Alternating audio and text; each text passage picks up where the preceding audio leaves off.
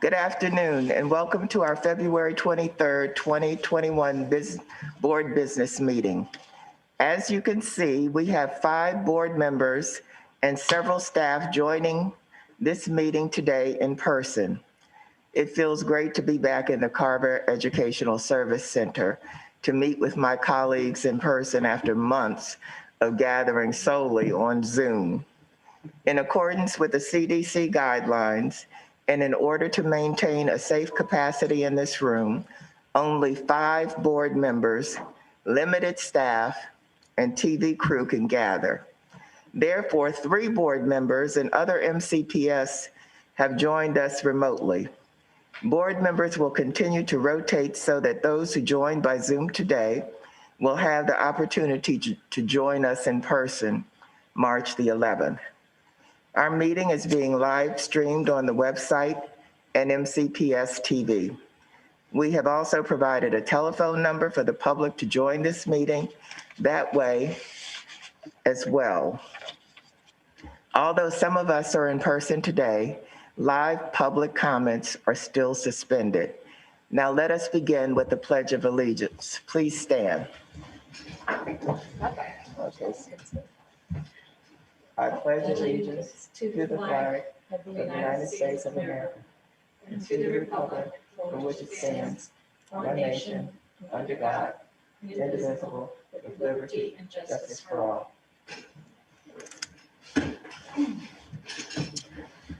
I will call the roll to recognize board members joining us here and in person and on Zoom, starting with our Vice President, Ms. Silvestri. Good afternoon, Carla Silvestri, School Board Member at Large. Very happy to be here. Ms. O'Neill. Good afternoon, Pat O'Neill, District 3, joining by Zoom. Dr. Daka. Good afternoon, Judy Daka, District 1, by Zoom.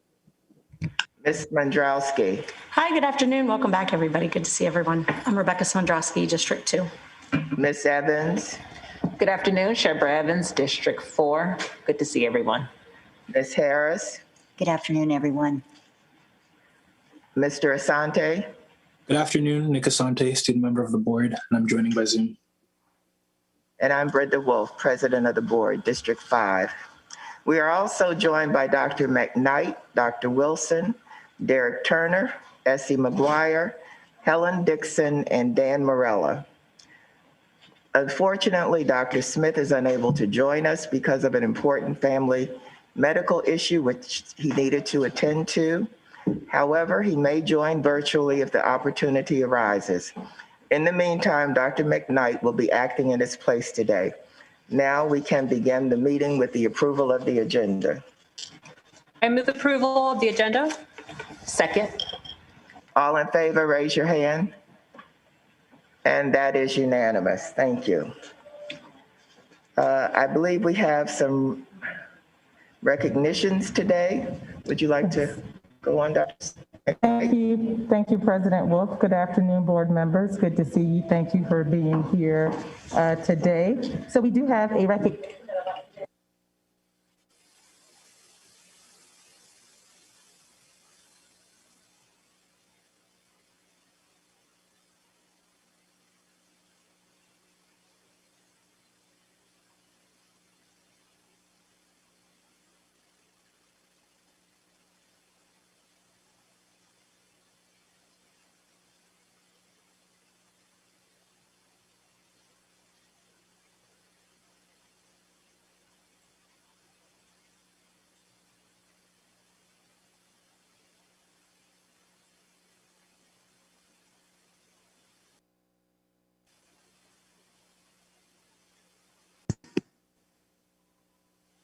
Nick, can you hear anything?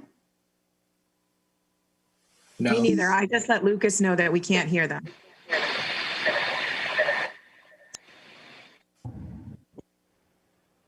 Oh, and I can't see the other members of the board who are in the auditorium. I can see Dr. McKnight.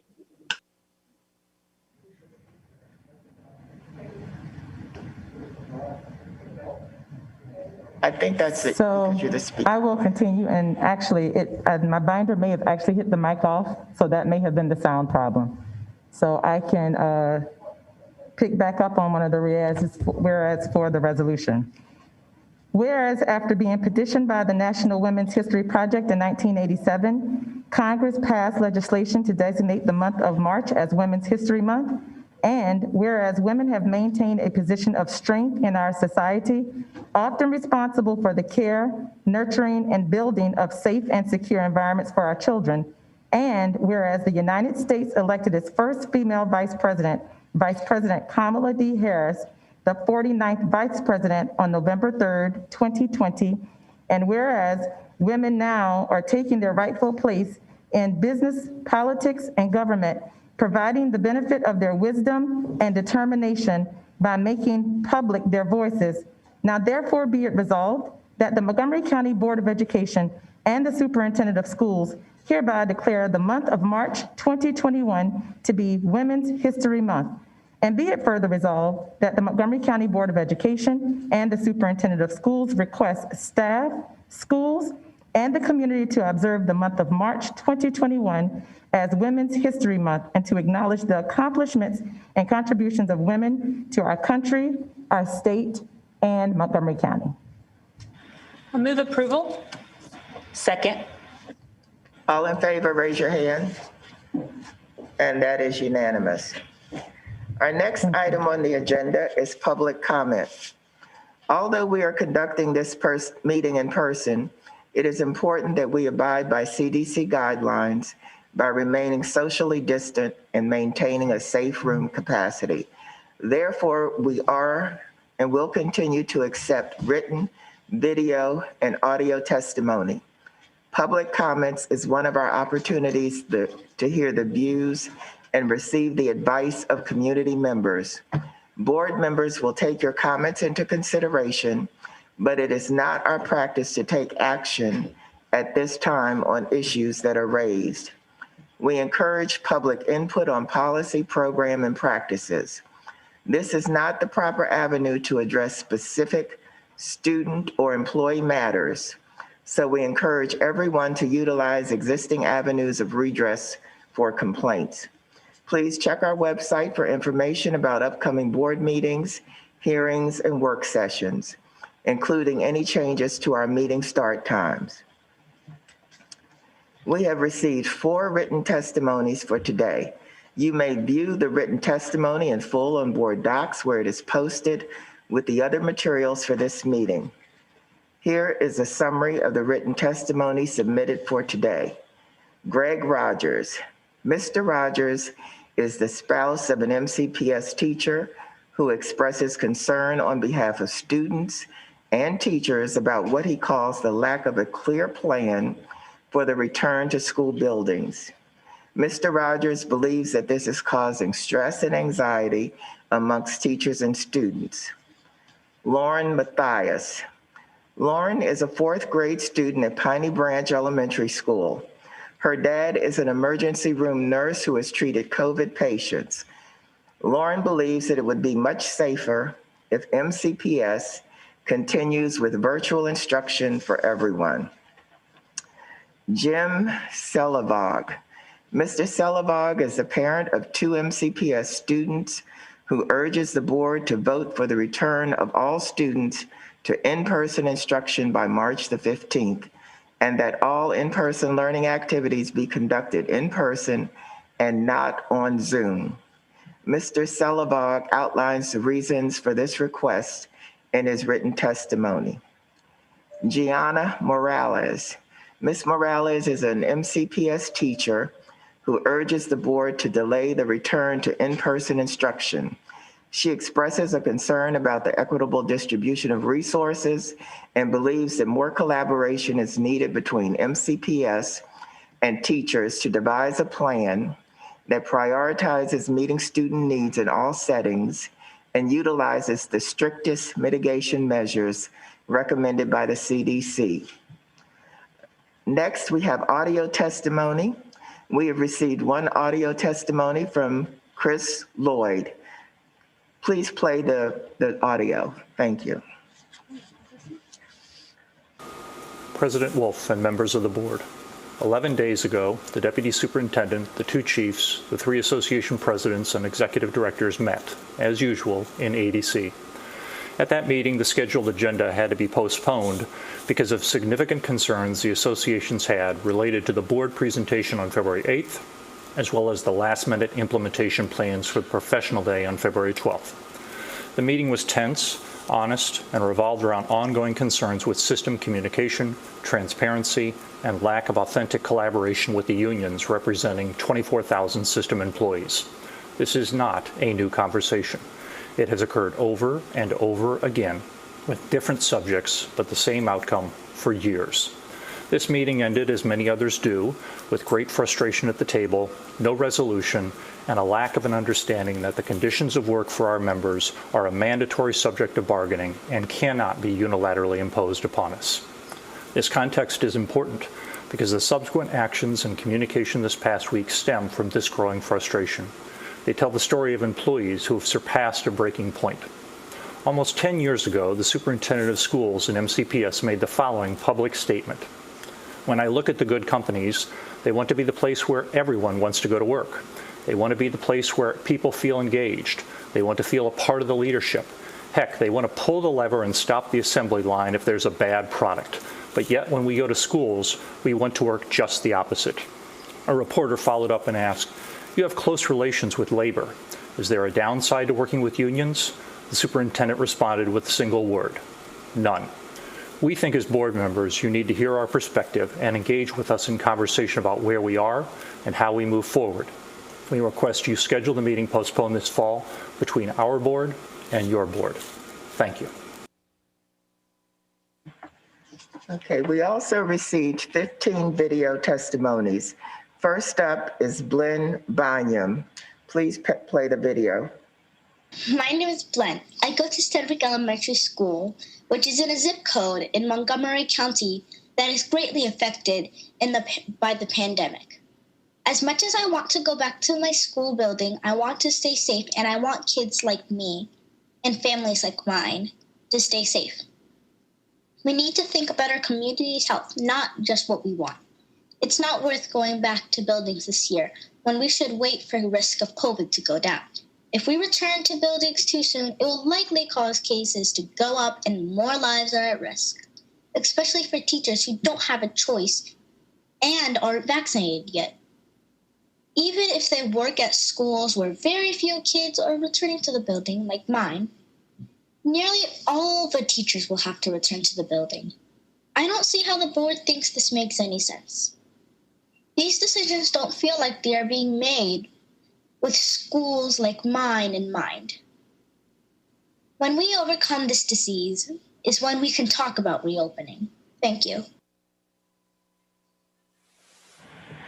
Next up is Lynn Amano. Please play the video. Lynn Amano, testifying on behalf of the Health and Wellness Committee, many other MCC-PTA parents, and Healthy School Food Maryland against the enactment of policy JPH. MCPS does not have to enact a policy that pursues parents to pay outstanding meal debt. According to Oregon's example, budget neutrality or profit generation must not take precedence over the nutrition needs of students. School districts began operating as self-sustaining enterprise funds that needed to break even in response to Reagan-era budget cuts, racist policies that disproportionately affected the Black and brown children most likely to be dependent upon school meals. The pandemic is an opportunity to change course for the school meals program, to put student well-being above the considerations of cost savings. Now is the time to preserve and enhance school meal quality standards and promote health and recovery from a debilitating disease.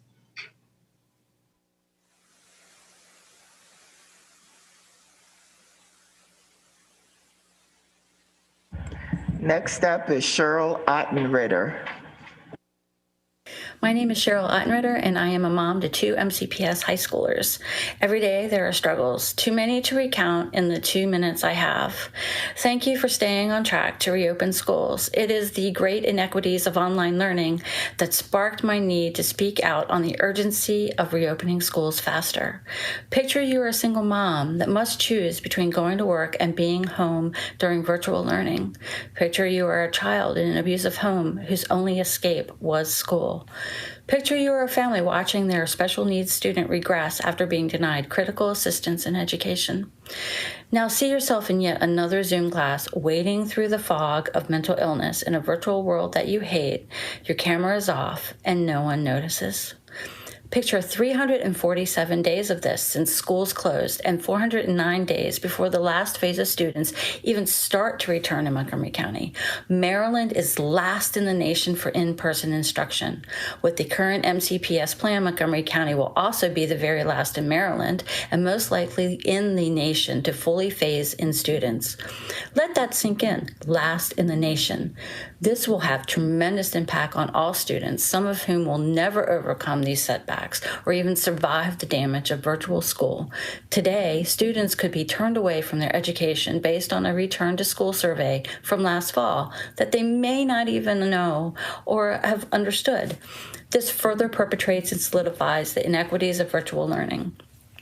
By accelerating the opening plan, we can then be more proactive in getting the uncounted and at-risk students back in person learning.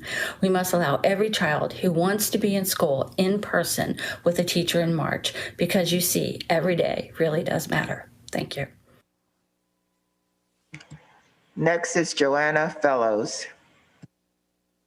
Irreversible learning loss is a phrase invented to fuel the reopening argument during the COVID-19 pandemic. This concept is in opposition to the MCPS philosophy of growth mindset, which embraces challenges and sees them as springboards for innovation. This year is not lost, and it does not get found by pushing to reopen school buildings too quickly. 20% of Montgomery County's February cases were detected in children under the age of 19. Healthy young athletes, musicians, and scholars with even mild cases of COVID have developed heart defects, lung damage, and brain fog. Once a child turns 15, their likelihood of contagion and transmission is the same as in adults. Yet, in proposed in-person models, high school and middle school students will be interacting in hallways as they rotate through different classrooms around the building with no district-wide plan for testing or contact tracing. The lunch and wellness blocks are not for stress-free social interaction. They are liabilities. Only 3.5% of Montgomery County residents have been vaccinated. Very few of your teachers and staff have been able to secure appointments, and even vaccinated people can still transmit the virus. You will lose fabulous staff who cannot or will not take that risk. The educators that do return will not be able to provide the exemplary education that MCPS students deserve. Underdeveloped hybrid instructional models defray the potential impact teachers have and perpetuate inequity. Virtual students overwhelmingly consist of our at-risk demographics: Black and Brown students, low-income students, English language learners, all of whom will lose the intimate attention we can now afford them while teachers' eyes are on one digital classroom.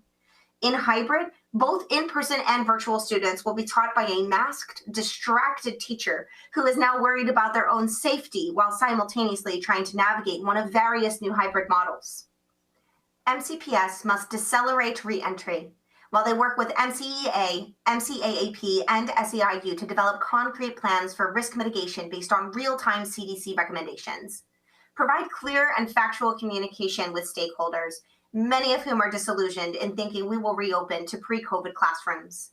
Allow staff to re-enter buildings by vaccination status or on a voluntary basis. Keep our focus on making virtual education excellent education.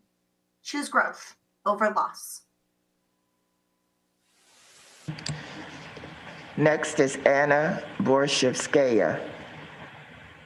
Superintendent Smith, board members, I'm Anna Borshchevskaya, a scholar and mother of 2 children in the MCPS system.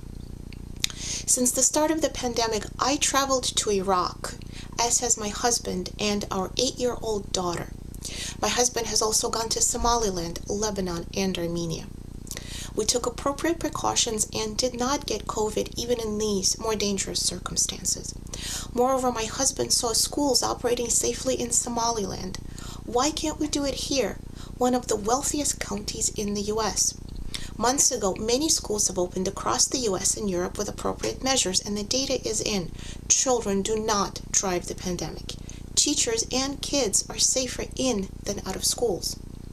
We're in the midst of a serious mental health crisis due to the closures. Our children are suffering needlessly and will not recover easily. Some not at all. The latest idea of keeping kids on Zoom in the classroom with untrained monitors raises serious questions about child endangerment. The phased-in schedule is needlessly slow. You could easily compress it to more closely align with other school districts in the area.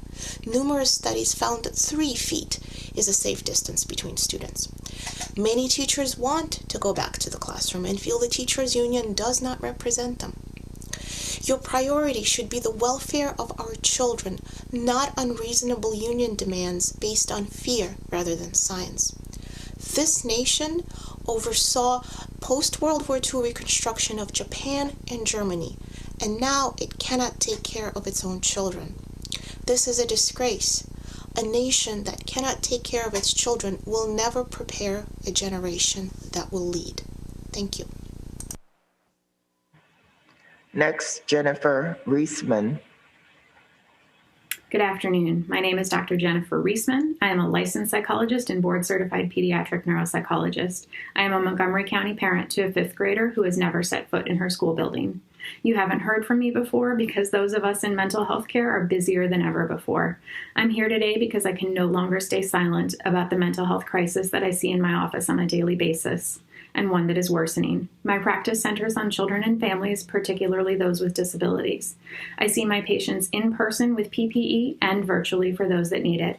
I'm here asking you to support every single Montgomery County student who wants to be in front of their teachers in person to be able to do so in March.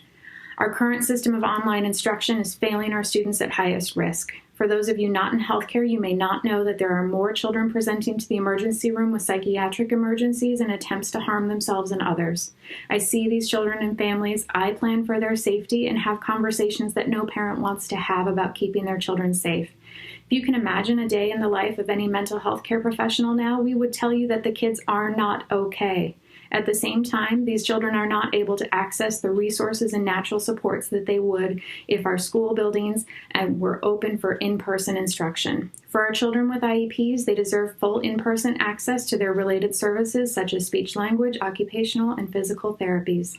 As a healthcare provider, I fear the long-term impacts of this closure and inaction from the board will be felt for a generation. We have powerful mitigation tools that need to be used, and you have the power to do something about this crisis. There is no magic wand in other school districts that we lack here in Montgomery County.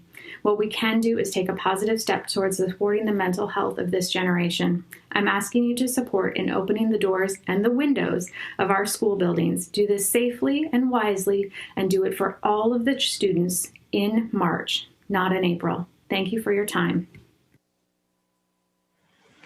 Next is Jeremy Levine. My name is Jeremy Levine, lifelong resident and father of 2 MCPS elementary students. I am here to express my concern and disappointment at the rushed, misleading, piecemeal MCPS reopening plan. It is clear more time has been spent on optics than has been invested in reopening safely. The fact the 56-page reopening plan does not contain a single specific metric for community spread, vaccination priority, testing strategy, etc. is testament to this lack of judgment. I have watched botched school openings roll throughout the country, leaving a trail of disrupted learning, harmed families, confused students, and traumatized communities. It is hard to elocute my dismay to see the same failed plans come to Montgomery County. I understand you, the Board of Education, are not responsible for this horrible pandemic that has caused the death of 500,000 Americans. However, what is within your power, as well as your moral duty and responsibility to the community you serve, is to do everything within your purview to curb the loss of life, and to do all you can to protect the vulnerable students and dedicated staff whose lives you hold in your hand. With infections and deaths trending downward and vaccinations increasing, time is our friend. Every day we delay reopening, we save lives. I urge you to do the courageous thing and postpone the MCPS opening until a detailed, accountable testing, contact tracing, and staffing program is fully prepared and implemented. HVAC, mandatory surveillance testings for students and staff, actual transparent democratic input from educators, staff, unions, and parents, all parents, not just a wealthy few. Platitudes about equity and cute 6-foot markers on school floors are not enough to save lives.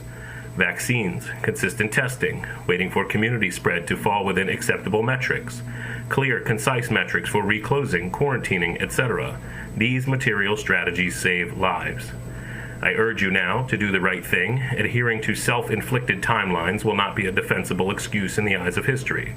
The public is watching, and we will remember come election time who parroted silly talking points and who was brave enough to stand by their constituents and made the right decision.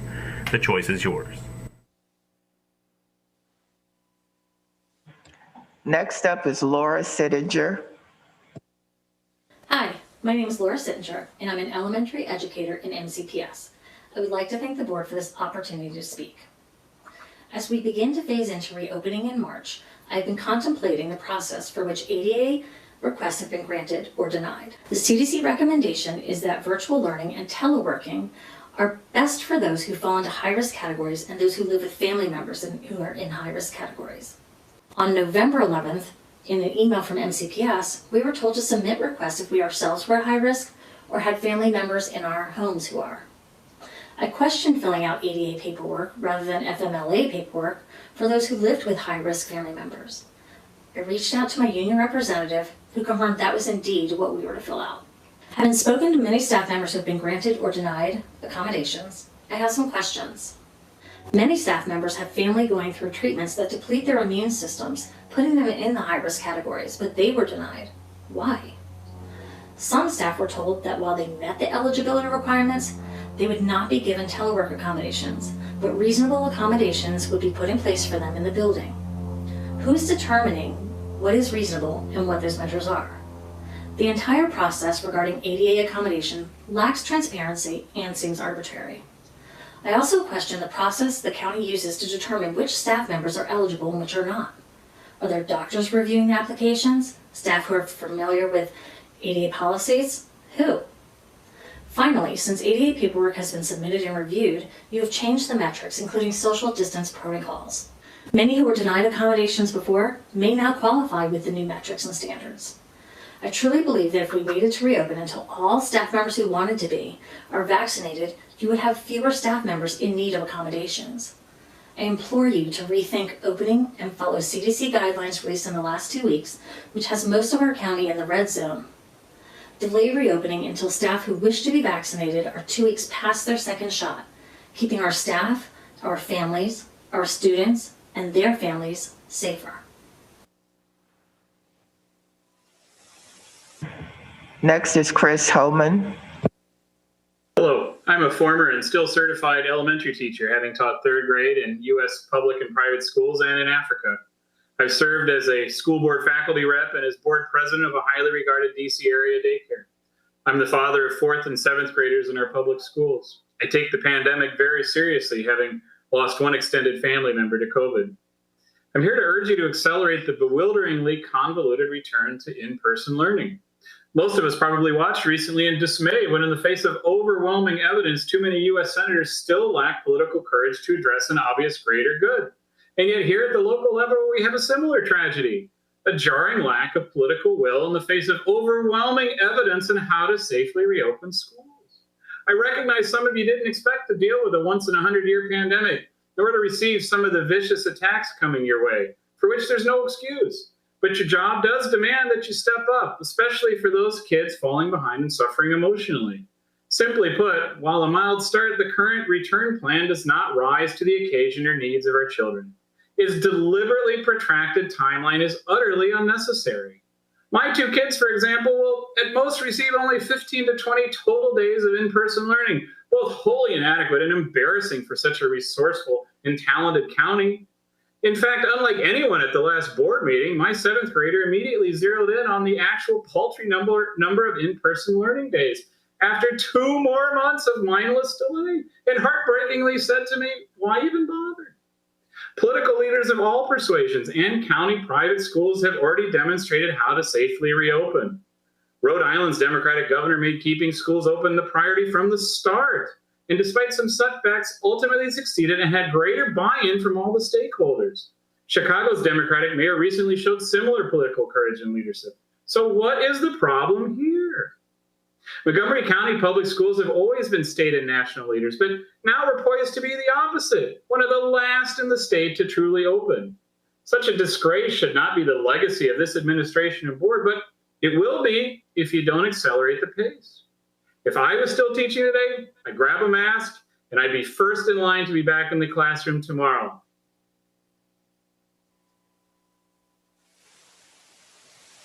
Next is Kira Shimokaji. Hello, my name is Kira Shimokaji. I'm a senior at Seneca Valley High School. I would like to talk about the proposed plan to return to in-person learning in the upcoming month.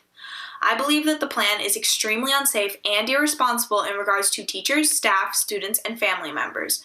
Under the current reopening plan, not all MCPS teachers would be fully vaccinated, nor would the health metrics that were previously set be adequately met. It is absolutely unacceptable and completely unfair to ask teachers, staff, students, and families to risk their lives and safety in order for students to go to school in person, especially when you consider that the basic level of protection possible has yet to be achieved. Think about what you're asking people. It's an impossible choice. I know that my peers and I do not feel that reopening schools for in-person learning right now would be a safe or responsible choice. I've talked to several of them, and we've all agreed that going back to school in person would severely worsen our mental health. We would not only have the weight of potentially becoming infected on our minds, but also the weight of potentially being responsible for a rise in infections on our minds. There is great potential for those facts to create a serious amount of guilt in us.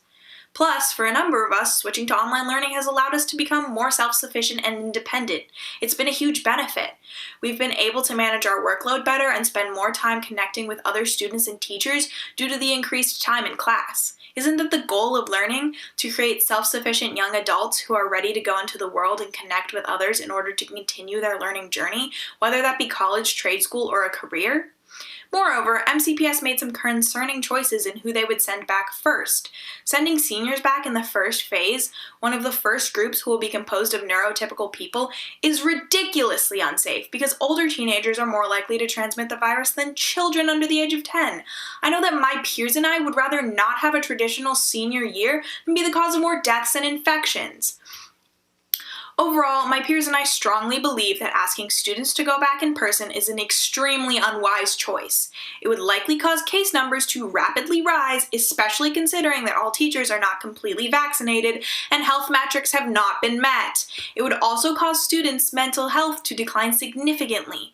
Believe me, I miss my classmates, I miss my teachers. I want to see my friends again in person, but not like this.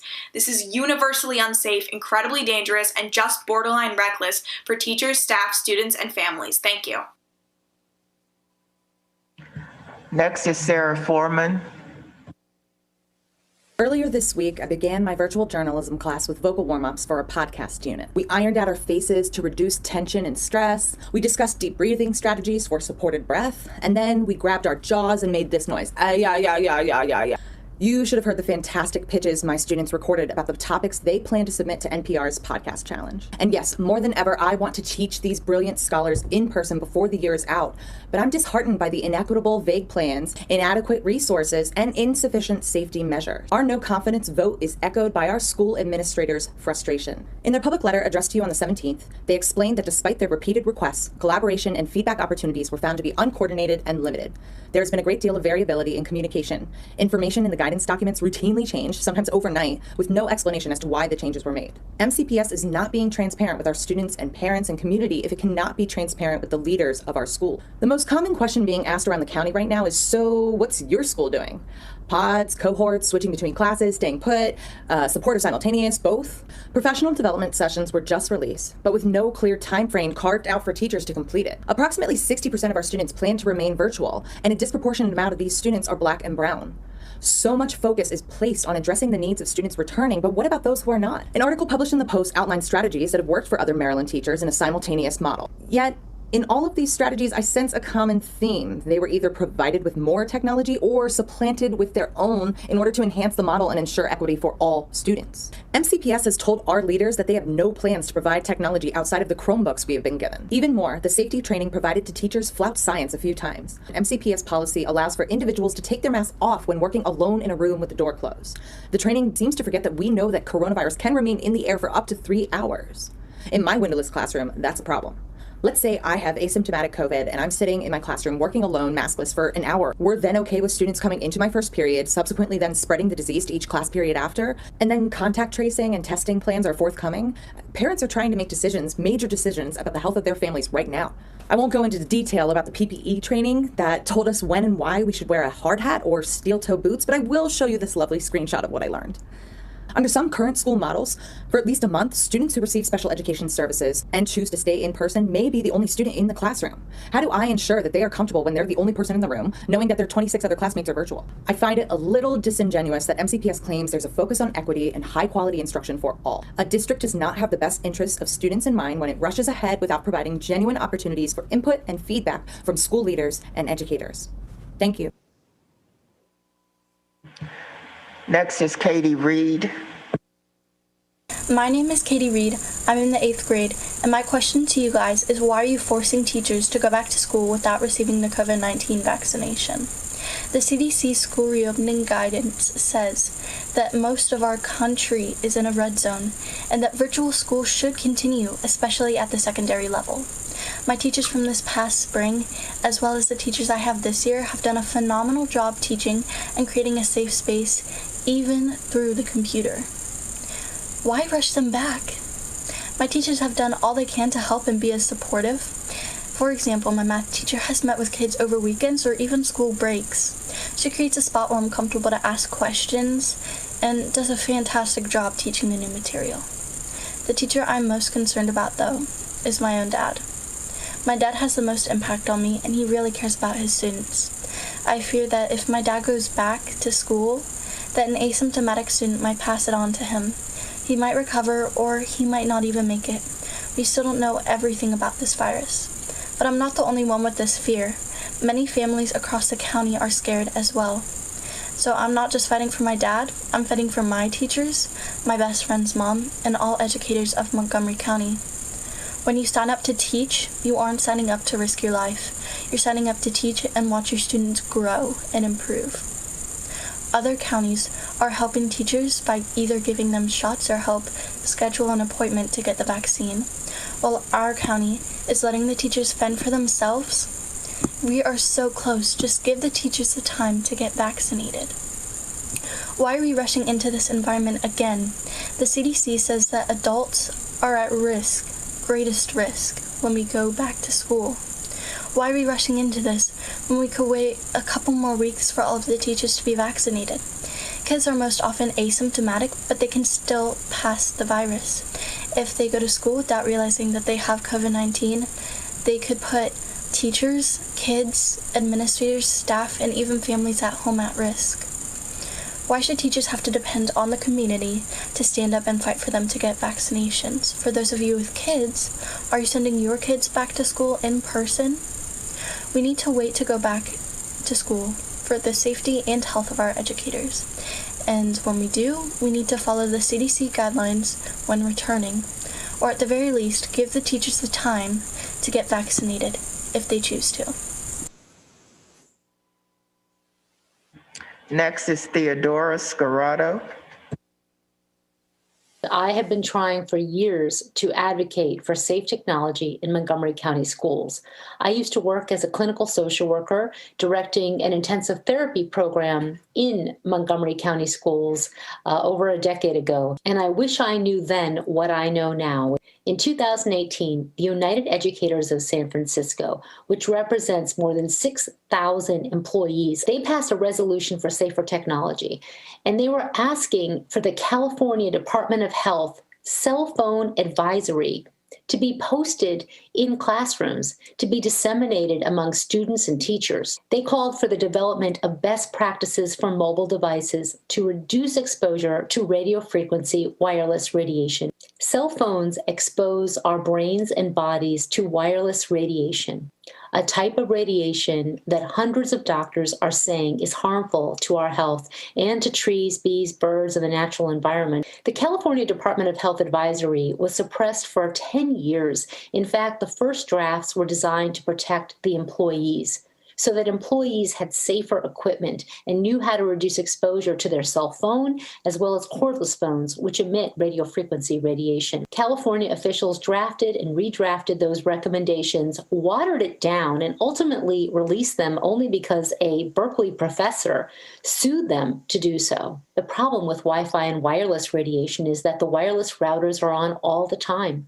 Peer-reviewed research shows memory damage, brain damage, DNA damage, and oxidative stress, which is really not good if you already have cancer or you have other health issues or you're medically vulnerable for some reason, as many teachers and students are. So I'm calling on you to do the right thing and teach the students how to reduce exposure to cell phones and give them the equipment so that they can use wired, not Wi-Fi equipment to connect to the internet.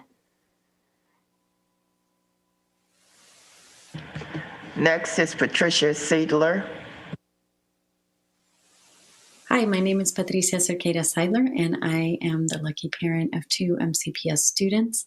I also get to facilitate learning in Spanish in 2nd grade for a 2-way immersion school in the county. Thank you for giving me this time to send in a testimony. I wanted to call us up to the fact that right now our county that says we're leading for equity is actually sitting on data that shows that most of our Black and Latino students are opting to stay virtual, and we are about to shift their learning significantly for the sake of students who have opted to go in person.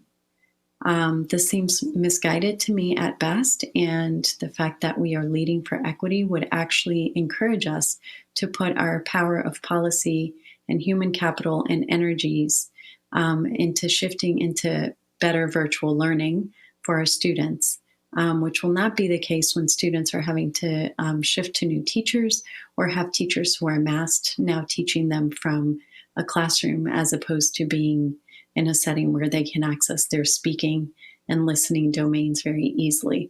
This is also the case for our students who are on the margins, whether they be neurodiverse or students who are below poverty and have opted to stay virtual. So I would like you to reconsider the urgency with which the county has placed a lot of its policies and resources to benefit the dominant classes, the dominant folks who have already been benefiting from our county's resources and policies historically. Thank you. And our final video comes from Olivia Luna. Have you ever thought about what it is like to be in virtual school as a 3rd grader? Well, I'm here to tell you my experience in virtual learning. My name is Olivia Luna, and I'm a student at Waters Landing Elementary School. This past year has been great. I miss being in the building. However, virtual learning is safe for everyone. My teachers have worked hard to make learning fun and exciting.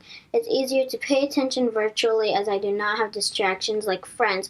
When I'm confused, my teachers can meet with me one-on-one in a breakout room to help me understand what I'm confused about. During lunch, we are able to have lunch bunches and I can talk to my friends and play games while staying safe at home. Thanks to the school, I have resources to help me solve problems in class with my teacher and friends. When I think about going back to the building, I feel unsafe. I worry about people getting sick. I'm scared my friends and teachers can get COVID. I worry about people's germs getting all over my materials and making me sick. I worry about walking down the hallways and people getting too close to each other and not keeping 6 feet apart. I worry about doing PE with a mask on and having to share space with 2 classes. I feel unsafe to eat lunch in the cafeteria with our masks off. The tables are not big enough to hold everyone and keep 6 feet apart. I worry about getting sick and getting my family sick at home too. I wonder if I'm going to get the same attention from my teacher on Zoom if I stay at home. She will be looking at the computer and at my classmates in the classroom to make sure they are all paying attention. That sounds hard. I ask you to keep our schools safe by making sure students and teachers can stay 6 feet apart. I ask for you to make sure schools are sanitized, cafeterias are clean, and our desks are sanitized so our materials do not get any unwanted germs. I hope that everyone gets a vaccine as soon as they can. Without the vaccine, teachers are not protected. If people get their vaccine, they will be safe and will not get sick. I can't wait to see my friends in person when everything is safe once again. Thank you for listening. This will conclude our public comments. The next business meeting of the Board of Education for public comment is Thursday, March the 11th. Sign-ups for public comment will open on Thursday, March the 4th. Okay, we're now up to item 5. Dr. McKnight, would you like to start? Yes, thank you, President Wolf. Board of Education, thank you so much again for being here today. We are coming to discuss implementation of our opening schools and the recovery of education plan. We're excited to bring this presentation to you because within a week now, we'll be coming and preparing to bring our first group of students returning to in-person learning. And so today we're going to talk about many specifics that we've done to prepare for that, to build on knowledge that we've shared with you previously, but to talk in more detail. Just to go over a few incidents that we've had, we presented in the last board meeting in response to Governor Hogan's announcement that he made requesting that schools have a plan to return students to in-person by March 1st. Next week is when we're going to begin welcoming students from our special education programs and CTE programs back into our buildings for learning experiences, and that is to begin on March 1st. So today we're going to focus on where we are with preparing our school buildings and the students and the families' experience overall in preparing to bring those students back in, as well as our efforts to maintain and improve virtual learning, which most of our students will continue an experience on. Today in public comment, I heard many comments made about many of our students making the decision to stay on virtual environment. And we took a survey from our community so that they would have the opportunity to think about what is going to be best for their families. And so while we honor that, we also know that virtual learning does not replace in-person. And so we have and will continue to get feedback from our students and our teachers and others to figure out what is it that we can do to build on our virtual learning experience so that our students, those students who do remain on that platform, are able to continue to progress in their learning. Since we last met, there was information put out by the CDC acknowledging the guidelines that need to be in place to return to a safe in-person environment for our students. We have continued to revisit our guidelines and look at how they are already implemented into practices and ways that we can improve our practices based on those guidelines that were shared. I reiterate that following those guidelines has been and will continue to be critically important to us, as we know that having our staff and students return to in-person learning is a very sensitive topic, knowing that we are still managing the health pandemic, but it is our priority to continue to keep that at the forefront in planning for a safe return for our students and staff. So again, I just reiterate that as much as possible, that has been and will continue to be a priority. A big part of this discussion has also been vaccinations. Thank you, Board of Education, for sending the letter that you did along with Dr. Smith to our governor, acknowledging the importance of getting more vaccines in our area. We know that Montgomery County Public Schools represents the largest district within the state, and the number of vaccines that we need will be significant compared to anyone else.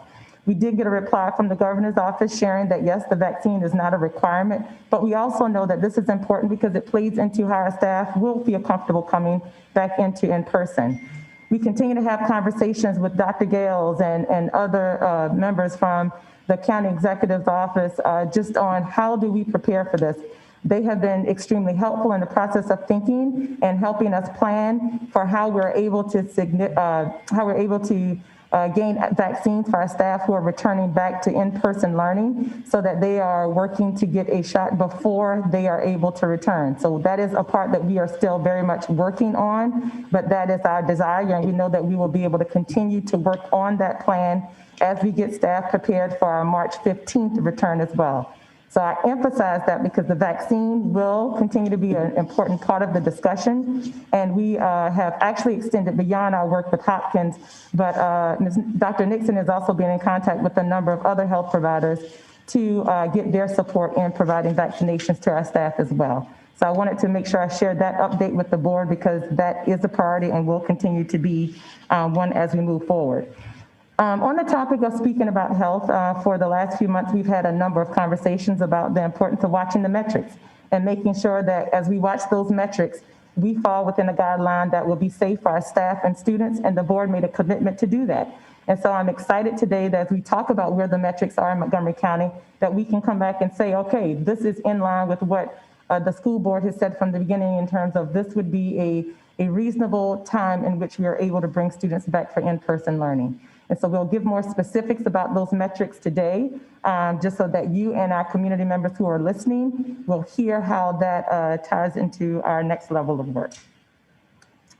So in preparation for our presentation today, we are preparing to open our schools next week and want to continue to provide information to our families in terms of what they should plan to expect for those who are returning to in-person and those who will remain on the virtual learning platform.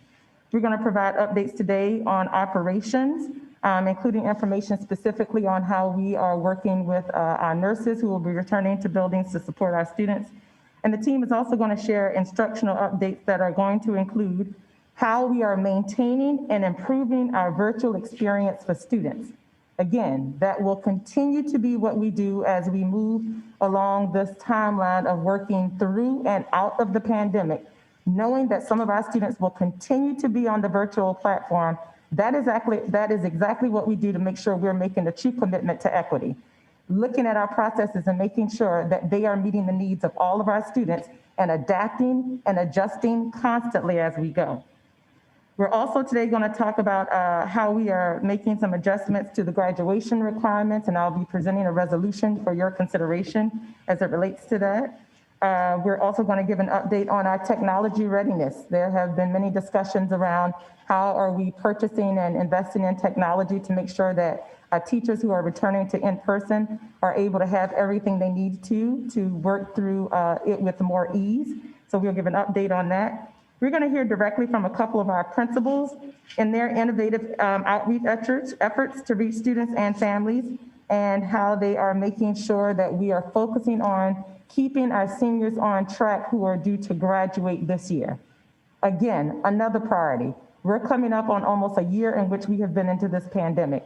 What we don't want to do is lose any of our students who are preparing for graduation, and we know that some will take more efforts in terms of what we need to do to support them. So that will be another topic of discussion today, and hearing directly from our schools on what some of the practices are that they are doing, and more specifically, what are some of the practices we're putting in place to be consistent across all of our schools to address graduation requirements and making sure our seniors on track to graduate will be shared.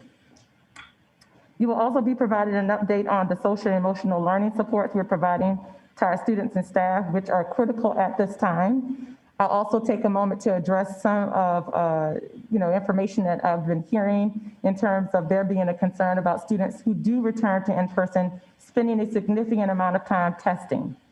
So I want to say up front, we know that bringing our students back into the building will be an experience that requires a readjustment. It is not our plan to bring students back into the building to start testing. We want them to come back in to get reacquainted with one another, with their teachers, and just to be able to adapt overall to coming back into an in-person environment. And so I did want to state that, and as I shared that, I also wanted to give one quick update. Today, the state board was actually meeting and having a discussion around state assessments overall and what is going to be required. So I wanted to share that information with you. They did approve the motion for a revised state assessment for spring of 2021 by a vote of 12-2 and with one abstention. And so that is exciting news to share that there has been a motion for there to be a revised state assessment plan, considering the fact that we are still in the pandemic and we're coming into another year of spring, which would normally be a big testing time for our students. But this has been under different circumstances, and so I'm happy to be able to share that. Whatever testing we are required to give this spring will be restricted to math and literacy. So mathematics and literacy will be the focus of what we are required to do when that information comes out. And a best effort amendment was passed to try to reduce the amount of time for which these tests will be given with a vote of 10-4. And so that that also is very important. It's like the new mute button.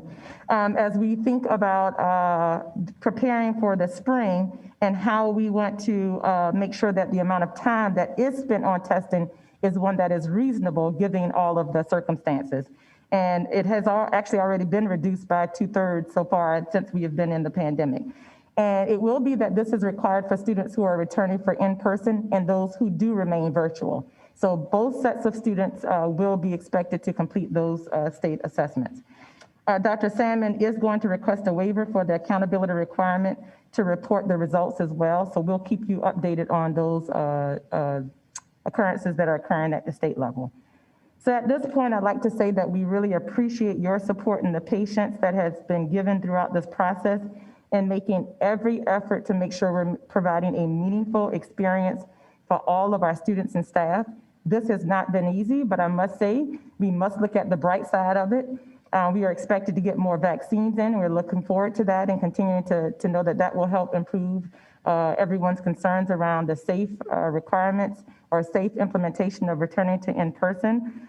We have many students who are excited to get back, and yes, it will not be what it was prior to COVID, but we will get back to yet a better experience than we had prior to COVID. And so just taking the steps in the right direction is exactly where we are. So we're looking forward to talking more specifically in detail about those plans today. And at this time, I'm going to turn it over to Mr. Turner, who will give more specific details around our metrics and where we are in terms of safety systems. Mr. Turner, I'll turn it over to you at this point. Thank you, Dr. McKnight, and good afternoon, board members. As always, we want to start the conversation around county health metrics. And let's start with the dashboard. We have positive news as it loads. In our county, as of Friday, our case rate per 100,000 dipped below the 15 cases threshold. As of today, we are at 12.2 cases per 100,000, and we remain under 5% for test positivity. We are at 3.3%. So this is very positive news for our county and for our community as we look to reopen schools and as we reopen our county. So if I can ask the team to pull up the slide deck, please.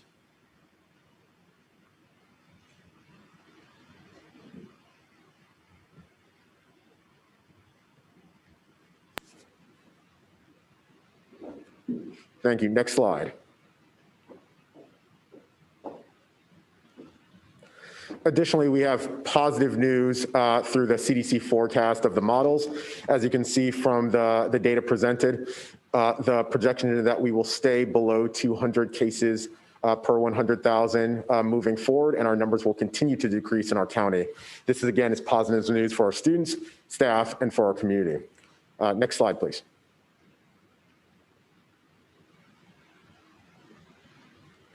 So I want to talk today more about health and safety. And we've talked about these things in pieces before, but we want to show you the full range of mitigation tactics we're using to keep our students and staff safe as we return to in-person learning. So next slide, please. The number one tactic we're going to use are face coverings. As you can see, all of us in this space have on our face coverings, and it's going to be essential and enforced for all students and staff to wear face coverings in the school building and on school buses. There are small exceptions for students who have a medical condition, and those will be handled on a case-by-case basis, but all students and all staff will be required to wear a face covering at all times. The next important piece of information is around physical distancing. As you can see, again, in this space, we are 6 feet apart from one another as part of a mitigation tactic to keep the virus from spreading. As we walk through our school buildings, we are going to try to enforce this as frequently as possible when practical. Our rooms are set up so there are 6 feet up, students are 6 feet apart from one another, and that the teacher is 6 feet apart from the students. And that will be the goal throughout the building as we move forward to having more and more students in our buildings to support their learning. And as always, frequent hand washing. There is hand sanitizer in all of our buildings. Hand washing will be a priority for our students. I had the privilege of walking through Farquhar Middle School today, and I don't think I could take more than 15 steps without running to a hand sanitizer station or a bottle of hand sanitizer.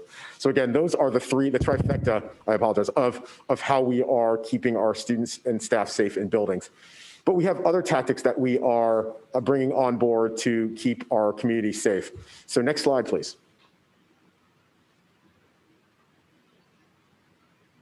So we want to talk about vaccinations. As we've shared in multiple board meetings, we are partnering with Johns Hopkins University and Department of Health and Human Services to vaccinate our staff. As of this week, we have more than 5,400 employees who have been vaccinated, with more scheduled to be vaccinated in the coming days and weeks. We have, as Dr. McKnight indicated, asked the governor to really prioritize Montgomery County, given our size and number of health professionals and number of residents over 75, because when you vaccinate them, we get closer to having educators as the priority group to vaccinate next.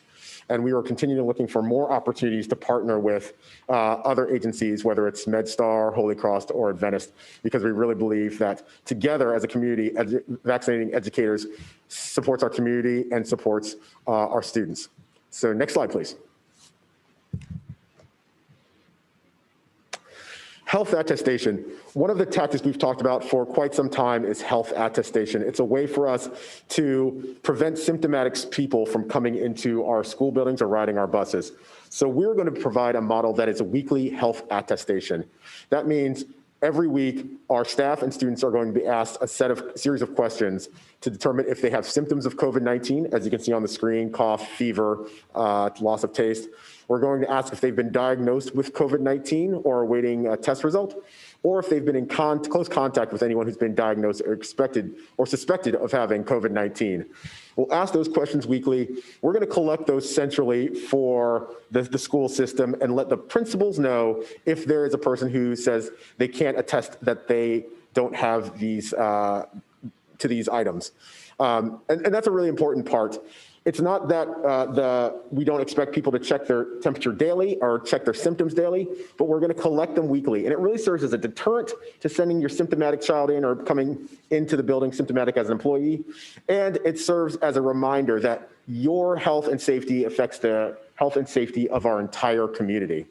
And to help eliminate the barrier of temperature taking, we are providing thermometers to all of our families so that they can take their temperature at home every day. It's a digital thermometer, and students should take their temperature every day, and staff should take their temperature every day as part of this process to know if they're symptomatic and know if they're healthy to come into buildings and support our students.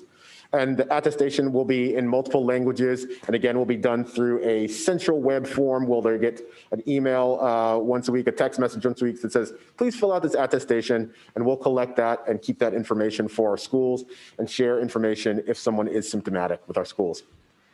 Next slide, please.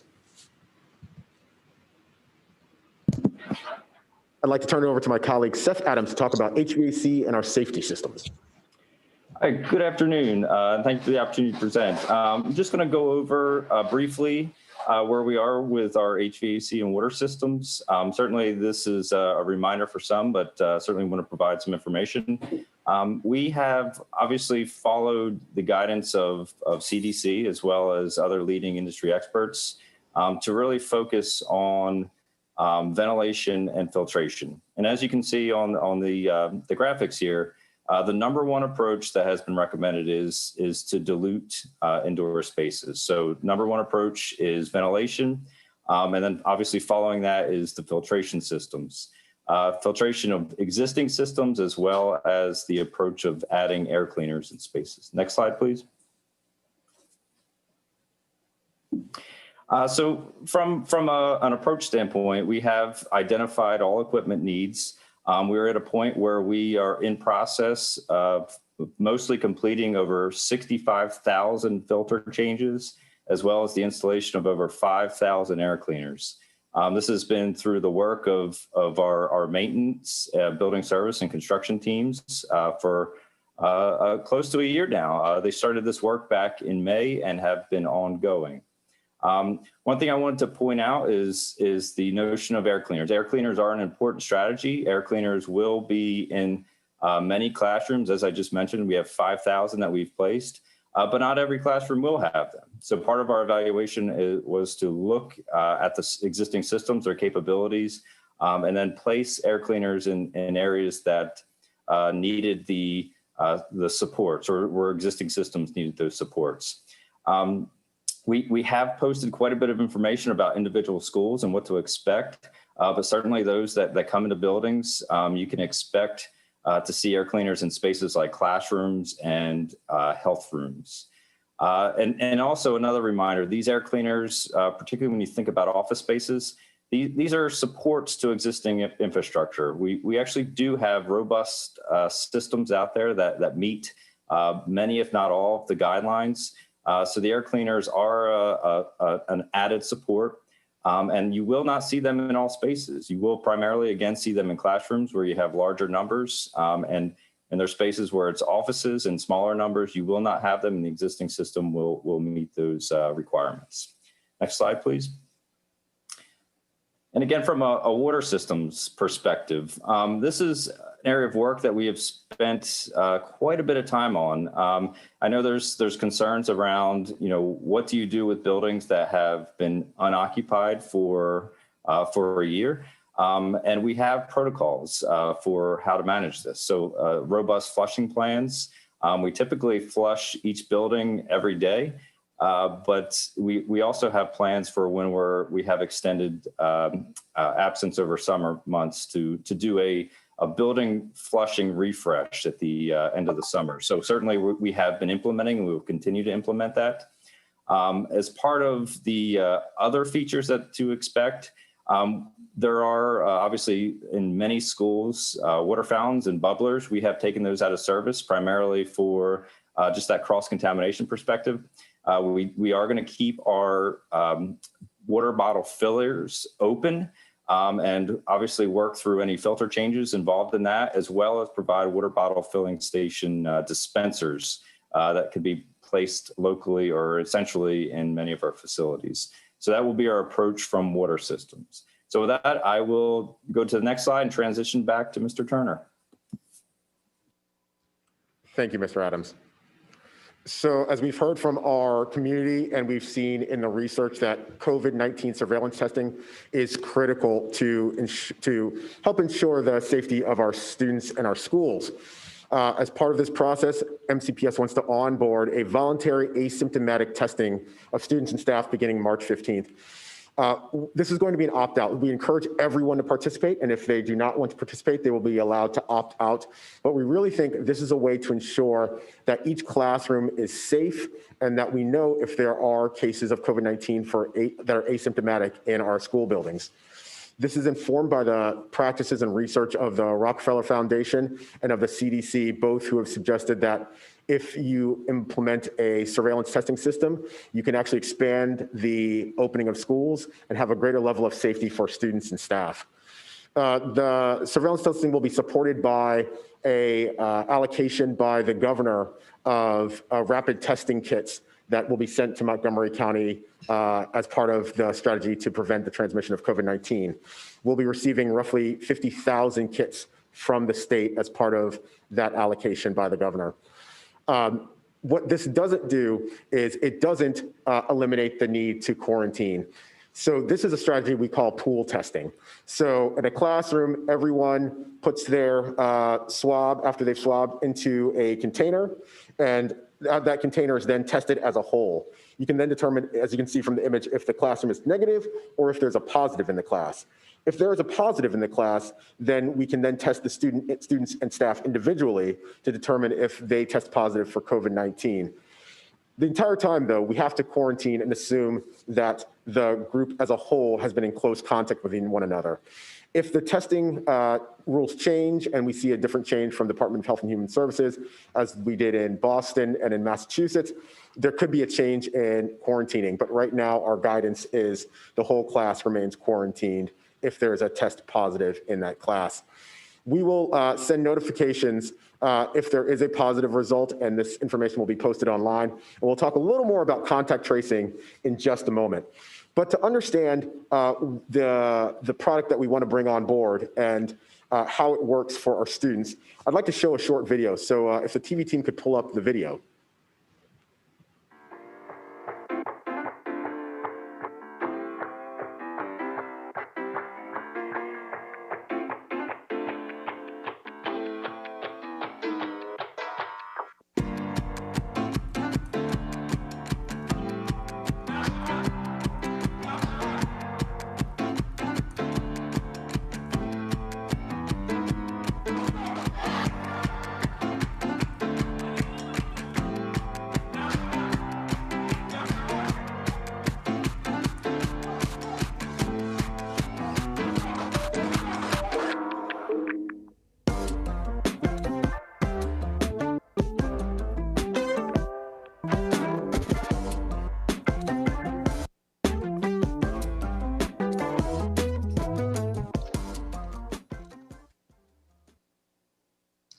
So what you saw is a video from the vendor we are proposing to bring on board to manage our testing.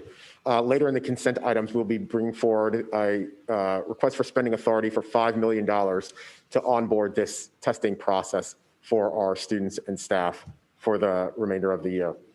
With that, I will turn it over to my colleague, Essie McGuire, to talk about school health staff. Thank you. Of course, as we return students to in-person instruction in our schools, we will also be very grateful to welcome back our school health service colleagues from the County Department of Health and Human Services. We are very fortunate to have the partnership with the county. They have long provided our school health services nurses and technicians, and they will be returning to our schools as we come back. Each school will have at least one health technician or nurse, and some of those nurses and technicians have already begun to come back to our schools to help get their health rooms set up as we come back next week on March 1st. We're working through with them some of the protocols around in-school reporting of COVID situations, but also just regular trips to the health room. We want to be sure that we don't wind up with too many people in the health room at the same time. So we'll work through protocols there again to maintain that distancing, but still to address the health needs that students have. And those documents are being shared with schools and will be publicly available as well. Next slide, please. We know that our public health colleagues have been very busy with many responsibilities in the community. And again, we're grateful that they are returning to our schools to work with us again. At the same time, we do know that there will be increased responsibilities and needs for school health services in the schools as well because of the public health conditions that we're all experiencing. And as a result, we are also recommending that in addition to the health services that we will receive through our partnership with the county, we're recommending that we also bring forward a vehicle to be able to draw down on additional contractual health services. Those health services really would be intended to be a supplement and a backstop to the health services that we know we will have with the county. And I do just want to emphasize again that the school health services staff are certainly our first call, our first choice. And again, we're very glad that we're there. But we do want to be able to have additional hands in the health services area if they are needed. And we anticipate that there could be a number of situations where we might need, again, an additional health professional in the building, someone to help perhaps with some of the protocols, including the testing protocol that you just heard Mr. Turner speak about. There may be, again, some of those additional health tasks, and we'll be glad to have that ability. So that contract is before you today, and it will come before you in the consent items. One more word that I just want to say about the school health services.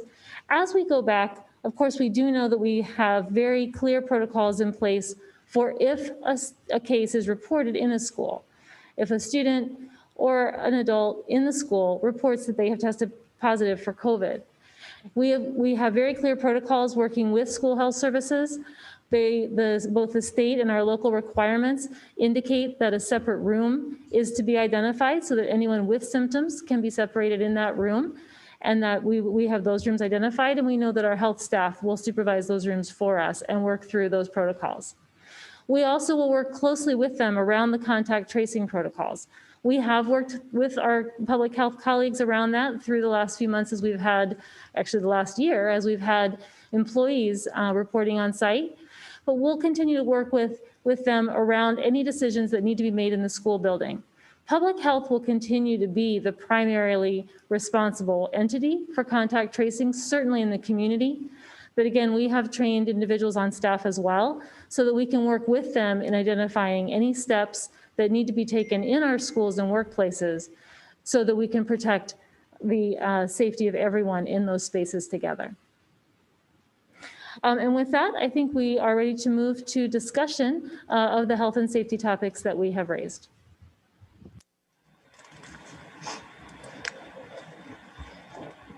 Ms. O'Neill. Thank you. I think this public discussion should, in a way, help to allay some of the concerns among our staff.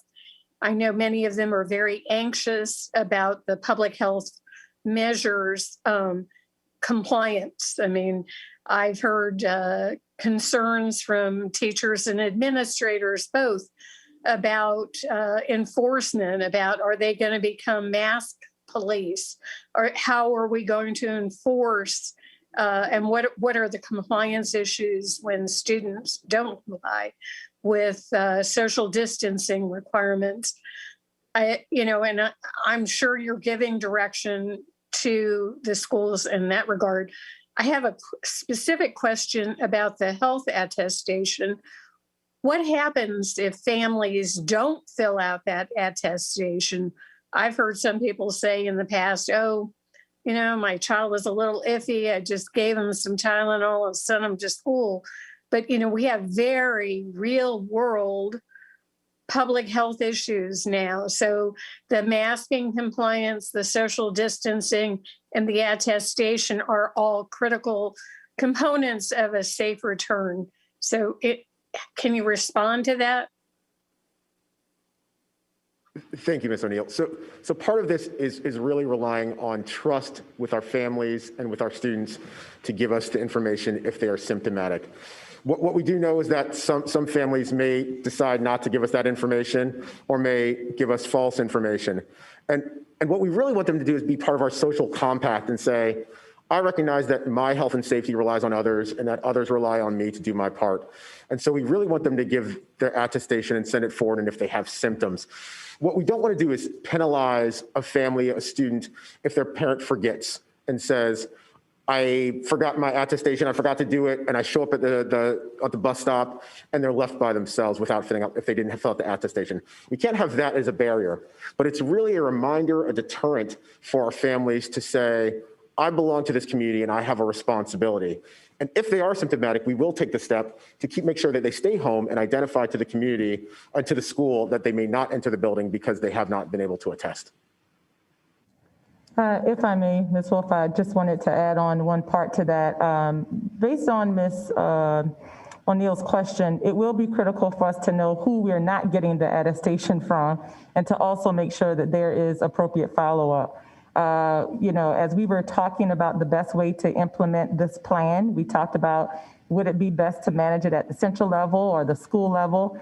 For all of these different reasons you're bringing up. And we do have to have a system in which we know exactly what's happening. As Mr. Turner said, while we don't want to penalize students, it will be incumbent upon us to make sure we do follow up from families who we do not hear from. And that may be an opportunity then to get that verbal or some other type of agreement from them in terms of where they fall with the attestation to make sure that we're also doing due diligence with the follow-up as well. And enforcement of the masking and social distancing?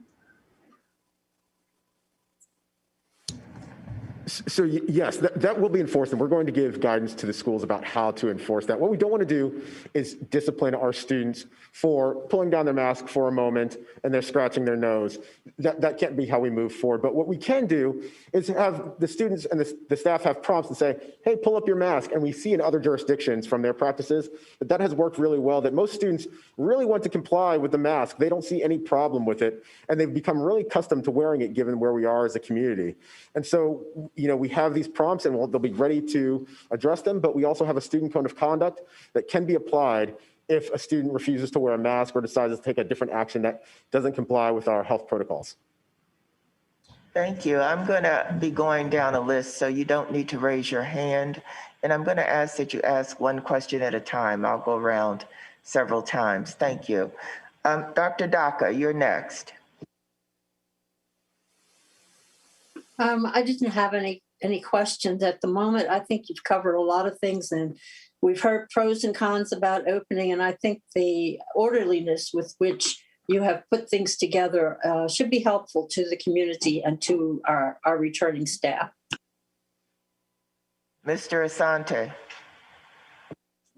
Yes, I think a lot of the information that you presented, I think, answered a lot of the questions that I feel community members have been asking about the safety measures we're taking that are being put into place. I was wondering about the COVID testing, like the pool testing, why people can opt out of that, why that's not a mandatory, you have to participate in that. That's a good question. One of the concerns that we have is that forcing people to take a medical test and to engage in a medical test actually might violate our employee relationship, so for staff. And we don't want to force someone to take a test on a family member if there are reasons that they shouldn't be taking a test and getting into that level of discourse. What we do think is everyone should be encouraged to take it. The swab is relatively easy. And that way we have a sense of the classroom, right? If we don't know everyone, at least we know 90% of the kids in the classroom if everyone really participates in the program. And again, it's not foolproof. It is, again, just another mitigation tactic to keep our schools and our classrooms safe. All right, thank you. Ms. Evans. Sure, this has been great information. I just wanted Dr. McKnight to reiterate something that she stated very early on at the onset of the meeting, and which was about the vaccinations. You said that we're going to try to ensure that every staff member returning to school will be able to get at least one shot prior to the 15th. Is that what you said? Did I misunderstand that? Yes, thank you, Ms. Evans. So as you know, we started our vaccination process maybe 3-4 weeks ago at this point. And we were limited in the vaccination that we received at that point, which started with Johns Hopkins being our partner to do so. And at that point, we had two sets of staff that we had to think about in that priority list. And that was one, our staff who have been front-facing with the public throughout this entire pandemic, as well as taking the vaccination and applying it to those staff who are, we know, coming back for in-person learning. And so at that point, we were able to identify the staff who also would be able to return. Did we have enough vaccination to get to all of those groups? We did not. And so that's why I started out saying it was really going through a priority list and saying, maybe we can approach it from starting with 50% of our staff members who are front-facing, and then half of our staff members who we know we are returning for March 1st. Dr. Gales did recently mention in one of his sessions with the public around the county's desire to make sure that every staff member is able to receive one vaccination prior to them returning to in-person. And so what we have been doing is Dr. Nixon has been able to work with the staff and schools verifying exactly which staff are coming back for in-person learning March 1st and March 15th. And what we have done is we followed up sharing here are our remaining numbers for the staff who we desire to come back in March 1st, which is our first phase in remaining, and these are the number of vaccinations that we need. So when someone was speaking earlier, they talked about us partnering with or scheduling calls with Washington Adventist and others. That was an effort that we now launched last week with the county to partner with those other organizations to see if we are able to finish out vaccinating our staff for March 1st. So that is what we're currently working on. That is the goal, Ms. Evans. And again, that is depending on us being able to get the remaining vaccinations needed for our staff coming March 1st, and then us also now planning for March 15th. I will say we are all anxiously awaiting for the middle of March when we understand that more vaccinations will start to come, because I think that will present an advantage for us in being able to speed up the process and get more of our staff vaccinated at a much quicker rate that allows us to be able to bring them back for in-person learning and based on whatever adjustments we find necessary. So Thank you. Thank you. I thought it was worth repeating. And then I also wanted people to note that it has always been a priority from the very beginning that as we have staff return, that they would be prioritized, or they were prioritized until we were not given enough vaccination. So thank you. Ms. Silvestri.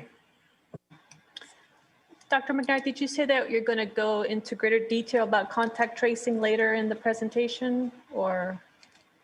If you have any questions about contact tracing, we can do that now as we talk about the health and safety part. This would be the agenda part in which we would. Okay. So I'm assuming there's some kind of efficiency in putting all of the swabs into one vial and testing it, and that's why that's done that way. So assuming that a class comes back positive, you quarantine that class, means everyone has to go online. But how do you deal with other folks that may have come in contact with either the teacher or the students in that class? Thank you, Ms. Silvestri. And I'm actually going to defer that response to Ms. McGuire, who will be able to give specifics about it. However, I will say this. When the district decided to go with a testing and contact tracing possibility for returning to in-person, we spent some time looking at processes that other districts who've been in person for a period of time prior to us have actually utilized. And so we did that because we wanted to be able to find out how has that been helpful and supportive of their return to in-person learning. I'll mention a few, like New York State. They were one of the ones early on who brought students back and implemented this process as well to help mitigate the circumstances. So I'll let Ms. McGuire talk more about it specifically, but definitely one of the reasons why we wanted to put this along with include this along with the attestation and other pieces to help decrease the opportunity for there to be spread of COVID-19. Ms. McGuire? Thank you.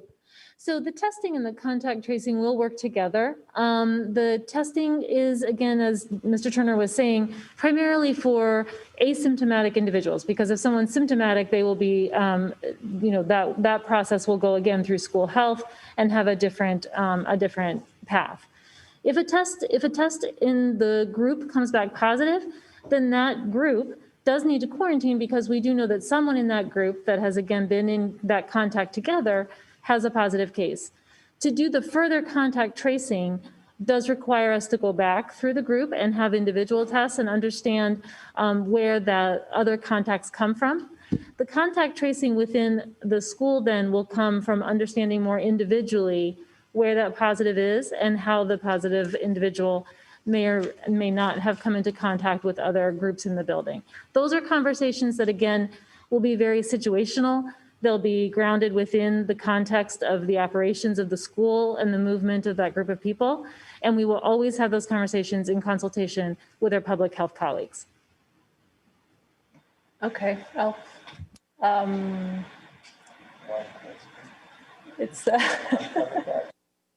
And if I might take a point of privilege, I can actually pull up the contact tracing, if you can see on the screen ahead of you, our protocol. So you can see there's a flow chart for contact tracing, and I'll turn it over to Mr. McGuire just to talk quickly through it. Sure. So really, again, contact tracing is, again, it's a very individualized discussion, because, again, it does come down to where has an individual had contacts that constitute direct exposure and that therefore would require a public health response. And so while there's a lot of detail in that flow chart, it is helpful to have as a guidance tool there's an extensive training, and we do have a small number of staff that have taken that training here in MCPS, but their purpose really is to liaison with public health, because again, it is a public health exercise.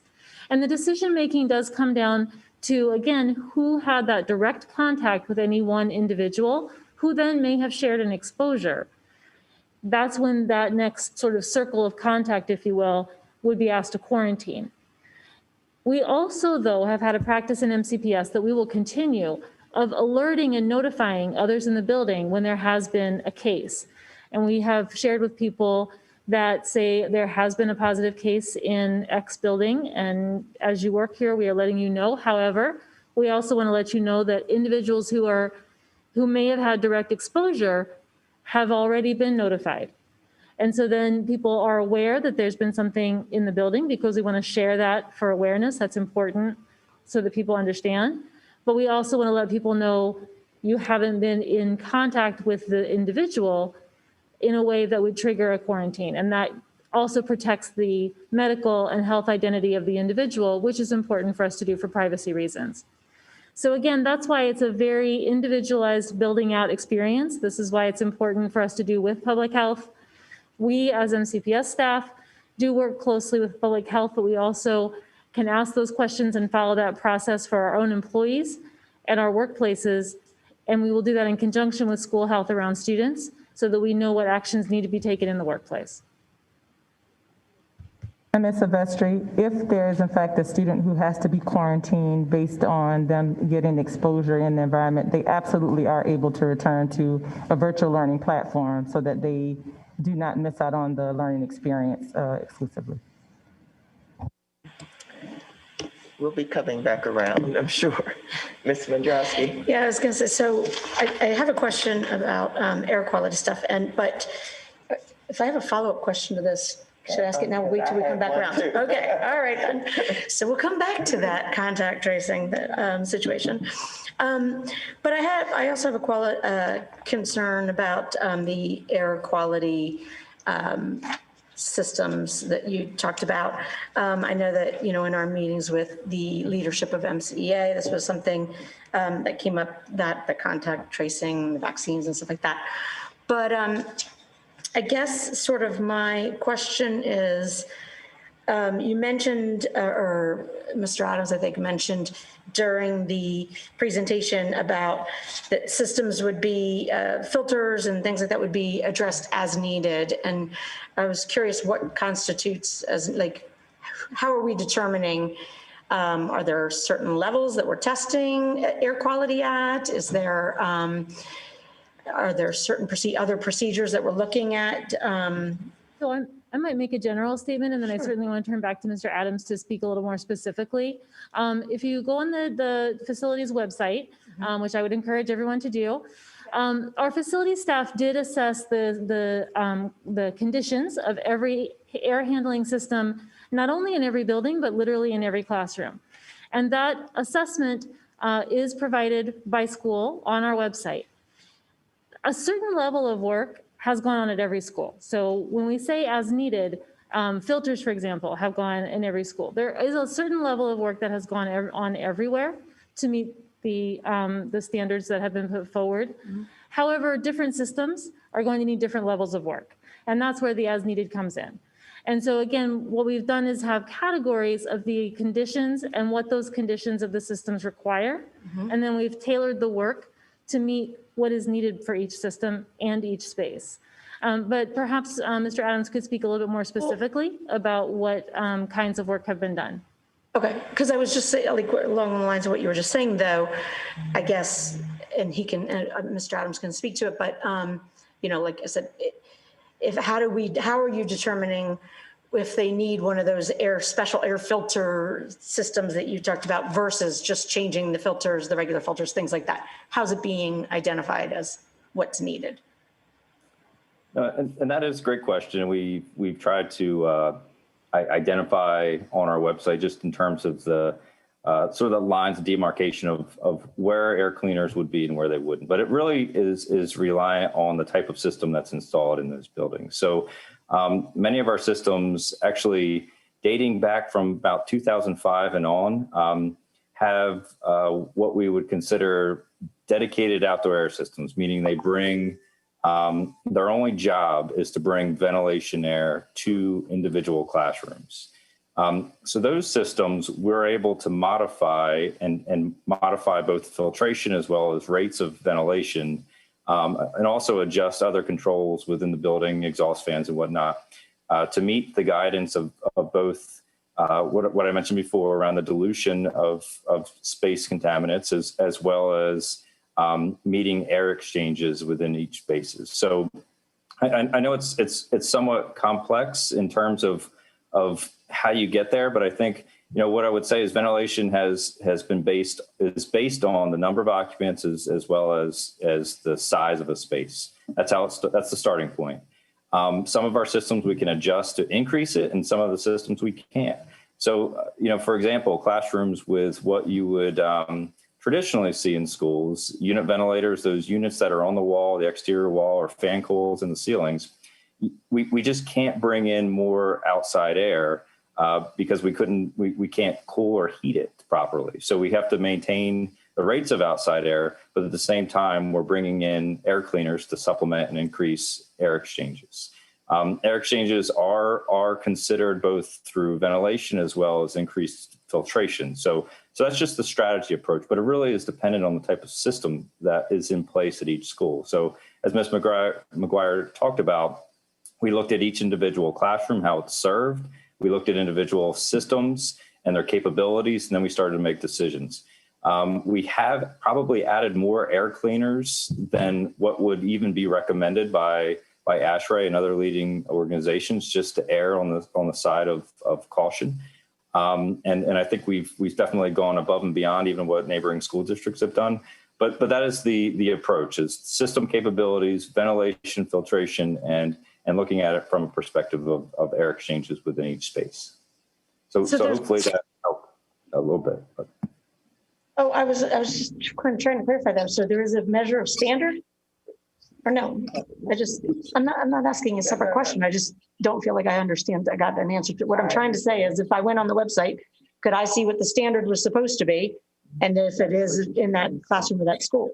And I think that part of what you're hearing is that it's a complex connection of system elements. And so there are standards, but there's not one number where we can say, if you're a 12, then you get this. It's about the kind of system. It's about the amount of air that the system can process.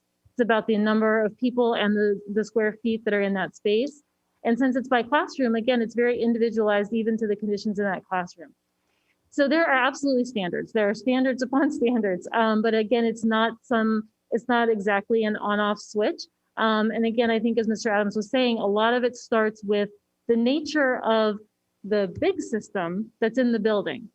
And some of those systems we know, as he said, have that dedicated air handling unit that already puts you in a different category. If you don't have that, then we have to look at some of these other features. So it's really more of a decision tree than an on-off. And that decision tree is leading us into those decisions that we've been describing. Thank you. Go ahead, Ms. Harrison. Thank you. So I just want to start by saying I think this reflects a lot of work for which we're all very, very grateful. However, I think it's pretty clear that a lot of aspects of our work around reopening have not gone very well. And a lot of the frustration and anxiety in our community members come from a lack of sharing of information about what standards we're going to adhere to in our schools when we reopen, what those processes, what those mitigation strategies are going to be, how they're going to be applied and enforced. So that said, I think some of these things that we're sharing just now and that we're learning just now could have been shared much earlier and would have alleviated anxiety. But how can we now do better? How can we help the system do better? How can the system work with our community partners, our allies and advocates to share this information in ways that is understandable and digestible for our school communities? Because I think the 56-page reopening guide, as good as that information was and as well put together as it was overwhelming. and still didn't even cover some of this information. So how can we share this critical information clearly and in ways that don't overwhelm the customers that most need it? And how are we implementing and sort of deputizing our allies, our advocates, and our community partners to help us do that? I'll start with that one, Ms. Harris, and thank you so much for your comments. I'll first begin by saying COVID-19 has not given us a playbook in terms of how do we go about making plans for something that just has not existed before. But with that said, I very much value your comments on the importance of communicating early and in a timely way that is consistent in a way that people can understand. And secondly, the commitment to figuring out what do we need to do differently and better as we roll all of this out. And so the first step, like you said, the 56 guide is one that some people will read from front to cover, and then others need to actually be able to get it in more digestible doses. So I know Mr. Turner and the communications team have really been following up on, even after our board meetings, how do we put information out that are the most salient points that need to get mentioned to the community that should be focused on what is it that everyone needs to know from this discussion to be able to get at those succinct pieces of information. And I think that will be critically important. And the continued differentiation that's needed for how we communicate to our different groups. Our students also are a group who will be coming into this. And the questions that they have about what will be different and what will they see as similarities that existed before will also be a communication piece that we address. So it really is addressing the communication so that it speaks to all of those groups. And as we get ready to go into this first phase of in-person, earlier someone raised a question about, how will our students know what it is that they need to do? And it's just like the beginning of every single school year. When I think about them, when they come in, kindergartners come in for the first time, sixth graders come into middle school for the first time, ninth graders, it is all about how do we teach you about what the culture is and what is expected and how we're going to connect with each other, how we're going to interact with each other. And so our schools really focusing in on, one, how they're starting those conversations right now with the families. We mentioned in our last meeting that our principals were coordinating community meetings with their community so that they would be able to talk through some of the specifics about returning. That will be key when the students return into the building, being able to spend that time to let them know what are the appropriate and the important parts of what you're going to do to keep this environment safe will be important. And then as we rotate in our first groups, learning from that and coming back and having a conversation with you and others publicly, once we get information about this is what has worked, this is where we found success, this is something that we recognize that we implemented and we want to make some adjustments, and coming back and being able to speak to you about that specifically. And then most importantly, reaching out to our community groups. We have so many who are invested in this process and they want it to go well, and getting that feedback from them about what is happening, how is the implementation actually going, and what do we do as a follow-up to be able to take that feedback and put it into consideration. So I'll start by saying those are some of the things that have to be in how we move forward and work with others to make sure that this plan is absolutely successful for all that are involved, students, staff, and families. Mr. Turner, did I miss anything, or did you want to add anything in regards to any additional communications? No, I think you covered it. And just a reminder for our community, we're actually going to be having a community conversation virtually tomorrow to actually discuss this in smaller parts so that people can engage if they don't have time to watch the board meeting, to engage in this conversation. We also know that, as Dr. McKnight shared, that our schools are going to be having these conversations and are having these conversations with their families right now so that they understand not just globally what we're doing, but at the individual school level, what your experience will be like. And Ms. Harris, finding out what is not working for people, I think, is going to be a critical part of our process. And that shows our commitment to continuous improvement. And again, as we go out and we approach all of this much for the first time, we will have to hear from people and figure out, again, what was success and what was successful and what wasn't, to make sure that we can make those adjustments and be able to share that back with you as well. Okay, my question is probably for Ms. McGuire. you described a process for in-school identification of anybody that is spreading COVID, but I'm trying to understand on slide number 13, if we can we pull up slide number 13? Well, if you can't, you could see it right here. It says that they're finalizing protocols for addressing illness in COVID situations. But I'm hearing you discuss a protocol, and I'm trying to understand the difference between what you're telling me and what's here. And I only say that I can kind of understand what Ms. Harris is saying, because that's confusing to me. It looks as though we're still building it, and yet you seem to have it down. So, and I think, I perhaps used poor language on the slide, and I apologize for that. There really are a couple of different protocols that we're working with here. The COVID contact tracing protocols are pretty set, right? That is really rigid. That's sort of what I've been describing. And that process, while it will be new for us to have students in the building, that process itself isn't new. And we've been working that process through with DHHS. Again, we've had employees on work sites since last March. That hasn't changed. So that process as a protocol is well-defined and established.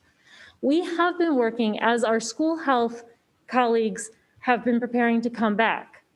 They, as I've said, have been very busy. They up until the very minute that they've been coming back to our schools, have still been out in the community. So in terms of what their specific needs are in the schools around the fact that we have 2 health rooms now instead of 1, the fact that we will need to maintain social distancing in the health room, the fact that a student can't just be excused to go to the health room without checking with the health room first to be sure what's going on in the health room and what those distancing measures are to be in place. Those are actually the more on the ground in the schools protocols that I was referring to there. And again, I apologize for the confusion there. At this point, I will tell you those protocols actually are set as well. However, that has all been happening sort of in real time with our health colleagues, who again have been trying to make their transition also from the community to the schools. So those are really the pieces that we've been finalizing with our school teams and with our school health teams, just around how the health rooms themselves will operate in the schools. Those are the protocols we mean. But the COVID protocols, the process charts actually related to staff have been on our website for months, and we had a training video about that. So that piece always has been in process and frankly is not very new, only it will be a little different to have students involved. But the operation of school health in the building is also very well settled, and those public-facing documents should be available this week. Thank you. I'm only going to make a statement that it would seem to me that I don't understand why they would differ from school to school. A protocol is a protocol. And, I just want you to think about that. Should it really be different? So now let me just say, I'm going to go around for questions again, but this time maybe a little differently. If you have a follow-up question to the question that's being asked, put your light on. If you're here at the board table, if you're on Zoom, raise your hand and I can see you. Hopefully I can see you. But I am coming around back to you, Ms. O'Neill. Thank you. So my question is really a comment, on the slide about vaccinations. I know all of us are very concerned about staff being vaccinated, and the CDC guidelines, Dr. Fauci will say you don't have to vaccinate teachers first before you open schools, but it would give everyone a peace of mind. 5,200 out of 24,000 employees is not very much. We did write to the governor and ask for a greater allocation for Montgomery County so that teachers could be vaccinated. I know that some of my colleagues will agree with me, and I'm not trying to take ownership of this, but I believe we really do need to write to Mr. Elrich, copying the county council and Dr. Gales and Dr. Stoddard, asking that teachers really should be prioritized here in Montgomery County as the county receives more doses of the vaccine, because they're still doing age 75 and up. They haven't bumped down, and healthcare workers. And, it would go a long ways to getting a greater comfort with the opening of schools, I'm sure our association partners would also be willing to join in such a letter. So I'm throwing that out there. I don't know whether, Ms. Wolf, you want a motion or not, or just as a consensus, but I think that we need to really advocate that Montgomery County prioritize staff. Just DC did a special event for teachers, and other districts have done that. I think it's Talbot County on the Eastern Shore has a very high percentage of teachers that have been vaccinated. Thank you for that, Ms. O'Neill. I actually was saving that as my second question because that was raised with me by the teachers union, and I thought it was a credible idea, but I didn't think it required a vote. I was just going to have the board staff prepare a letter on behalf of the entire board to our county executive and to the health department to see if we could prioritize teachers. So that's great. I'm fine with that. Okay. Dr. Daka, do you have anything this time? Yeah, I think that this has been so complete. And you thought about everything. I think we're questioning our staff. They're professionals. They know what they're doing. But I think this kind of information should be with teachers. I'm not sure they're sending us letters saying they don't know, how these decisions were made and they weren't part of it. So I think it's really important that they see this and that the community sees it, and the county council needs to see how much work you've done and how many things you've thought of. But we know that we've never done this before, so we're going to find some glitches, some things that we really need to change. And it's important to remember that every building is different. And when we were doing emergency plans, at the beginning, they gave us one kind of plan. Well, it didn't work in every school. For instance, in my school, they said everybody should be lined up in the hall. Well, the hall had glass windows. So if somebody were coming to shoot, or if there were a tornado, which we did have one time, that would not work very well. So there are individual kinds of things we have to do. And other people have said, other persons on the board have said, we really have to work closely with the principals.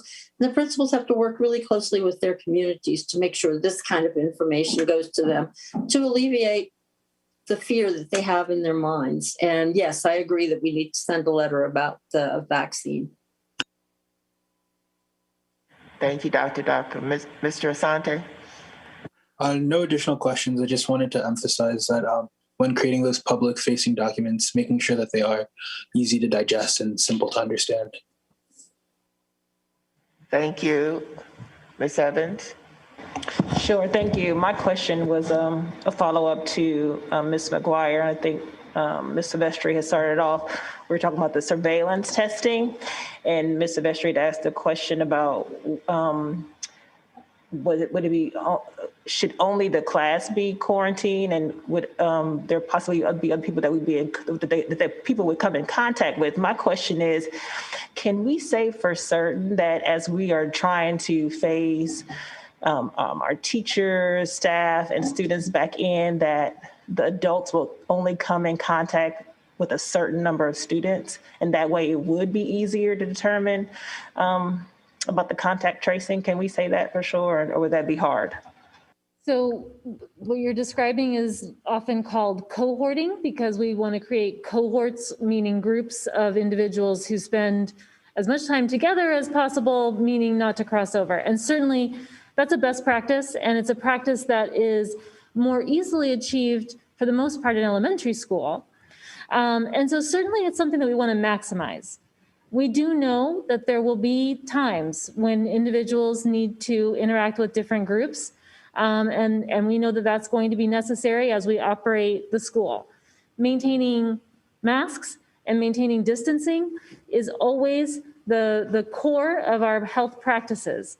Cohorting is one of multiple strategies that we'll use. We know we can't do it 100%, but we know that we will try to minimize the number of people that come in contact with each other and the number of groups that mix. However, again, our school operations are going to look different, certainly between elementary and secondary. And again, we will do that to the extent possible, but we're always going to first rely on the three core underlying pieces are masks, hand washing, and distancing. Okay, thank you. Ms. Harris, you have a follow-up question to Ms. Evans? Actually, just more of a comment. So I think it might be helpful to put this in context of the fact that our school-based health staff, nurses, and health techs have been doing contact tracing since March and are very well versed in the protocol. But also, when we're doing contact tracing, the contact trace isn't casual contact. So passing somebody in the hall is not going to be the kind of contact that would lead someone to need to be contacted. There's a certain amount of time spent within a certain distance of someone that requires that contact tracing piece. So not everybody in a building or in the same area of a building would need to be contact traced. It's just that close contact. Okay. And so, my questions are for the community to hear the staff. I believe that they know what they're doing, right? And so if you could say that to everybody out there, people are so concerned and then some are not. I just want, when people are tuning into our board meetings, for them to be as informed as possible and to get the information, to know that we have it. And we will definitely provide that upon their ask, but board members cannot return every single email. So, because I know that millions of people watch our board meeting. That's a joke, right? No, but I know people are tuning in. I want people to be as informed as much as possible as we make a safe return to in-person. But thank you, Lynn, for responding in that way. And hopefully people in the community are getting that information and they know as well. Thank you, Ms. McGuire. Ms. Silvestri. Yeah, I think that people are anxious about the details, but you are releasing the details as you are able to. For example, at the last meeting, Mr. Turner mentioned about this testing protocol, but we didn't have all the details to share yet. Now we do, and now we're sharing it. So there's a 1,000 pieces moving at the same time, and I don't think we're withholding information. We just want to provide it when it's available to be digested by the public and picked apart by board members and the community. So I just wanted to just kind of state that, to recognize that. I recognize that not everything is ready for public consumption yet, and we are trying to put it out as soon as possible. Maybe we can think of different ways to do it so that it doesn't have to wait for a board meeting and things can come out more quickly. But I just wanted to recognize that. My question is around same topic, contact tracing. What is your goal for informing parents once a positive test has come back, either through the survey or the class random testing? So we have developed template communications, again, partly through our experience with contact tracing over the last year and in consultation with the Department of Health and Human Services. So those communications will be available. There'll be different communications for individuals who do have an exposure or contact with a potential case. That would be one notification. A different notification would be to say to the building and everybody who's in that school environment, there was a case identified in your school. The date range was this type of date. However, we have already contacted the people who have a direct exposure, but we want to inform you. So we want to be informing people and letting them know their level of risk at the same time, is what I'm trying to say. So there will be frame. So the time frame is as soon as hours or well, less than that most likely. The time frame is as soon as possible, but we have to work through the contact tracing process first, because we certainly don't want to share inaccurate or incomplete information. And so I can't put an exact time frame on how long that takes, because it's different in every case. Our goal is immediate, though. It would certainly, we would work to let people know as soon as we have that information. Okay, I was going to go on, but you go ahead.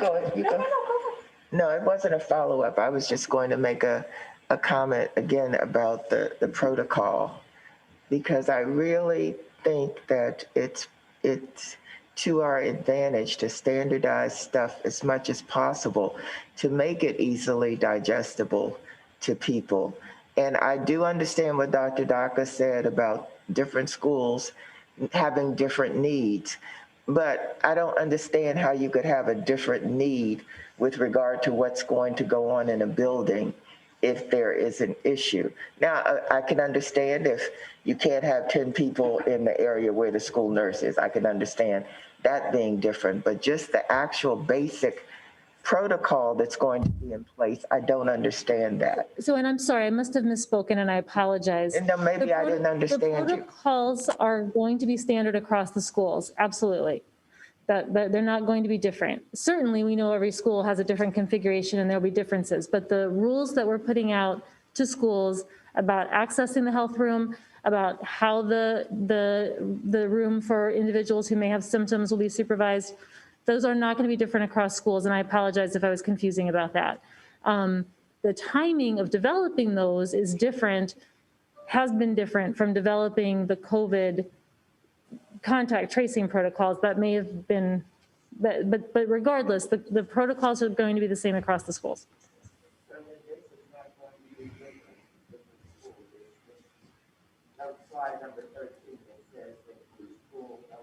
Hi. Oh, I must not have been clear. I was talking about the different kinds of buildings that you have. And one building that we went to this year had 13 entrances. So you want to, each school is going to have to tailor what they're doing in terms of that. And we also had the question about the air filters. Each room is different in schools. And so that's why they have to do different kinds of tests and different kinds of selections of things that they're going to do with that. So that's why I also said it's very important for principals to be working with the community because they can explain all the things that they're doing that may be different from others. But the protocols, I didn't mean that. No, they'll be doing the same kinds of things, the contact tracing, attestation, and the testing if they need to do in the classroom with the cohorts. Thank you.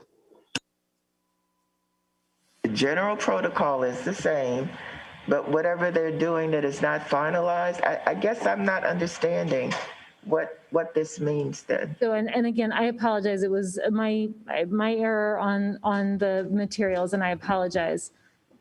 The protocols are final. They will be public shortly. The COVID tracing protocols are already public. The protocols for teachers and principals in the schools around calling the health room, the triage room being different than the health room, that is going to principals also, and they'll be the same across schools. And I apologize for the error. Thank you very much for that clarification. Ms. Mandrowski. Still staying along those lines for a second, though.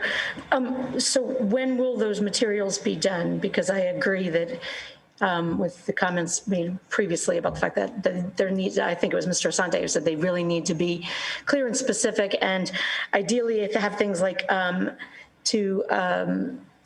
of my other questions was about how long the whole process is going to take. And, we've heard from people who've had concerns. I guess Fairfax or some other county had it was taking a week for them to notify people. And by that time you're already past the infectious time and stuff like that. So I still feel like I have heard how long it's going to take if a classroom comes back and we don't know which kid it was that tested positive, but we know that someone in the group tested positive. How long from start until people can know that their kids have an issue? And we've reached out to people like, and floaters, for example, the people that are in the helping support different groups and different classrooms and whatever. How are we Sure. So I just want to take one step back because there's sort of a lot there, and there are multiple processes that we have to follow. Yep. The documents are in final production in terms of cleanup and making them so it's like a nice visual guide. So again, that production is right now, and they will be out shortly. Principals have the draft of the substance so that they could start planning in their buildings. But in terms of a printed document that again has a nice production to it, so it's easy to read and digestible and visual, that's in production right as we speak. Okay. So it'll be imminent. In terms of notification around contact tracing, we will notify people as soon as possible. So for example, if the positive comes back in the class, we can certainly say, okay, this class is affected. Now we will move to notification. There are steps to understanding and identifying when an individual had direct contact with another individual. And we want to give that information accurately. So I don't have hopefully hours, but I mean, again, it's about just asking the questions, understanding where people were, understanding what the nature of their contact was. I mean, again, it's an hours process, not a days process. Okay. I will say though, we can only report information when we have it. Right. And so sometimes people have said, well, I only found out that so-and-so was positive or that there was a positive case a week ago. If we didn't know for a week, then we can't report it until we know it. And so, you know, all of it does sort of, again, depend on the process of the information, the process of when individuals get their test results back. Again, not referring to our testing, but just in the community. So all of those factors do come into play, and our goal absolutely is to do that process again within hours of getting the information. Okay, I appreciate that's just, I needed that clarification because sometimes we like to put our information together first so that we don't misinform, but then that takes up extra time and people feel like you should have told me sooner. So I just wanted to clarify that we're gonna. That's true, but with health information, we need to be sure and careful so that we don't violate anything or provide inaccurate information. Right. Okay. Ms. Harris. Thank you. First of all, I do just have a quick comment, and that is I would really encourage us from a public health standpoint to think about making the testing. And I don't think we said, you said we were going to do regular, but did we specify what that means? It'll be done weekly, assuming the board adopts the contract today. So that we make that weekly testing not optional for all of our staff and students who are able to self-administer the test. I think, you know, if you talk to colleges that have opened, one of the conditions to being able to come back on campus is that students are tested weekly, and that's not optional. So I would just suggest that we consider that to give everybody a little bit more peace of mind.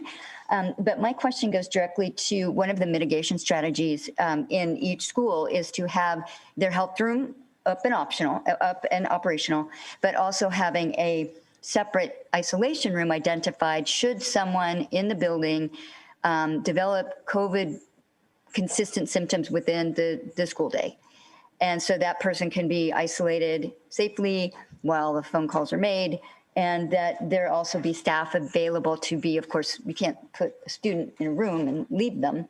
So having the staffing, and I'm hearing from some of my school health colleagues that a significant number of their school administrators are telling them either they don't know of that requirement or they can't comply with it, either because they don't think they have a space they can use or they don't think they'll have the staff they can designate.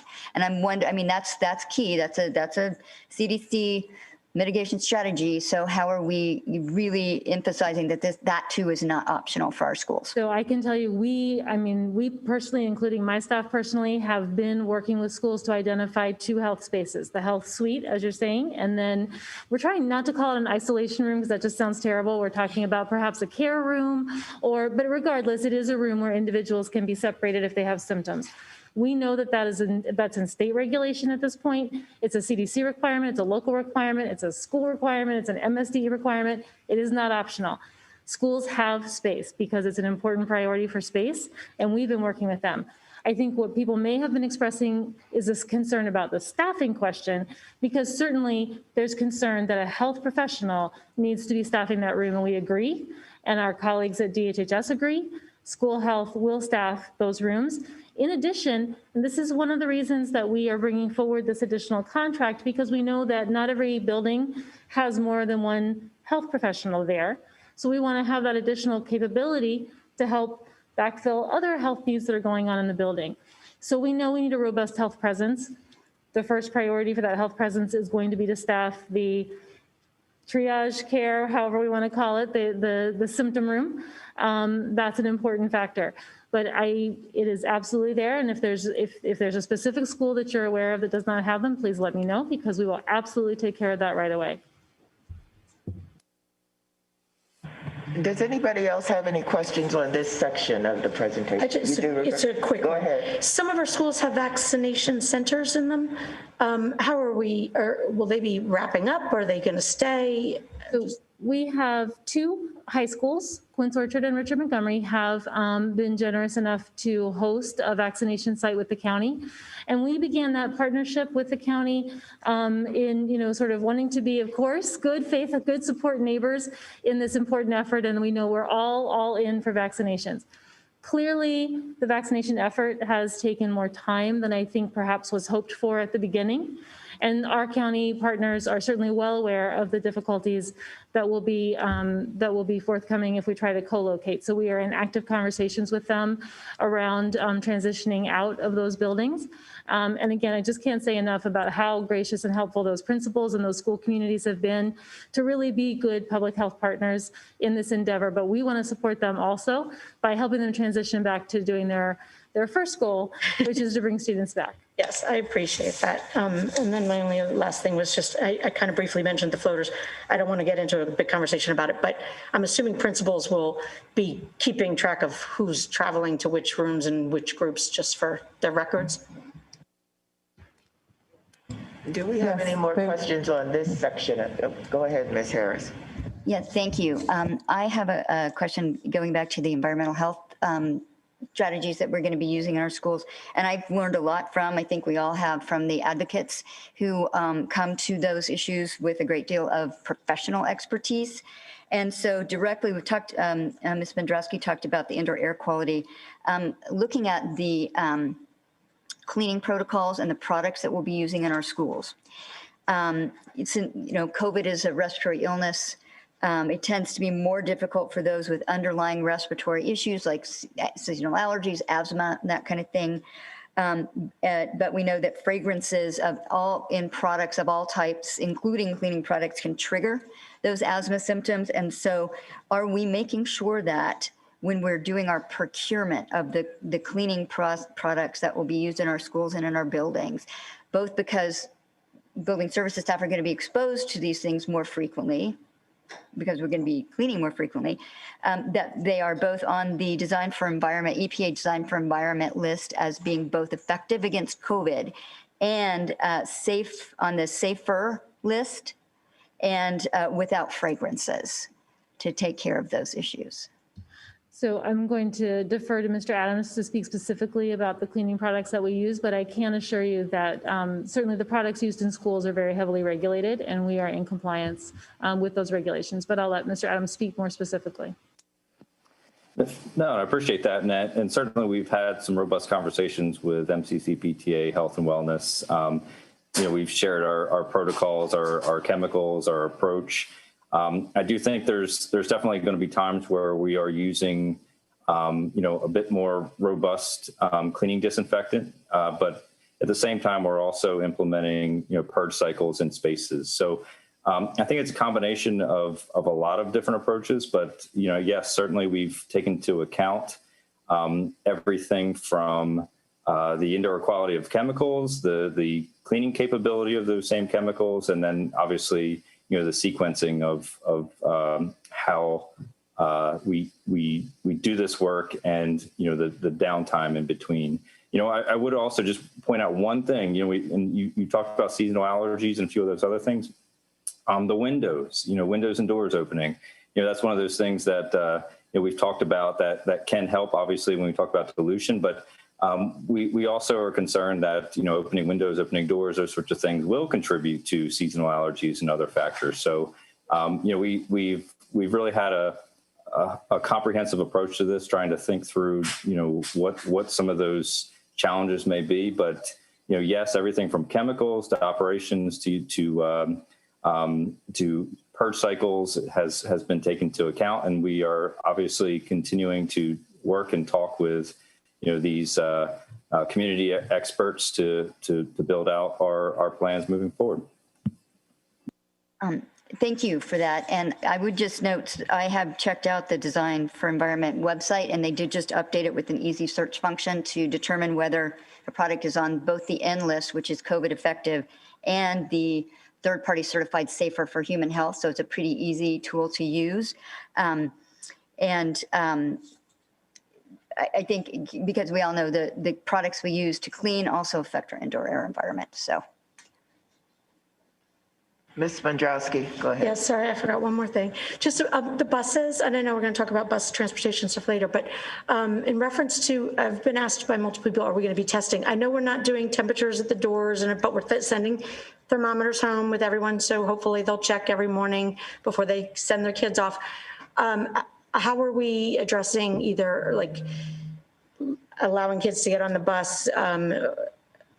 Are we just going to assume that if they do the attestation and how are we addressing the kids being on the buses? Sorry.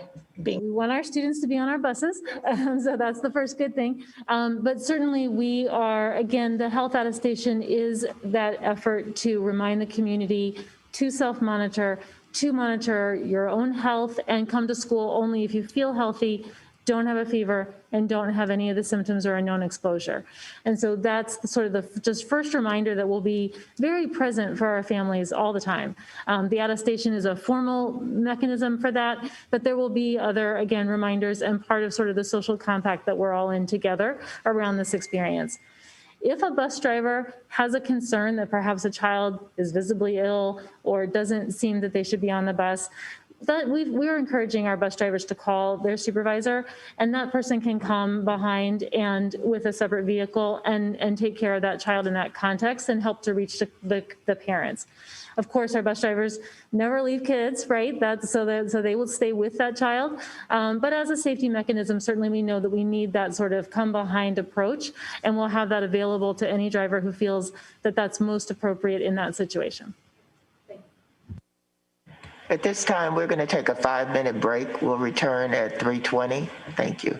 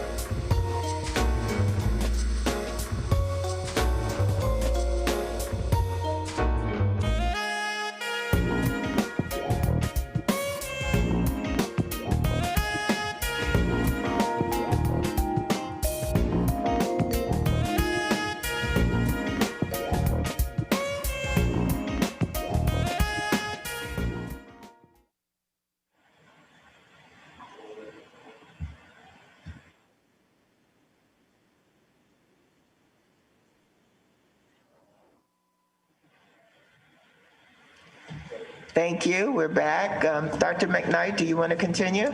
Yes, thank you, President Wolf. We're going to continue with our Recovery of Education plan, and we're now going to transition to the next part of our presentation, which is focused on schedule and transportation processes. So at this time, I'll turn it over to Ms. Diane Morris.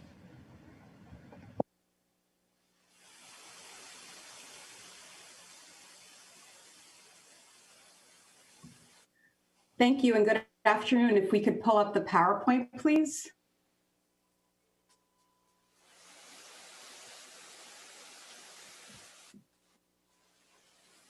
Next slide. Today I will be providing some information about the alignment of bus schedules and transportation adjustments.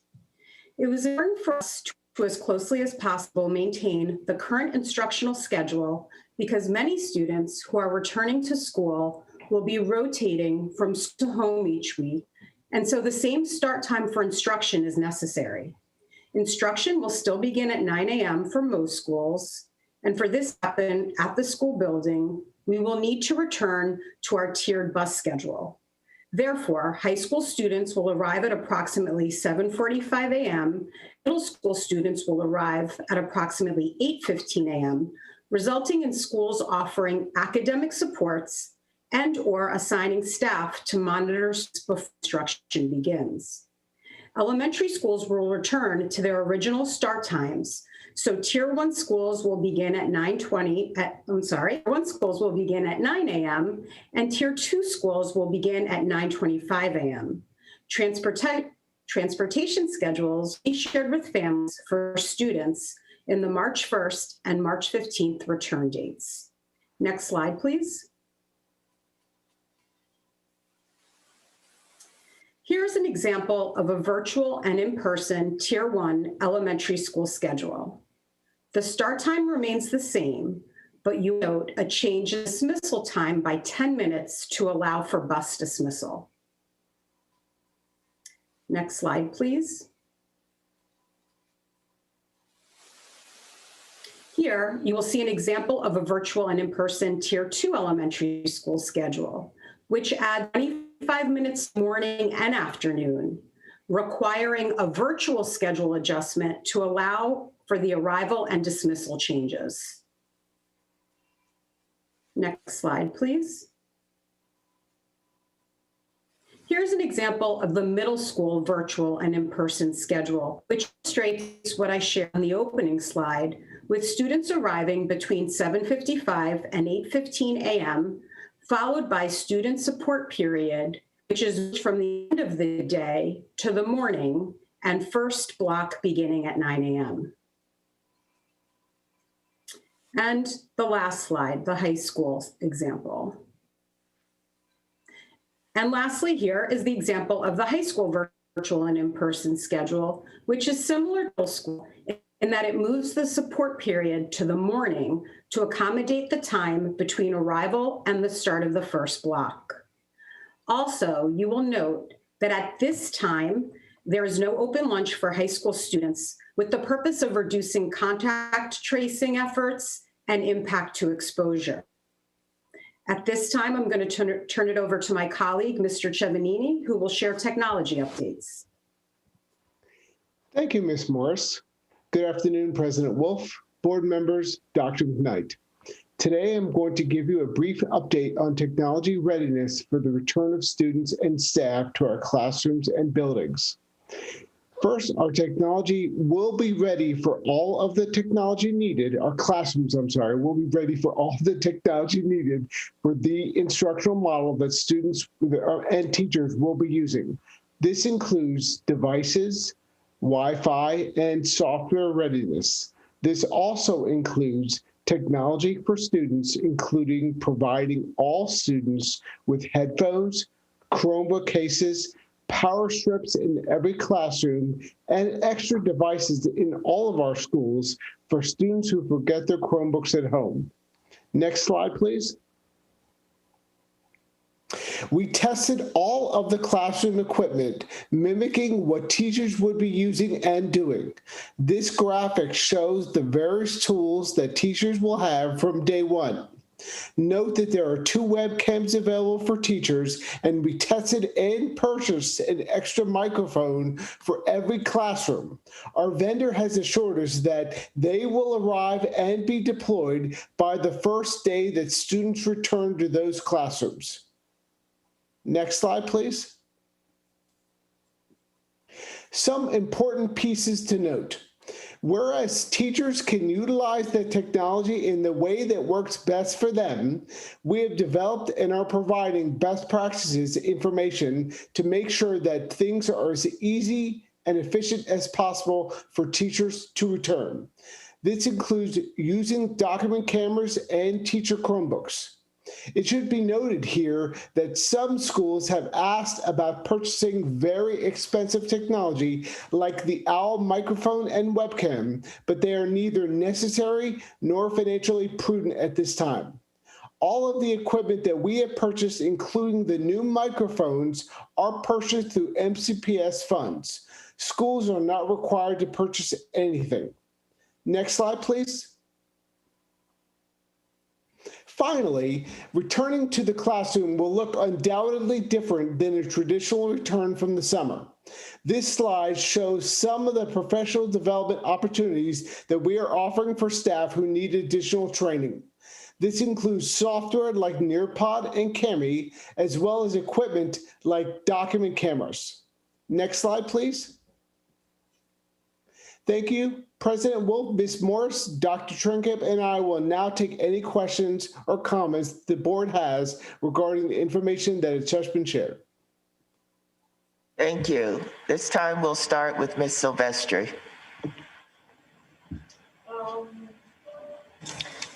I didn't understand with the high school schedule, if they don't have open lunch, where they'll have an assigned place to have wellness and lunch, a classroom? Where's lunch happening for high school students? So I can maybe just clarify one, and then certainly Dr. Wilson would have more school specifics. The not open lunch was really intended to refer to off campus, not to be able to leave the campus. Certainly we know that students will need a wide range of places to eat lunch, and we encourage that in terms of, again, achieving that social distancing. Students may even want to eat outside, for example. That would be fine. It really was intended to discourage high school students from being allowed to leave campus. Okay, but I'm happy to hear that students can eat lunch outside. Absolutely. We're going to need to make use of every space that we have, and are very happy to make use of the great outdoors when it's available to us. Thank you. Ms. Mendrowski.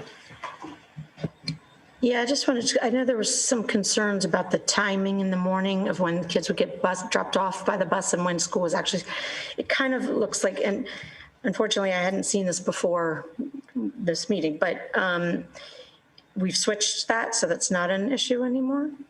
Or do they, it looks like they still have time, but it's support, it's a support period? Yes. So you're right. Ms. Morris, go ahead. So you're correct in how you're looking at it. We moved the support period from the end of the day to the beginning of the day.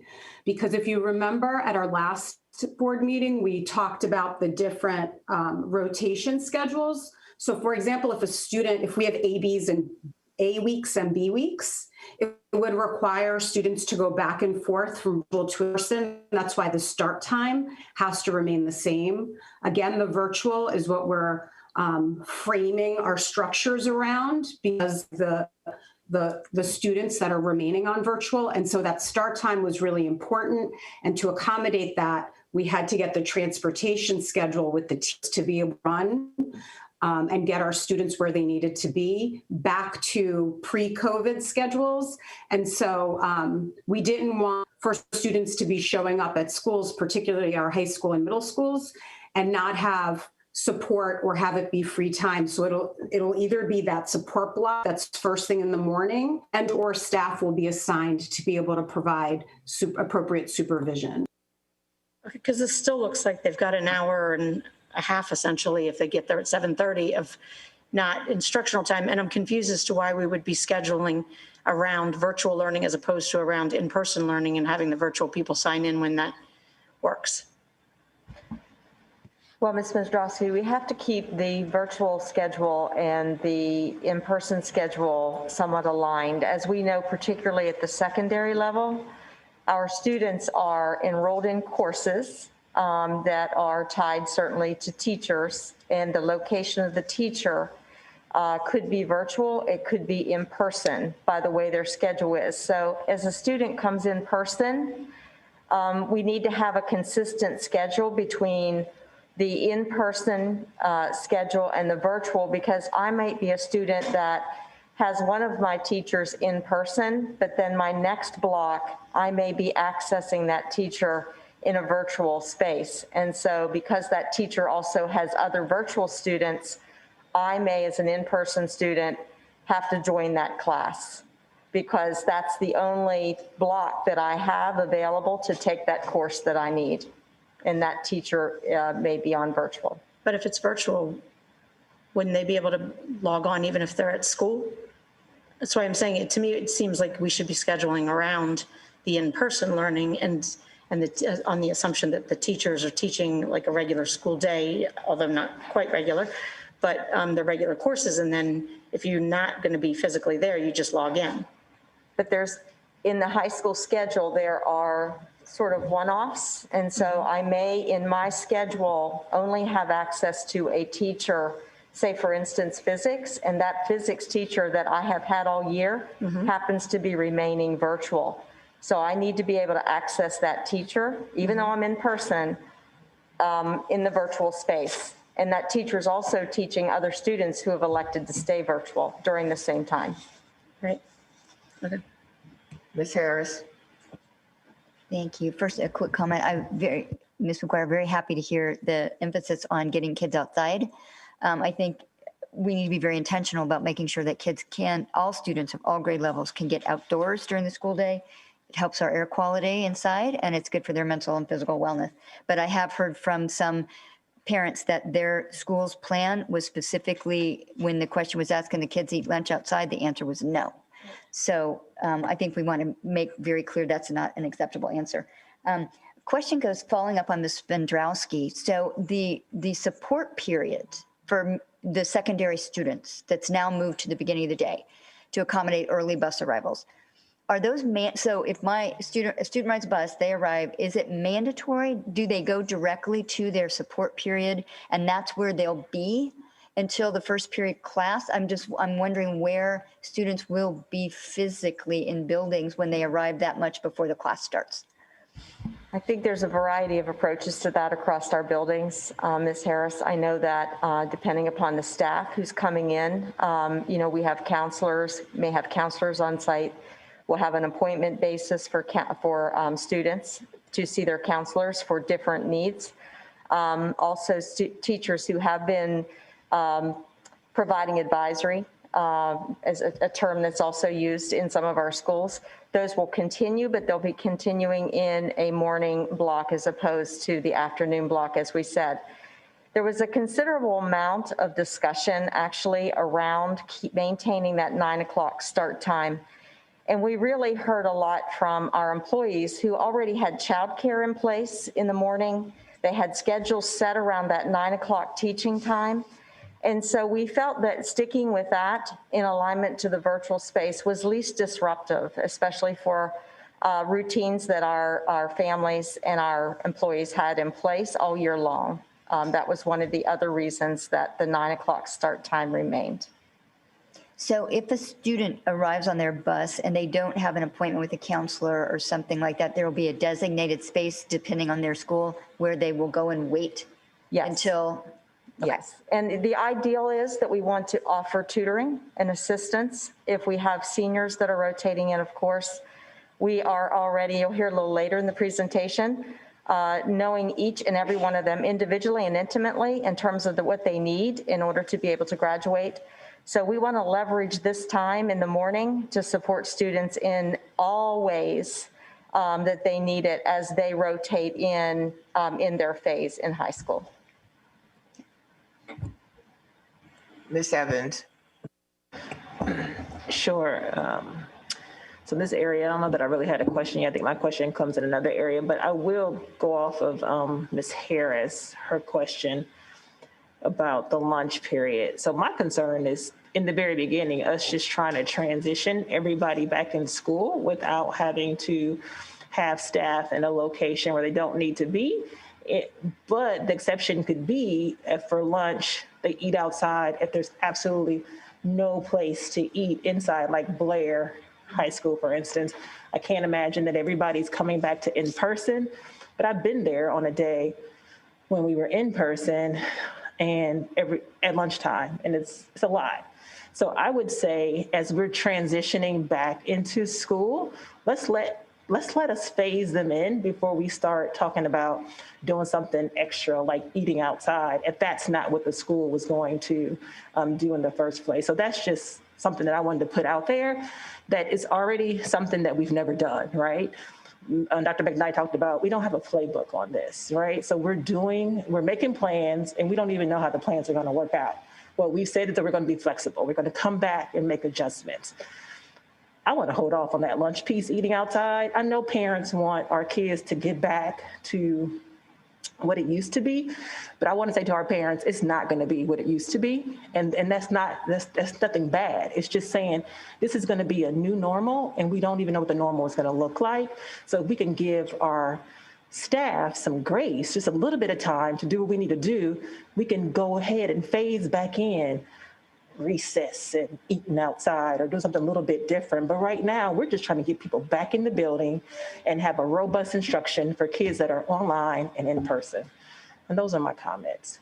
So my colleagues, I just ask us to just be mindful of what teachers and principals and people at central office are doing right now. It's a lot, right? And it's even a lot for us as we think about the decisions that we're making. We want to make the right decisions, right? And we have people that don't think that we're thinking about our teachers, that we're not thinking about our administrators. We're thinking about everybody. This is a really difficult decision. And some of the things that we're asking families to do are just a little bit scary for them. And so for us to make some things mandatory for people, I'm apprehensive about that. Do I want everybody to wear a mask in the building? Absolutely, I do. Can we require that everybody does? We can't, but we can state what it will do if people adhere to the precautions that we set in place. So I just want to say that. Thank you. Mr. Asante. Yes, still on the topic of lunch, I think one question I've gotten, and this is just a clarifying question about how exactly it's going to work, but one question I've gotten often is whether or not students are going to be confined to a specific designated area. And I guess from this conversation, that's not necessarily the case. And I'm thinking more of like at high school, because I know in middle school students eat in the cafeteria, but students are asking, are they going to be in like a homeroom classroom for the lunch period, or will they have the ability to go to different spaces around the school building? Can I get clarification on that? Sure, and I will just start briefly, and then Ms. Dawson, if folks are interested in more details. But I certainly want to share that we are, and I really appreciate the point that Mrs. Evans was making, because certainly we want to work with our schools around all of these issues and around what makes sense for each school and each school environment for how they want to organize their day and their space. And we're working with them on that. And it's true when it comes to lunch. We do know that maintaining distancing is still going to be the primary rule for however we organize lunch. Most of the time, kids will probably mostly eat in their classrooms. We also know that schools are going to make good and effective use of their cafeterias, not to fill it up, but to allow different rotations, small groups. It's a large space and schools are going to use it wisely and effectively. And one of those uses could be for kids to eat lunch in. So those are the kinds of decisions. And I think that's, again, where we want to be very flexible. It's going to look different at an elementary school than a high school. Mr. Asante, as you're pointing out, high schools are often used to a very flexible lunch approach.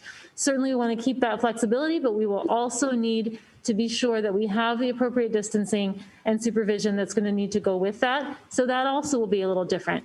But Ms. Dawson and the team in Food and Nutrition Services has been working very closely with the cafeteria managers and the principals around where to set up food distribution, how to work that out, again, with the setup in each school so that it really does work for that school community.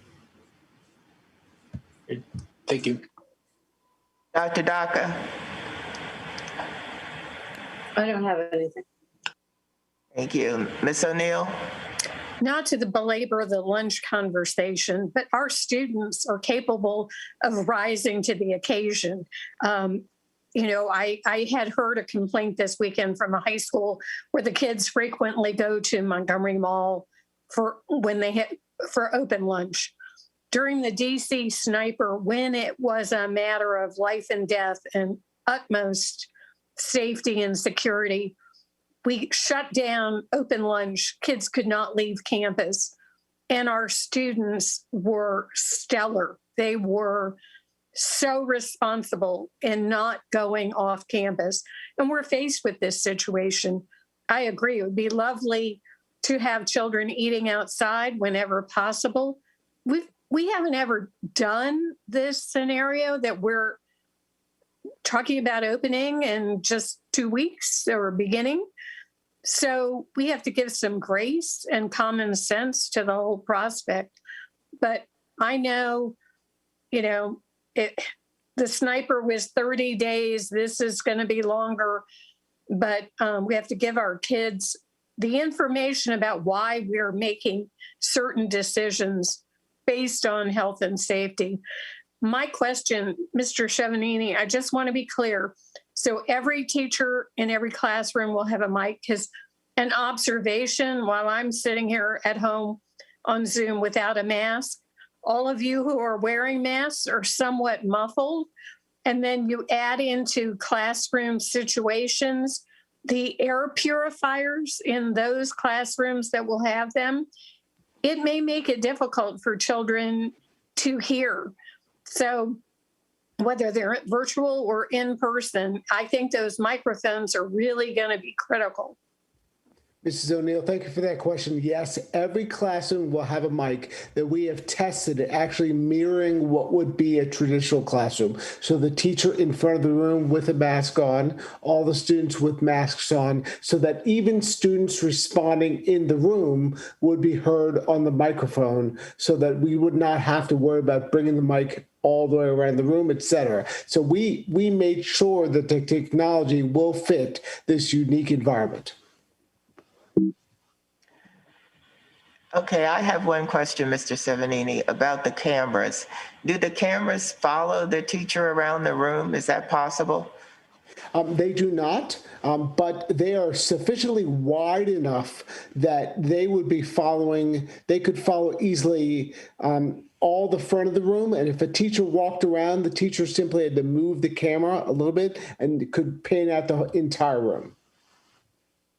Okay, I wonder if we could probably get some evaluation data at the end of the school year about how that was working for our students, because that is one concern that has been raised. And I actually think it's a valid concern that no matter where the student is located, they should be able to see the teacher. Understood. We will get evaluation on both the cameras, the microphones, and any other technology to make sure if we have to adjust, we can adjust at the end of this spring. Thank you. Can I just follow up on the camera issue? Because I'm very concerned about equity. And you mentioned that some schools wanted to buy, cameras that could move, owl cameras, I guess you call them.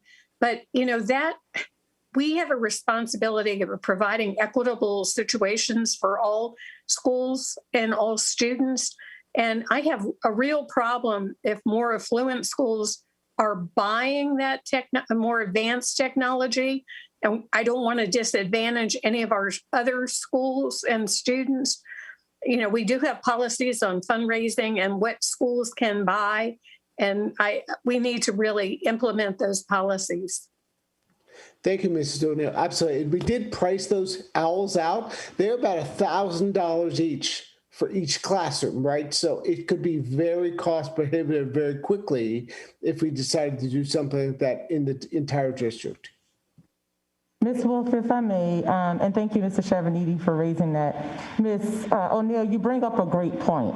Earlier, when I spoke about all the things that we have to reevaluate, knowing that some of our students are staying online, some are remaining in the classroom, this is an example of one of many that we will have to continue to look at and say, is it working or not? While we initially, Mr. Chevanine and his team have actually done the work to figure out what is it that every classroom needs, we know that some schools are going to do some different things, and we actually have to know, is this helping or impeding the progress of students? So I assure you that is going to be a continued commitment we have moving forward to evaluate use of all of these pieces, because for many reasons, we actually have to know what's working and what's not for the future work that we're planning for.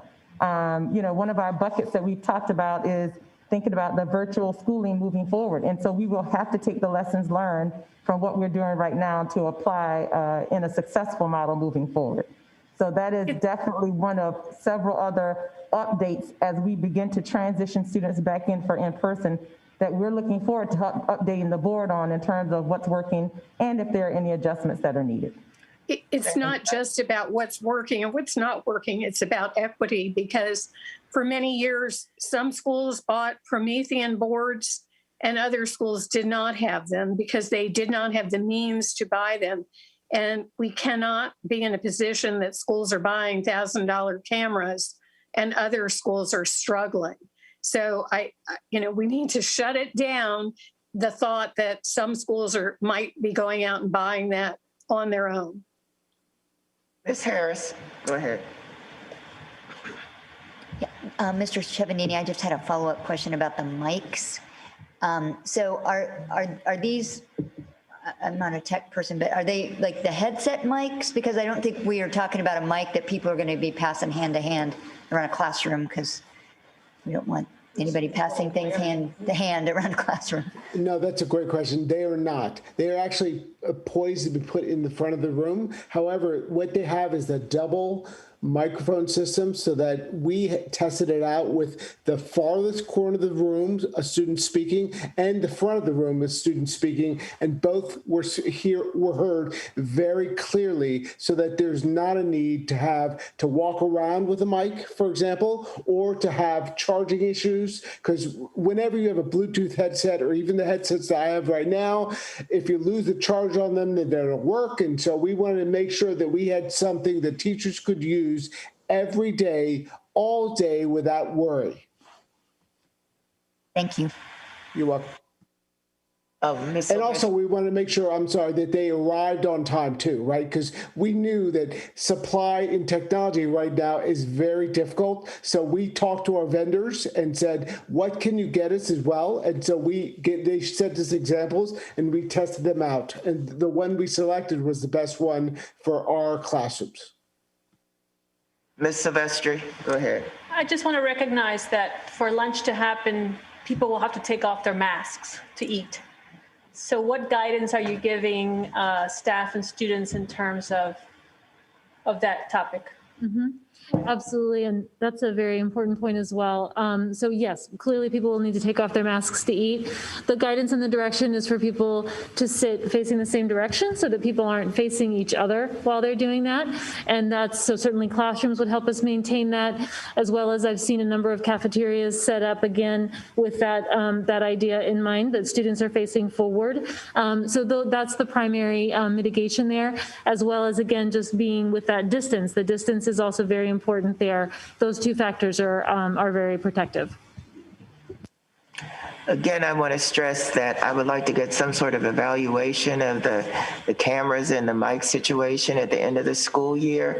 And I'd like that evaluation to include some input from our teachers, our parents who might have been working at home, not just, the usual kind of suspects, but sort of a 360 here. Okay, Understood. Thank you.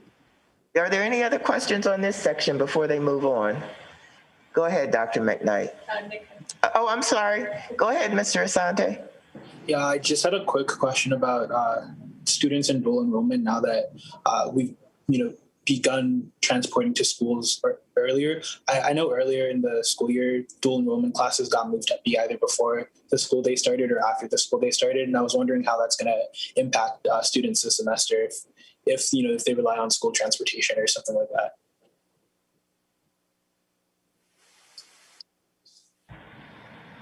Mr. Asante, I didn't hear your question quite clearly. It could just have been me. Would you repeat that again, please?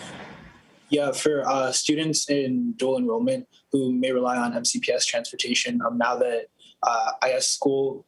now that we are returning to our older transportation model, I know that at some point early in the school year, MC moved some of its classes to being before school and after school to accommodate for the original virtual learning schedule. And I was wondering, how dual enrollment students are still going to be able to fit their dual enrollment classes with return to in-person classes. That's an excellent question. I'm going to have to follow up on that, and I will provide follow-up information to the board. I'm certain it's been thought about, given the number of students that we have in dual enrollment, but the specifics I don't have at this moment. All right, thank you. I can tell you, Mr. Asante, Montgomery College has continued or made a decision to continue all of their courses virtually online for the spring semester. So the dual enrollment classes will be in accordance with them continuing virtually. So I did want to at least give you that information that we do know. All right, sounds good. Yes, and along the lines of Mr. Asante's question, I had a student reach out to me. They have an internship in the area of teaching. So they're very much aware that they won't be going to the classroom, that they'll probably still remain virtual. But the question is, will they be able to stay at their school to go online to do their virtual internship? Because they wouldn't have enough time to leave to get home. So I could not answer that question, but is that something that we need to hold off to get that response later? That just may be some questions too that may come up with our students that have internships that are virtual, that if they will be in person, what that will look like for them or what that would mean, or if they will be given some allowances to be able to get home and get situated, to be able to get back onto Zoom to help out. Okay. So we'll follow up on that as well. I know that we are also working in this environment also to do some in-person experiences, as certainly the CDC guidance permits. Okay. It's one of the things that I know our secondary office is working on. Okay, so great, thank you. I'm not seeing any more lights. Go ahead, Dr. McKnight. I think we're ready for the next section. Dr. Wilson, I believe at this point we are going to transition to hear from a few of our principals who are here to present on parent and student outreach and how we're supporting our seniors being on track to graduate. Greetings. Greetings, Board of Education, families, students, and community. My name is James Aldrich, principal of Argyle Middle School. Most of us actually remember what outreach was prior to the pandemic. Phone calls, robocalls, and announcements at sometimes poorly attended PTSA meetings. As schools and students have grown through this pandemic, we saw that families also needed to increase their outreach, or we needed outreach to families, we need to increase our outreach to families. And not only has that outreach have grown, and so have the tools in doing so. So we continue to use some of the traditional methods of communication for outreach, but schools have done and will continue to do so much more. Not just Argyle Middle School, but elementary, other middle schools, as well as high schools. So we're talking about weekly calls, as we know will continue through our Connect Ed system. So many schools have done newsletters. We're talking about direct connections, sometimes text messages, other times Talking Points, which is an app where you can actually text via your preferred language. Google Hangouts, where we're able to make direct phone calls. Social media groups, Facebook. At Argyle, for example, our PTSA have adopted WhatsApp as a tool for families to connect with each other, as well as being able to connect with the school.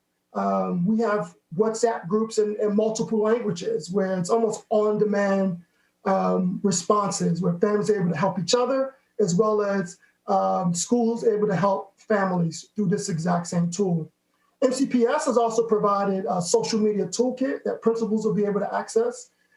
with some, if you will, kind of crafted messages to go out, whether or not it's through Twitter or Facebook or whatever other social media tool that's being used. We know that our schools will continue to do home visits as well as bring out care packages. What we've seen, and really all over our district, and I know particularly at Argyle, is really an increase in PTSA meetings to actually have the conversation about the return to school. At Argyle specifically, we've updated, if you will, meeting almost every 2 weeks to really make sure that our parents know what's happening as well as able to ask questions as we know things are continuing to change. When we think about our students, for example, we're sending out postcards. We miss you postcards, and we haven't heard from students, or when we see attendance as a problem. We've gone to advisory or to our support classes to actually share what exactly the return to school will look like. We're in a process, and some schools have already done this, but we're in the process of planning SGA town halls where we're able to kind of talk through what a day in the life of a student will look like, if you will, when they return back to school. Counseling office hours continues, and that's another form of, if you will, connection and outreach for our students and families. Direct emails and calls as well. My MCPS classroom, we're able to send direct messages to students. They're able to respond. And then, of course, our student well-being team. We know those exist in every school, and specifically at Argyle, we've used our student well-being team as really a tool to identify students that we think makes most sense for returning. So we would look and see whether or not they have decided to return or not. And if they have not responded to us, we reached out and made a recommendation. So outreach actually, looks different than it did on March 13th. We have learned to really over-communicate in multiple languages using multiple tools. These tools will continue to be used as we plan for what we know is coming of summer school. It's already been used for course selection, and of course, for our return in the fall. So I want to thank you for this time, and now I'm going to actually turn it over to Dr. Afi Marshar to talk a little bit about seniors not on track for graduation and some of the outreach that they've done on the high school level. Thank you. Thank you. Good afternoon, Board of Education members and Dr. McKnight. I am the proud principal of Paint Branch High School. In thinking about graduation support for our seniors, it is important for me to share that high schools monitor seniors and students all 4 years, and we measure their progress towards graduation from the moment they walk into our doors as ninth graders. However, in their senior year, there is obviously increased support, increased communication to ensure that all students and parents have clarity regarding the expectations. My colleagues and I have well-established processes and procedures that we've adapted to our current school year that are highly individualized for each student. For example, we utilize our school system, district, and school-based graduation validation teams. Our teams meet on a regular basis to review student data and measure progress towards the attainment of a high school diploma for each of our seniors. Next slide, please. The process of monitoring graduation requirements is a year-long process. Our counselors look at report cards and grades and monitor how students are doing all year. It is individualized. It involves communication with students, parents, counselors, and administration. School staff communicate by letters, emails, phone calls, text messages, and this year we've held several virtual meetings for our parents and our students that were pretty well attended. It may be that the virtual format is one that's going to work for our parent community. Our established processes for communicating with students and parents have been in place prior to COVID-19 and have been adapted to meet the needs of this interesting school year. We have also used our Wednesday check-in, our CARES Act tutoring funds, and resource classes as some of the other structures that we've used to provide academic intervention and support for our seniors. Next slide. We have a variety of options available to us for students to use as they earn the needed graduation requirements. Some of the options that students have for earning and recovering needed credits are through Edmentum, Apex, online pathway to graduation, and summer school.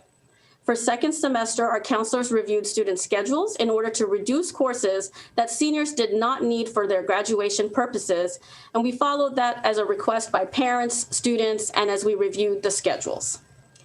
Our wellness teams continued to provide support to students and connected them to social services, health screenings, and we worked to address any challenges or disruptions that might have been caused by the impact of COVID-19. Our attendance teams monitor student attendance, they make phone calls to students who miss virtual classes, and we follow up with meetings with students and parents in order to address any attendance concerns. Next slide. As we move towards in-person experiences, we can enhance our existing practices in order to provide additional supports to students. Providing students with in-person support at school may make a difference in their work production and their work completion. Some students may need additional in-person review of their timeline and plan for graduation in order to make sure that they stay motivated and on track and have a clear understanding of their roadmap that they need to follow. For small groups of students who have not been accessing remote instruction successfully, schools could bring in students on a rotation to provide subject-specific support, homework support, or again, tutoring through CARES Act. Our seniors in ESOL and special education programs could also be provided program support.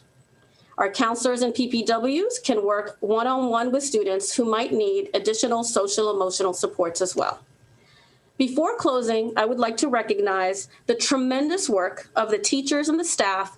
They have really cared for our seniors this year. We all know student success begins in the classroom. It begins with powerful teaching and learning, and all of our students have received that this year from the wonderful high school teachers who are meeting their needs.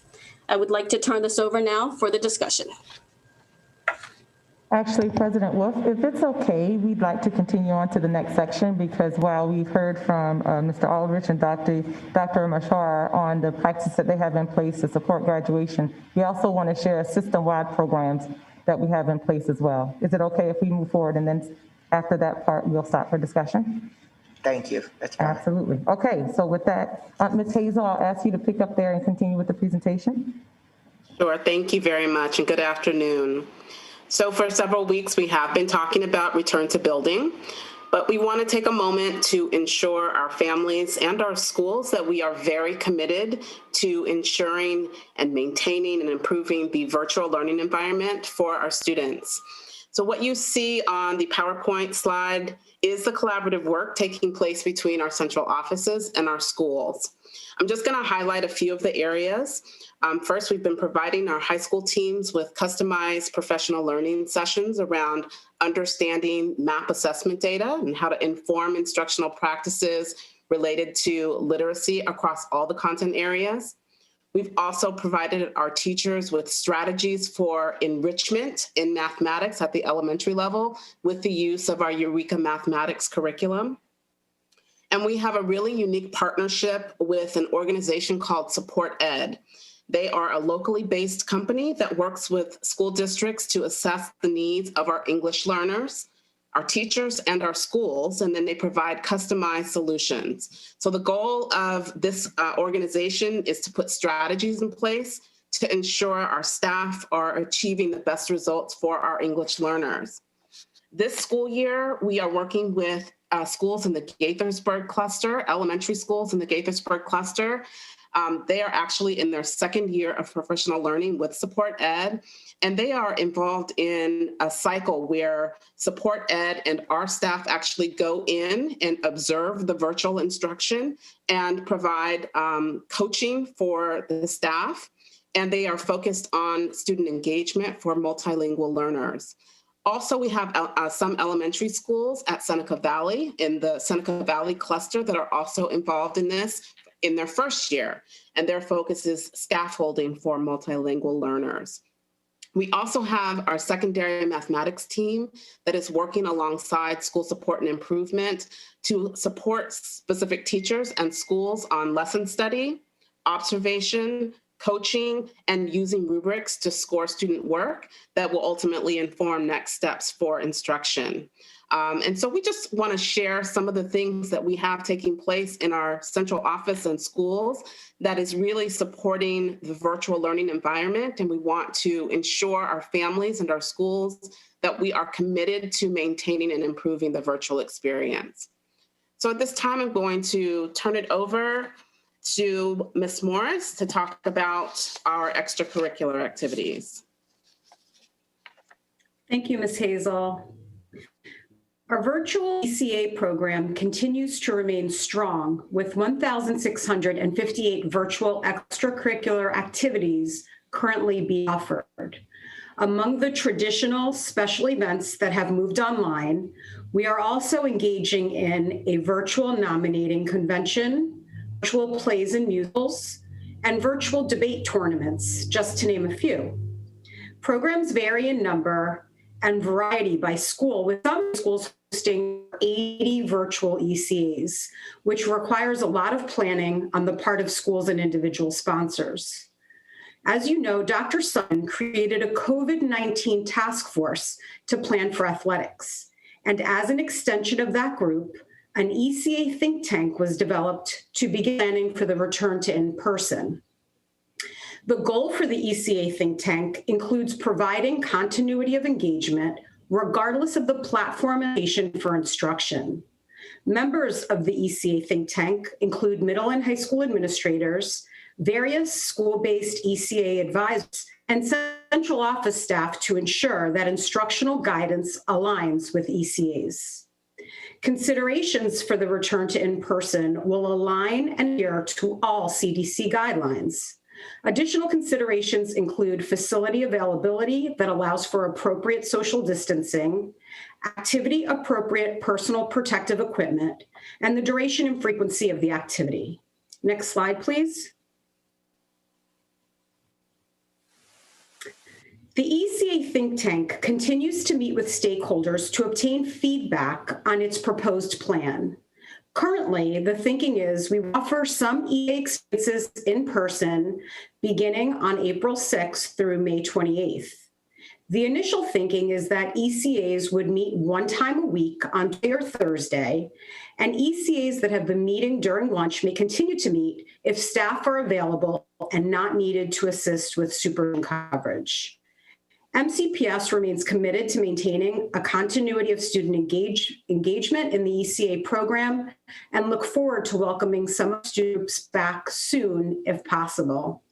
At this time, I will turn it over to my colleague, Nikki Hazel, who will share details about summer school. Thank you. So I want to start by sharing some of the goals we have for summer school this year that may be just slightly different than in the past. First of all, we want to ensure that our students have a strong foundation before they move to the next level or course. We also want to provide opportunities to teach unlearned content as a result of the adjustments we made to accommodate the virtual schedule this year. We also want to provide our secondary students who reduced their course load an opportunity to make up some of the courses during the summertime for original credit. And then, as we traditionally do, want to provide our students an opportunity to make up or improve their grades over the summer. Last year, we had a large number of enrichment and camp-like activities for our students. And while these will exist to some degree, we really want to be clear that our main goal is to focus on the areas that I just identified. We'll also have traditional programs such as this extended school year, our ELO SAIL program, Summer Rise, Summer Up, and we also will have a partnership with Montgomery King Code for some schools. Next slide, please.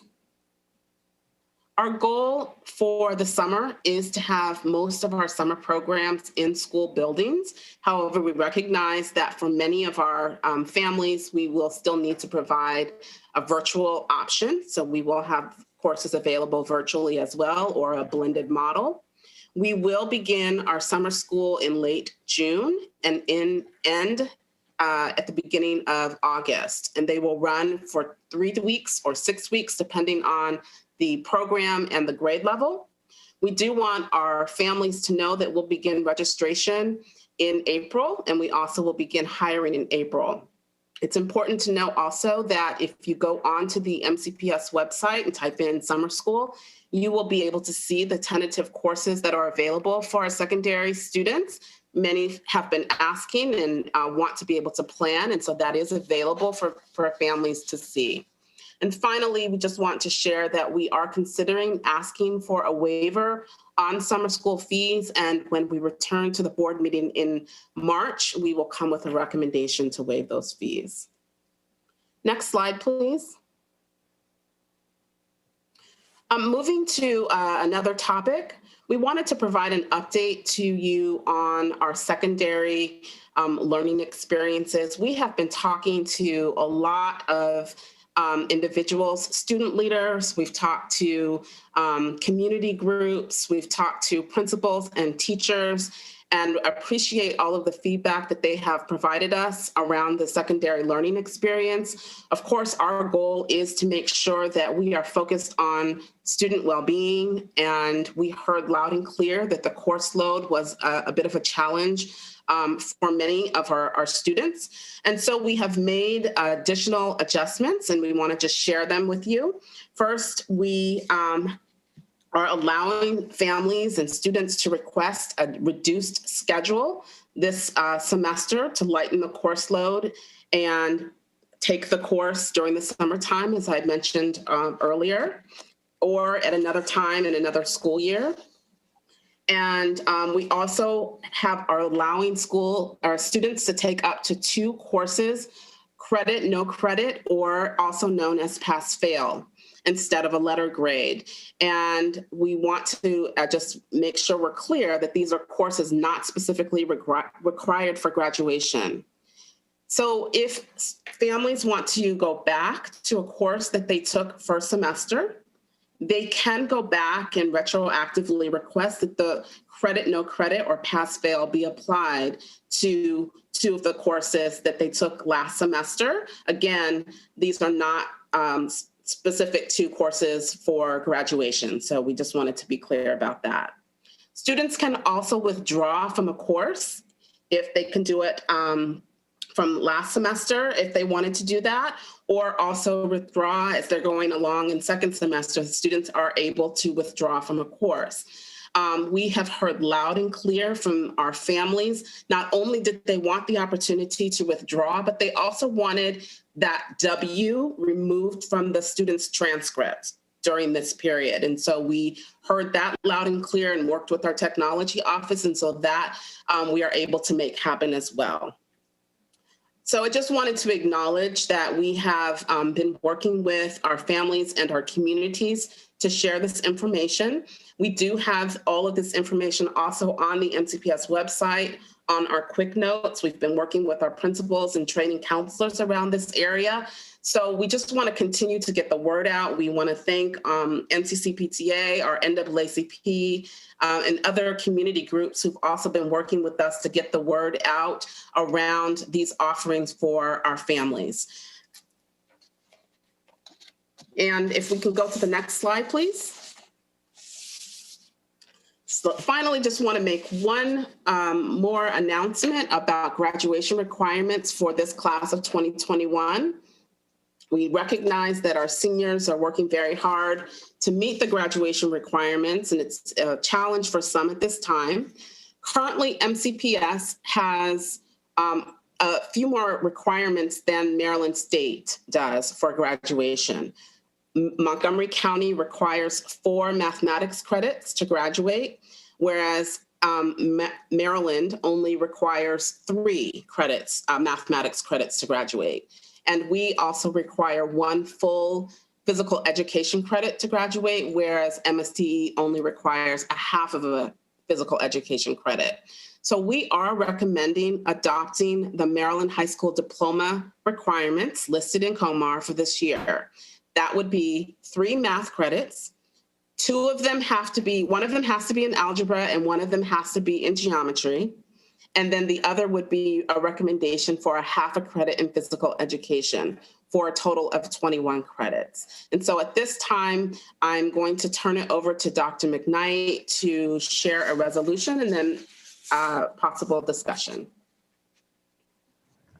Thank you, Ms. Hazel. So, Ms. Wolf, I will share with you a resolution that we have written, making adjustments to graduation requirements for the class of 2021. I can share that with you, and then after we go to the resolution, we can open it up for further discussion.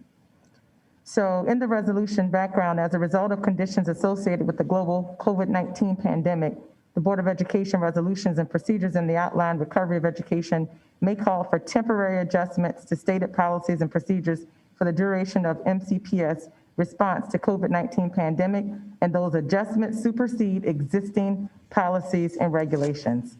Therefore, be it resolved, the superintendent of schools may adjust graduation requirements for the class of 2021 to align with the graduation requirements imposed by the Maryland State Board of Education and by Code of Maryland Regulations 13A.03.02.03, which includes 3 mathematics credits, which include at least 1 in algebra, data analysis, and 1 in geometry, and 1 half credit in physical education for a total of 21 credits.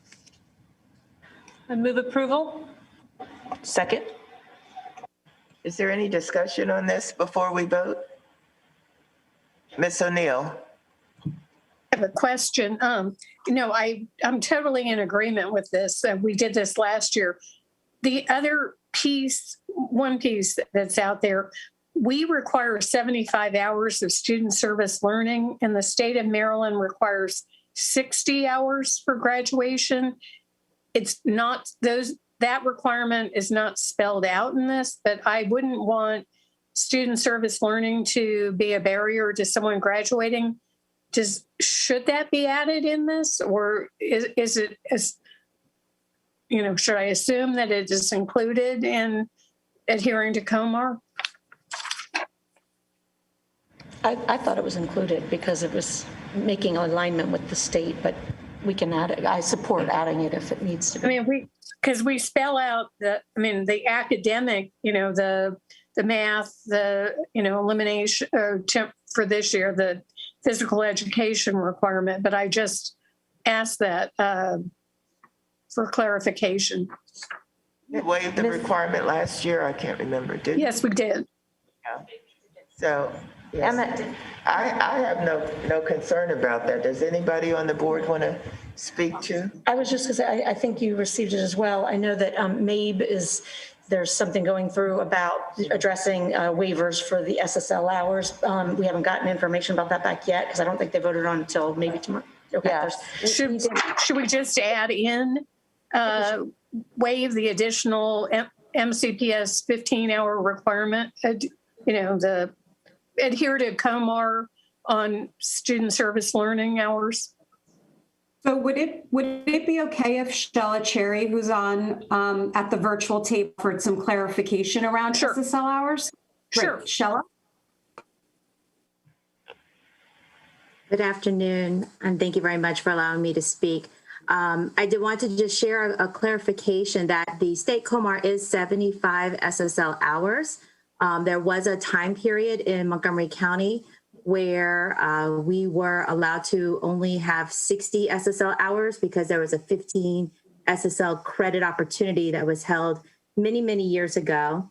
And to ensure that our district was in alignment with the rest of the state, we maintained a 75 SSL hour opportunity or experience. And so we are still waiting to hear from the State Board of Education to see if there will be a change for this year, as they did waive the SSL credits last year for the class of 2020. Thank you for that. So I think we should probably hold off until we hear from the state and just go with the resolution and the motion. So I agree. Any discussion on the motion? And the second, all in favor, raise your hand. And that is unanimous. Thank you. Now, are there any questions? This was a lot of information to consume. I'm going to start with Dr. Daka. Did you have any questions on what was just presented? On the resolution, I only had a question about algebra and geometry. Pardon? I wasn't referring to the resolution, but did you have something on that? I should have said something before the resolution. I just need some information. All of our students now take algebra and geometry. Dr. McKnight? Yes, that is correct. Yes, Ms. Hazel was responding, so I didn't want to, but that is correct, Dr. Daca. Dr. Daca, do you have any questions on the information that was presented before the resolution? No, I just wanted to thank Mr. Ulrich and Dr. Mirsha Nair for their comments about what they do. The well-being has been a question in the community, at least the community that I meet with, every time I meet with them. How are they reaching out to the students? And I think all the things that Mr. Ulrich listed are terrific. It's the well-being team visits schools, they telephone, they send notes, they use Google and other virtual ways of contacting the parents, and they even send postcards to the kids like, where are you and how are you? And I also am very happy about what goes on at Paint Branch, and I assume that other high schools are doing this. They're watching out for their seniors who are, or the juniors and seniors or 10th grade and 11th grade and 12th grade students to make sure that they're on track to graduate. And that kind of care is really important because we need to have more of our students who are African American and Latino able to graduate. And I think only with hands-on are we going to be able to do that. They have to know that we really care about how far they're going and the kinds of things they need. And I only say that because when we shake hands with people at graduation, I always ask them, what are you going to do in September? And of course, it's very quick. They go by. A lot of students know what they're going to do. They say work, they say military, they're going to college, they're going to MC.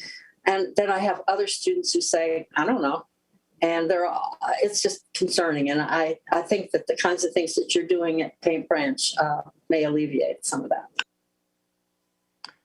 Thank you. Ms. O'Neill?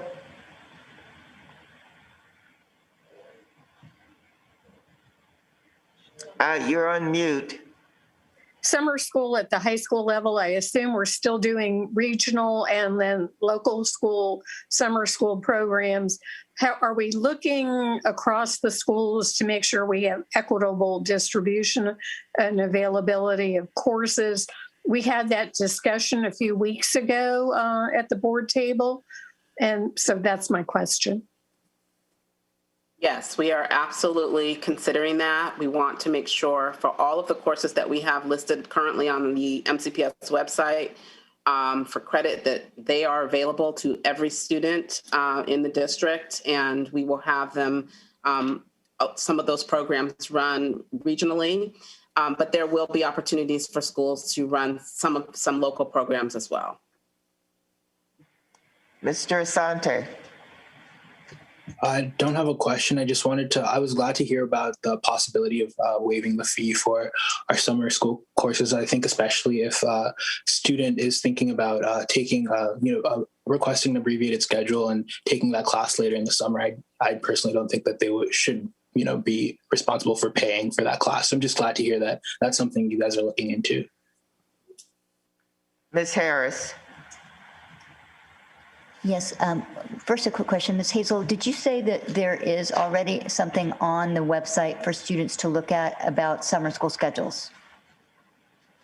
We just have the courses listed. So if you type in summer school, you will see the tentative courses that we will have available for the summer. We don't have any schedules up yet. Okay. So I guess my question is, what are we doing to assess from students, assess student demand for courses they would like or they need this summer, especially our seniors who may need the safety net of a summer class to actually achieve graduation?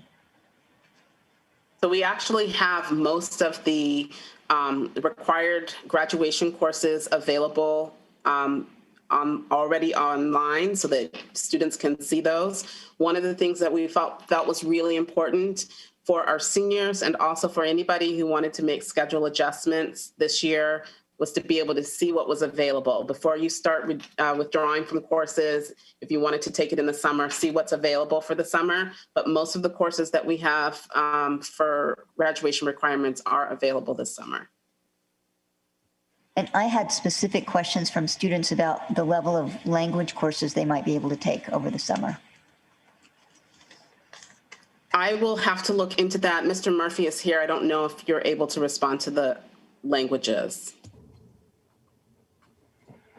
Hi, right now, at least levels 1 and 2 languages of French and Spanish. Beyond that, we're going to need to look further. Again, trying, as Ms. Hazel said, trying to make sure that any course a student would need to earn credits towards graduation would be offered.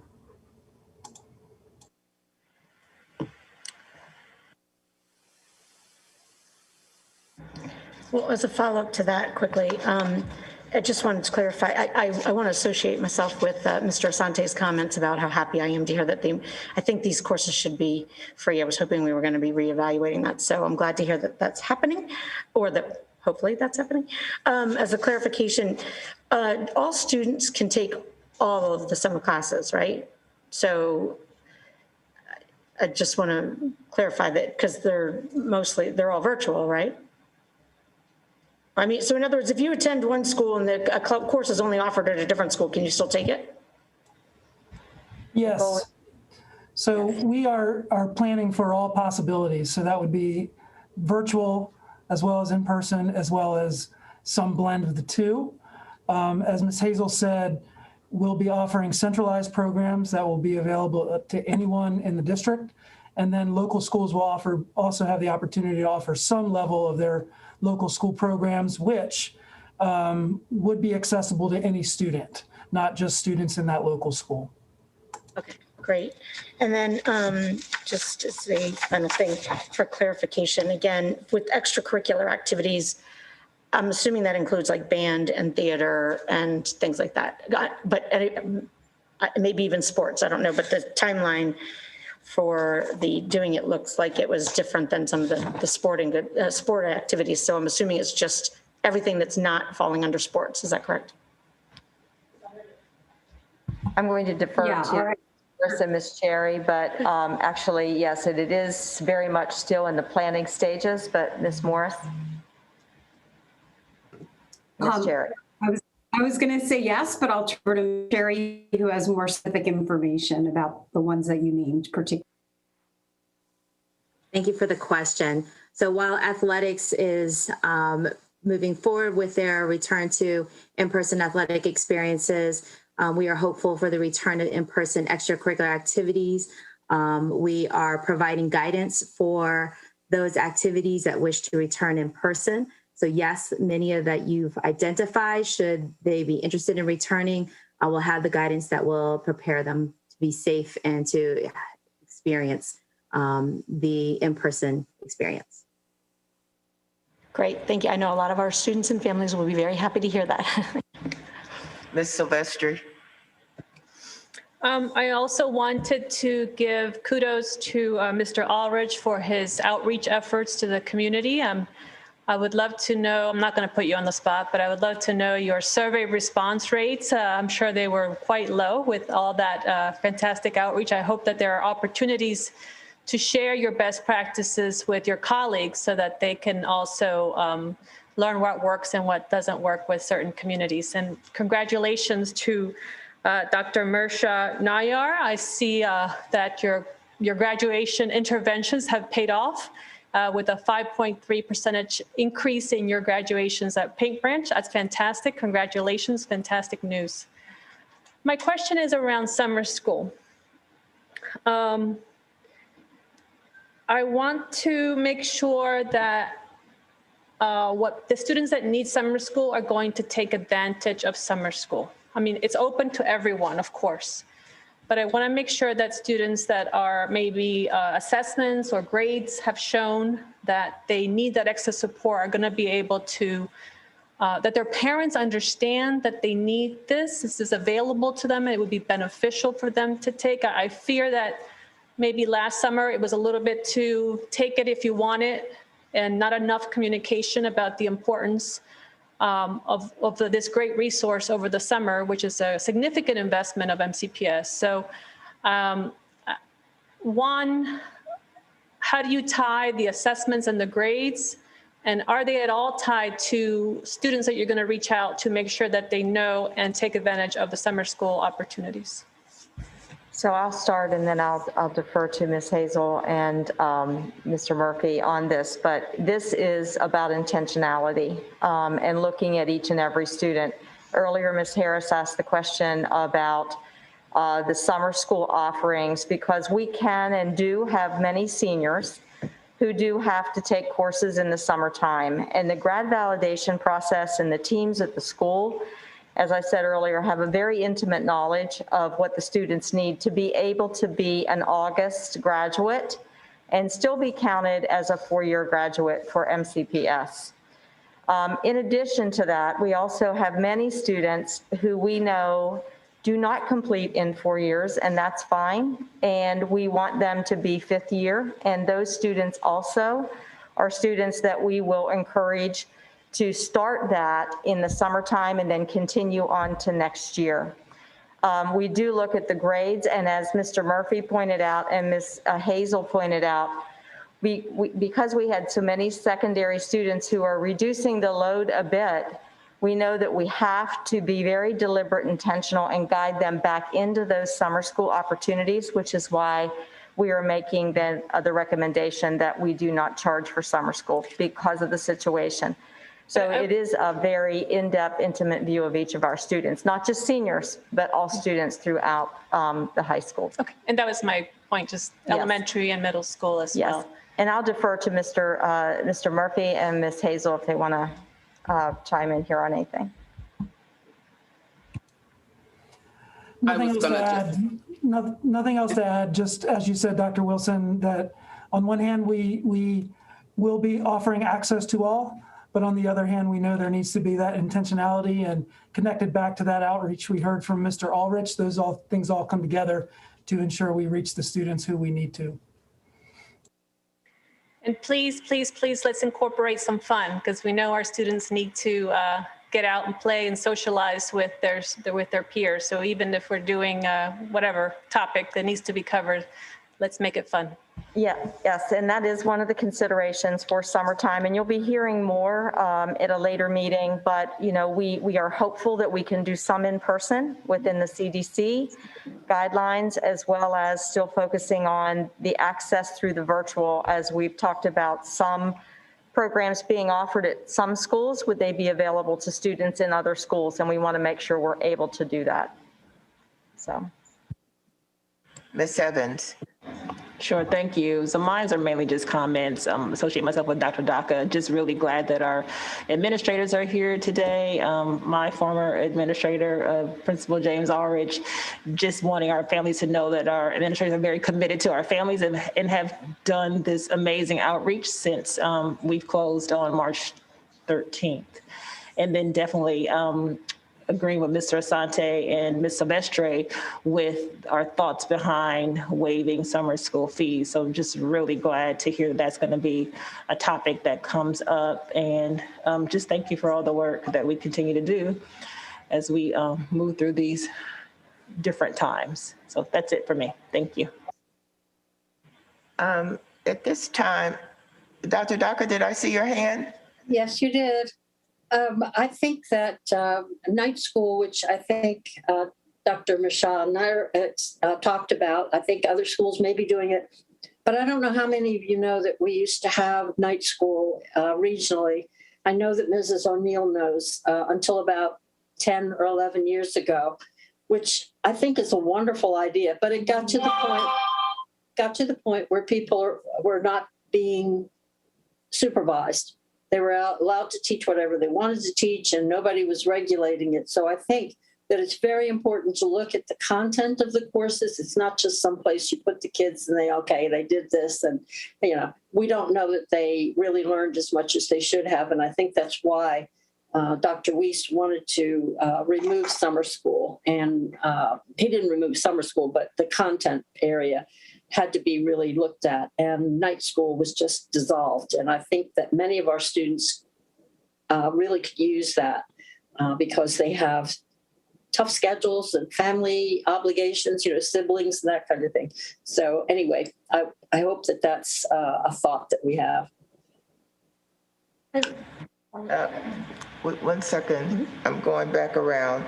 Ms. O'Neill, did you have anything further? Mr. Asante? Nothing further? Ms. Harris, did you have anything further on this section? Okay, go ahead. Just a quick question. I really appreciated hearing from our school administrators, and I know school-based staff have been doing just yeoman service, trying to connect and plan, and getting ready for reopening is stressful. And so I want to make sure, going to our work around Be Well 365 and creating positive school climate, are we really making it a safe space in our schools for our teachers to both bring forth the wisdom that they've gathered from this very strange year of instruction and what they know about their students thus far this year, and also when things just maybe aren't quite going the way all of this pretty PowerPoint says it's going in their school? Because I really do think there's a great deal of wisdom that is there and can really help us do better if we tap into it and make it safe for them to speak.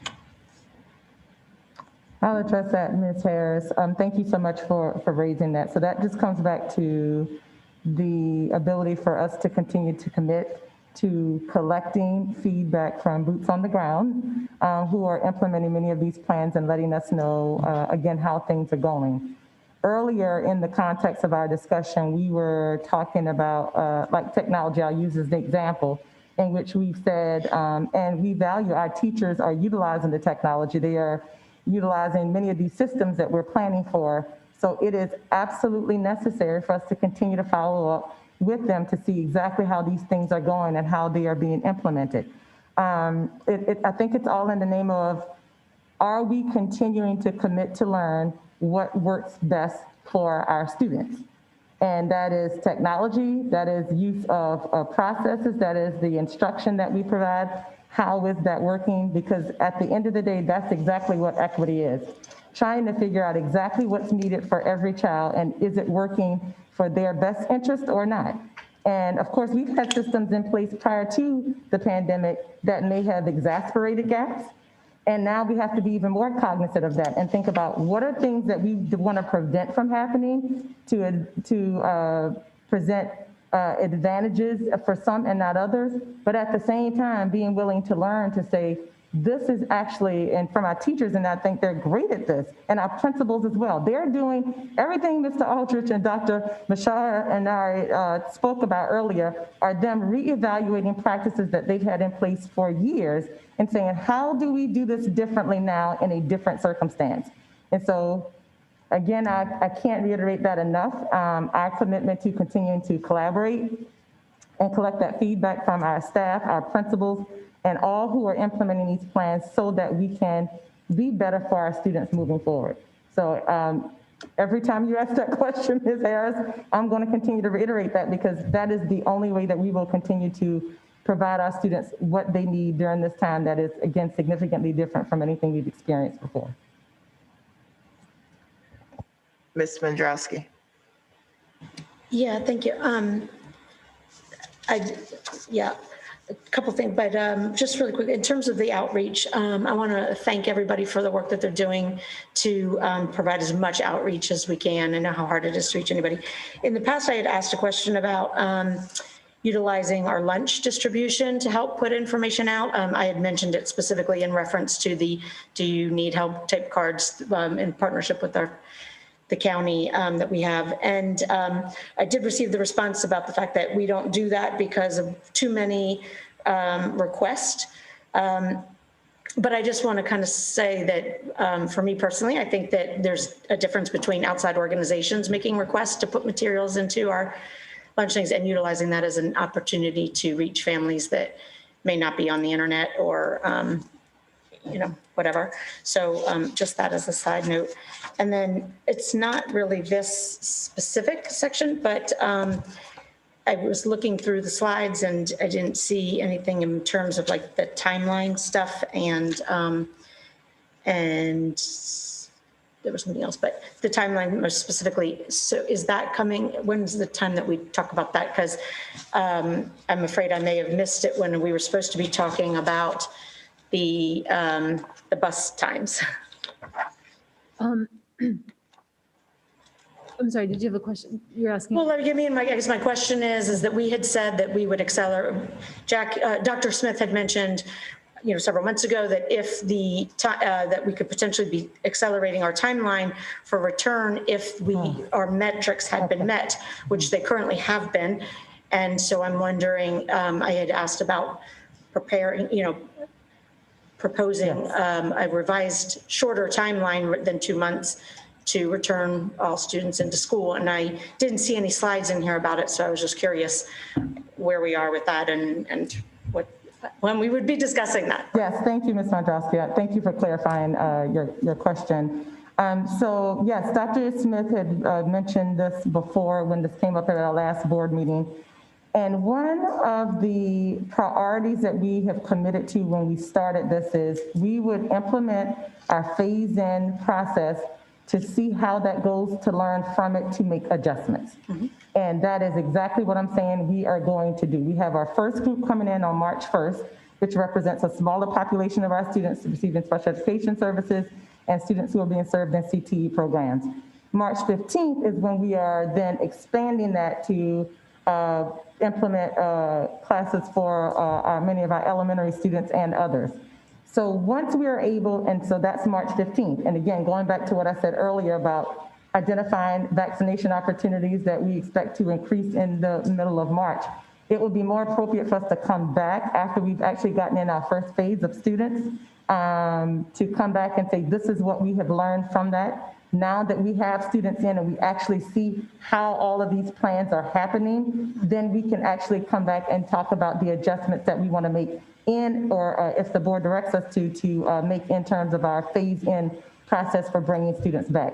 We've heard a lot of comments over the last week from our community expressing concern about the extended amount of time that it would take for some of our students to get in. And we appreciate those comments and understand exactly some of the concerns that are being presented. However, we do ask that you allow us to be able to put in our students in through our first phase to be able to see what we learn from that so that we can have the best practices in place to keep everyone safe as we consider making those adjustments and bring back to you. Okay. And I appreciate that, and I'll take that.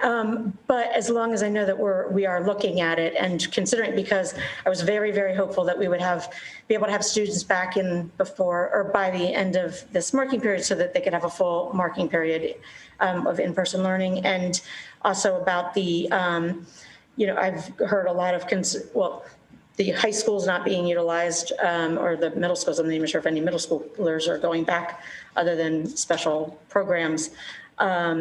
At the current proposed timeline. Mm-hmm. And I have gotten a lot of questions from special education parents who are saying that their students, so for example, they have IEPs and they're struggling. So they've been told that they are allowed to go back in with the special education potentially. But if their grade level is not back yet, then they're not with any of their students, or they would have to be. So if they're a 7th grader with an IEP and they're struggling and they want to go back to in-person learning in the earlier phase, they have to be with the 6th grade class, for example. And so just trying to look at the big picture, if it's possible. And again, I perfectly understand, let's wait for the first phase, but I do hope it's something that we're really seriously looking at, particularly if we have met the matrix or metrics. I'm not sure which one it is. So I appreciate Absolutely, Ms. Mandrowski. Okay. I also am concerned about the length of time, but I do agree that we need to get the students back in on the March 1st and March 15th schedule and see how that's going and what adjustments we have to make.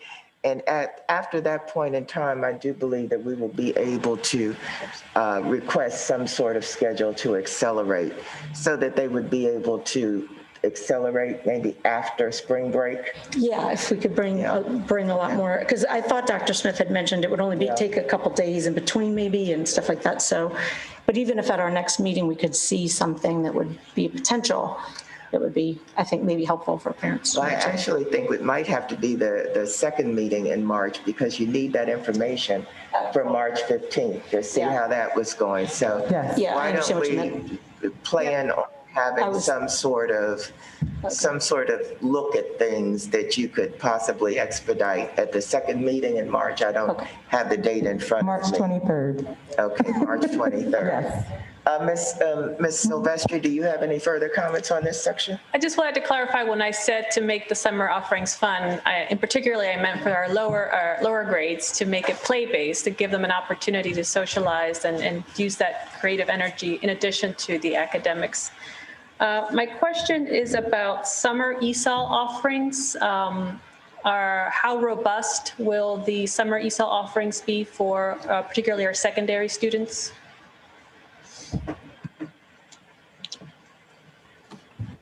Ms. Hazel, I will direct that to you. Go ahead, Mr. Murphy. Were you going to share? I was just gonna add that the ESOL program will certainly be a layer of what is incorporated into the secondary school program. Again, the high school, we're gonna have students earning credits towards graduation. And so for our English language learners, they're gonna need supports that they are used to. In terms of the specific programs at the elementary and middle school level, again, we're still early in the design of where the literacy and math programs and ESOL come together. So in the coming weeks, we'll have a lot more clarity about what the design of the full program will look like. Okay, looking forward to that. Ms. Evans? Yes, I was just going to say, before we storm the halls, I really want us to take a look at how we transition back into the schools. In particular, our students wearing the mask, everybody adhering to that. Very rarely will you hear me retract a statement, but earlier I said that it would be hard to make masks mandatory, but in the event that as we see students transitioning back, if there are no physical limitations preventing students from wearing a mask, we will give consideration to students that are not adhering to mask wearing to go virtual. Is that something that we would consider if for some reason students are just not, if they're resistant to, and my hope is that they wouldn't be, right? But just, I just really want us to be able to get people back in the building and see how that looks before we do an acceleration. I know we're all anxious, but I just wanted to add that, so. Thank you. Mr. Asante. Just a quick question about seniors being on track for graduation. I know the school year for seniors typically ends earlier than for other students. Are there plans to push that date back, or is that date staying the same, and is the goal to get all seniors prepared by that date? Thank you, Mr. Asante. We have not had any discussions about pushing dates back at this point for students. Really, our efforts have been in what is it that we need to do to differentiate for our students and provide them with what they need, and actually know who those students are right now who need those additional supports. Ms. Hazel and Mr. Murphy, I don't know if there have been anything in addition to that, but I know that's been our big area of focus, which is focusing on knowing who those students are, who we need to put specific plans in place for to make sure we accelerate and remove any possible barrier that would prevent them from being successful. All right, thank you. Dr. Ms. O'Neill.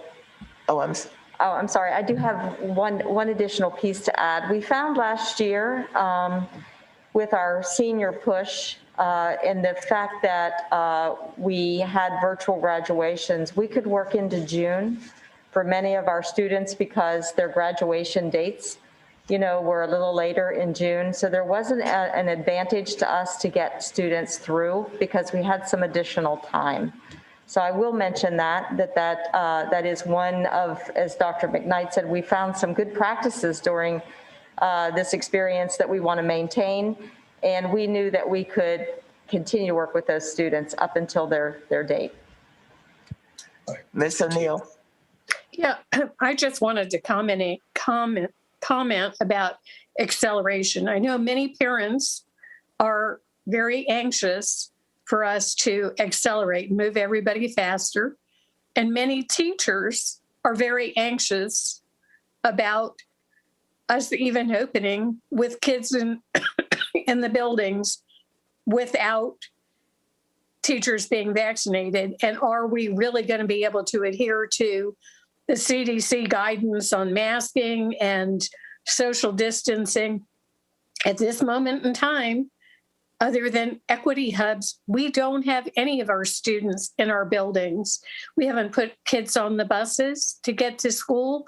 And Dr. Smith, as I remember, said he would look at it, evaluate it. But I totally wholeheartedly believe what Brenda said. It's the second meeting in March that we will really have better data, because we will at least have group 1.1 in the buildings on March 15th, operating in the abstract. And I saw on the news early this morning, Fairfax County brought in their kindergartners. Other districts have been phasing in, other than in Florida and Texas, where it's the Wild West. Nobody is just throwing open the doors and everybody come. And, I as soon as we can accelerate, we should accelerate for those who want to come back in person. But, to do it haphazardly and without planning would be foolish and risky. Thank you. Am I seeing any more questions on this section? No. I think it's still this section. It's just about the waiting list. We had, at the last presentation, mentioned that the students' families, we were doing an outreach, and families had up till, I thought it was the 26th of this month. So I don't even know what day it is, to change if they wanted to switch. But I've heard from a lot of people that they've heard doing that upon our proposal and are being put on a waiting list. I didn't know if you wanted to speak to that at all. So yes, Ms. Vendrosky, I will say that, the schools have been and continue to do outreach. And when February 9th presentation came, there were some schools that experienced a rush, if you will, for people who wanted to move from virtual to in-person. And they are maintaining wait lists because of, again, the social distancing, the 6-foot social distancing, the numbers of students in classrooms. We have some buildings that really, they can't take any more students at this point in time. The schedule that you're referencing is this week, schools are notifying their families of the programs. We know that many of the school communities, principals have had meetings and so forth. And so they have until Friday to notify the school if they want to change based on the information that they have received. And our principals will stand ready to make those adjustments, indicating again that there are wait lists in some schools, certainly not all schools. But I think it's really important that I point out that our schools have done a great deal of outreach. And if you'll recall, we had the default to virtual, and we have reached out to many, many of those families. And it is important to understand that even in reaching out to them, that many of the families that they have contacted still are affirming they want to stay virtual. It's about even, actually, with our Title I schools and our focus schools.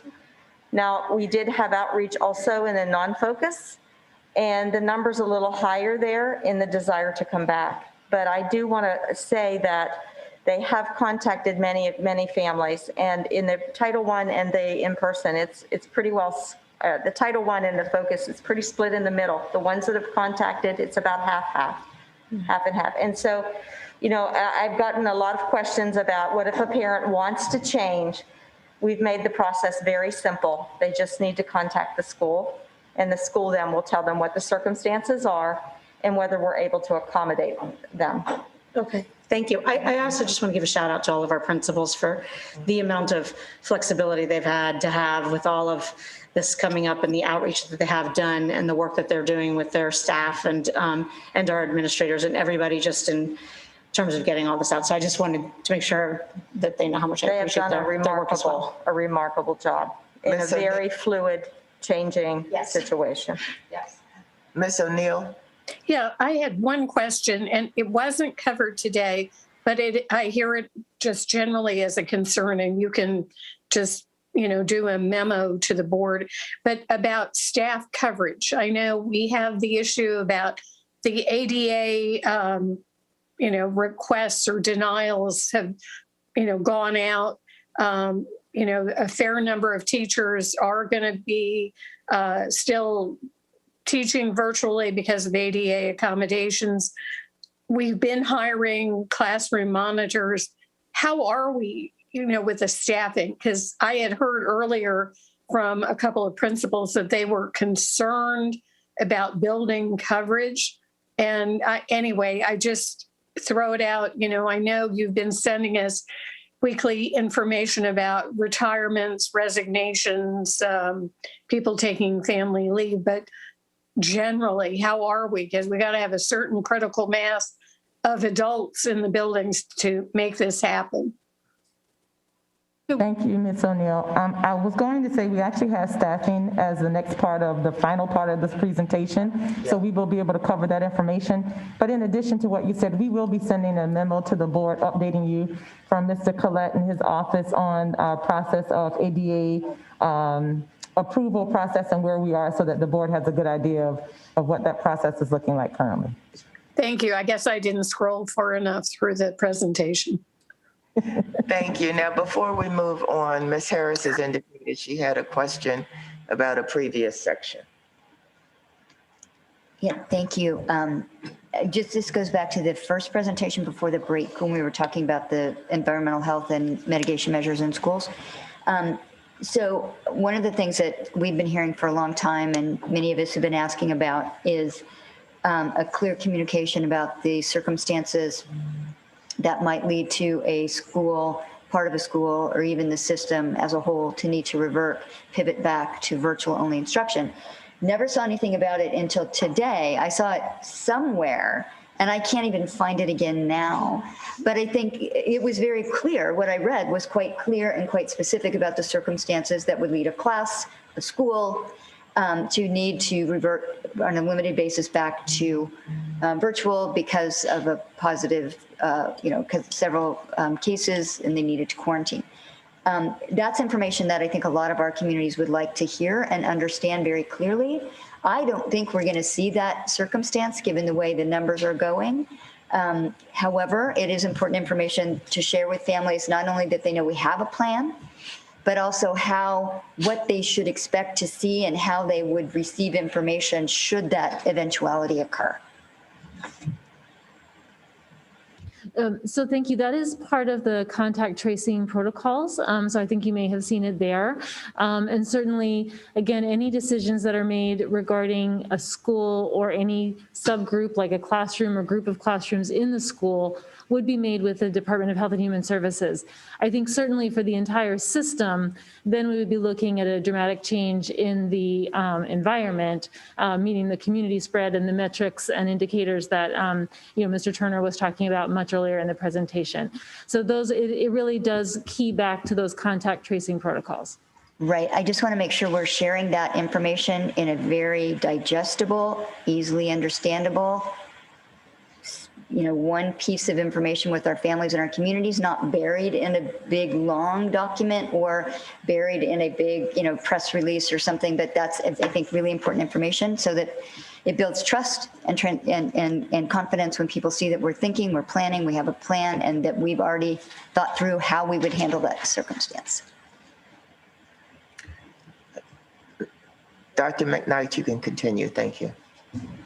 Okay, thank you, board members, for your patience. I know this is quite a lengthy presentation, but we knew it would be a lot coming up to preparing for opening schools. This is the last part of the presentation that we're going to share, and I'm going to ask that we combine the last two sections focused on wellness and outreach, food and nutrition services, which we've talked quite a bit actually about at this point, as well as staffing. So we will conclude our presentation covering these areas, and at this time I will turn it over to Ms. Rubin. Good afternoon. Thank you, Dr. McKnight. Good afternoon, President Wolf, board members, and community. May I have the slide deck, please? So I'm really excited to have the opportunity to talk to you about what we're doing in reference to our outreach for wellness and social emotional well-being and learning. So this slide illustrates we really do have a three-pronged approach that we're taking currently. First up, the direct supports that we're providing to students through counselors and school psychologists. This is really important. We've heard quite a great deal about the availability of school counselors, and we've been making a yeoman's effort around this. And I think you've heard from our principals. I hope that you are making those connections between what the principals shared in reference to what's happening in the school buildings around social, emotional health and well-being, because it is by design. And so those direct supports I'll get into greater detail with later. Our second prong is around professional learning. What do our staff members need to be able to deliver the level of instruction that we've come to expect in our, that's actually number 3, but you get where I'm going. What do they actually need to be able to deliver the level of instruction that we've come to expect in Montgomery County Public Schools, but also understanding the times that we're in and the different struggles that we're all facing and that impacts all of our lives. So this really is professional learning with a wraparound support style. And then the SEL lessons that we've developed in-house currently for both our virtual and in-person student groups. And the emphasis really has been on resilience and relationship building, because we understand how our students have been particularly impacted by not being in school and certainly not being able to engage in everything that they've come to know for education thus far. Next slide, please. And so to build upon those direct services to students, we're going to start with our school counseling services. They will be engaging in continuing to engage in academic advising, college and career planning, individual counseling, as well as group counseling. We're excited about the opportunity for counselors to be able to convene those student groups that have been highly, highly important in schools, such as the grief groups and others. That will be in person only for obvious reasons, with the privacy and not being able to really manage that over on a virtual platform. And certainly this appointment schedule you heard me allude to earlier, very important that the counselors are making that direct time, that they're reaching out to set those appointments. And certainly we've been publicizing as much as we can through as many venues as we can, the fact that students can reach into the counseling department and set those appointments for themselves, as well as our parent community as well. Next up are our school psychologists, also providing individual counseling, group counseling in person.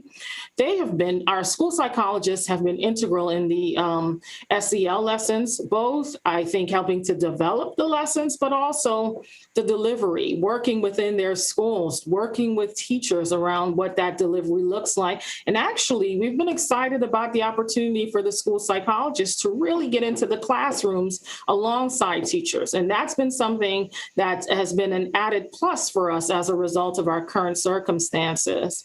And then finally, those special education and 504 evaluations, which are really important. And we're excited that we're able to engage in that work both in person and virtual is by appointment. Next slide.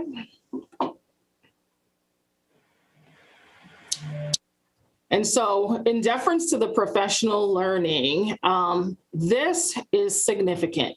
We understand that the students that left us are not the same students that are returning, and also our staff members are not the same. Our community members are not the same. All of us have been impacted in some way. And so what are those supports that need to be put in place to ensure that we get on a road of wellness and well-being and recovery? So first up, for our staff members. Remember, I said this is professional learning with a wraparound approach. So on February the 12th, we offered for all staff members 2 trainings, our trauma-informed teaching, part 1 and 2, as well as our de-escalation strategies and preparing for in-person instruction. And if you take a look at the top of that slide with that handy dandy little arrow there, you will see that over 15,000 of our staff members have already engaged in that training, and that work continues. So we also developed some training for our school administrators. I think you heard firsthand from the administrators that the work of today under our circumstances looks very different for leadership. And how do we support that? So we've developed the social emotional learning with a focus on leadership, really walking step by step with our administrators for the particular things, the decisions that they have to make and how we can help them to make those decisions. Where are the supports? How do they get those supports? I think you heard Mr. Ulrich reference our door hangers. I'm really pleased that that has been a success in his community. And so as you take a look, I hope you're making the connection because it's exactly as it should be. Our work is to develop the supports and put them in place to support the schools. And then finally, that third prong there, ensuring that our teachers, our special educators, our counselors, our paraeducators, our social workers, our school psychologists, our ESOL transition counselors, parent community coordinators, pupil personnel workers, and our administrators have courses that are designed to help them manage during this time. So we've developed 2 courses there, our student mental health, knowing when to refer for help.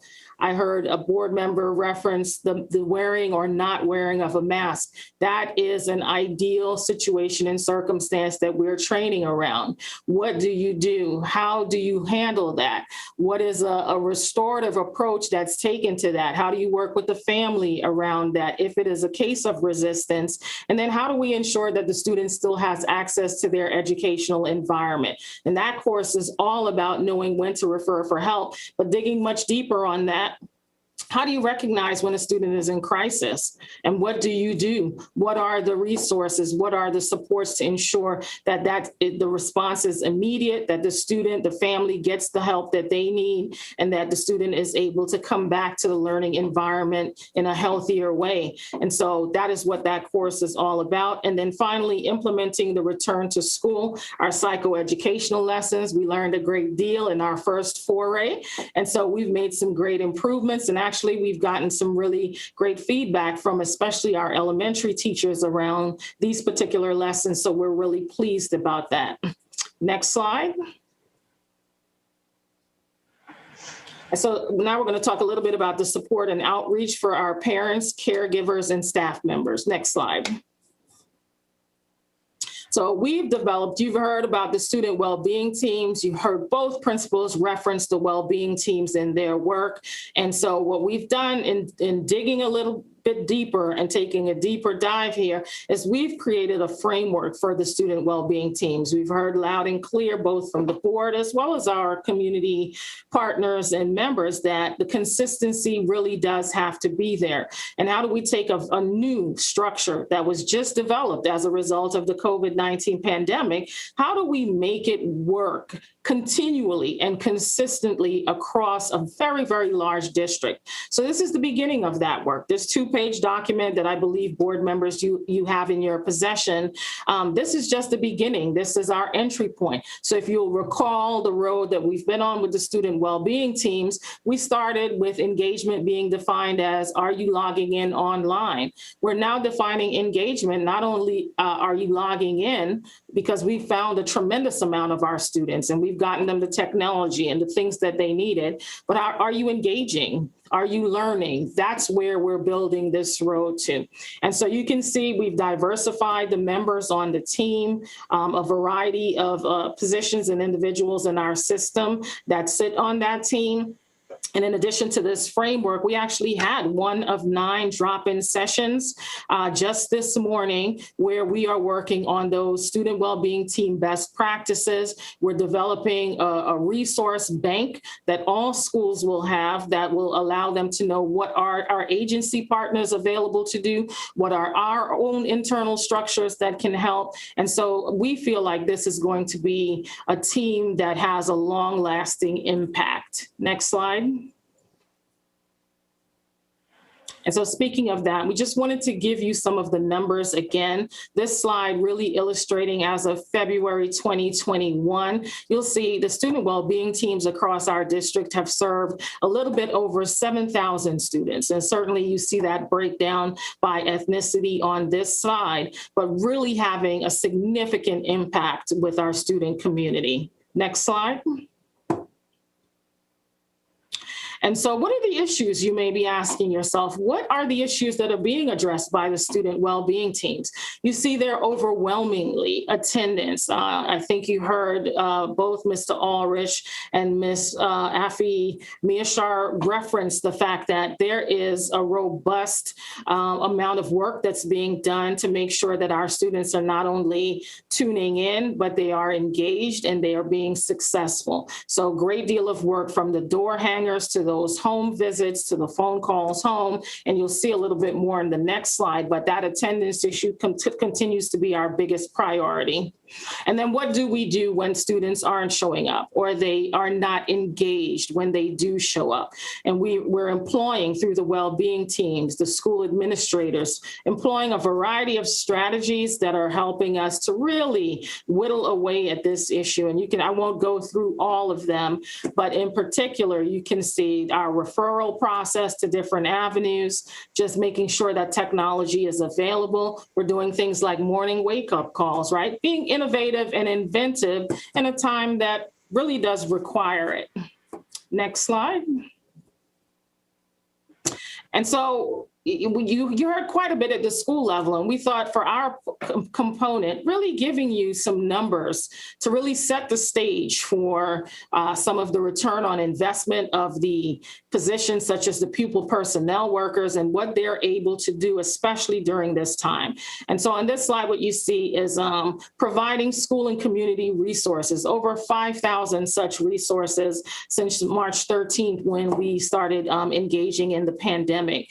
Taking a look at, we're still working on residency, both helping our parent community, our students who have that housing security, helping them to resolve those issues, over 1,800 such cases, over almost 3,000 mental health cases, right? Discussions with families and students about their well-being and emotional concerns that they have, referring them to clinicians, referring them to resources, and then following up, coming back around to make sure that if they have additional needs that we're also addressing those. Our attendance issues, we've almost handled over 10,000 attendance issues in the district, 3,300 or more collaborative problem solving issues. And certainly you heard our role with graduation validation, making sure we're having those discussions with families about alternatives to graduation and the virtual options that are available to them. So really proud of the numbers that are represented here. Next slide. And so when we think about our resources for our parent community, our staff members, our caregivers, we've had to be innovative. We developed the MCPS Waymaking series, over 36 videos, and you can see almost 6,500 views. We've had an array of topics from managing stress to suicidal ideation to the impact of race on mental health, not only in our community, but really across our nation. Our Parent Academy to Go. Prior to Parent Academy to Go, we actually were not seeing the numbers that we're seeing here. And we're always looking for new ways to upgrade and make sure that we're having more parent attendance, 46 sessions, over 723 attendees. And you see our topics are all about what parents want to know about: the virtual parent-teacher conferences, tips for virtual learning success. And so so we've gotten, and all of our chats are multilingual. So a lot of great feedback about that. And then certainly our mindful moments, which are going live this week. I'm going to shamelessly plug through this piece. Please forgive me. We have live mindfulness moments that will be happening starting next week, I believe. We're really excited about that. But you can see we've developed over 81 videos, almost 13,000 views on YouTube. A huge shout out to our communications department. We couldn't have done any of this without such a strong partnership.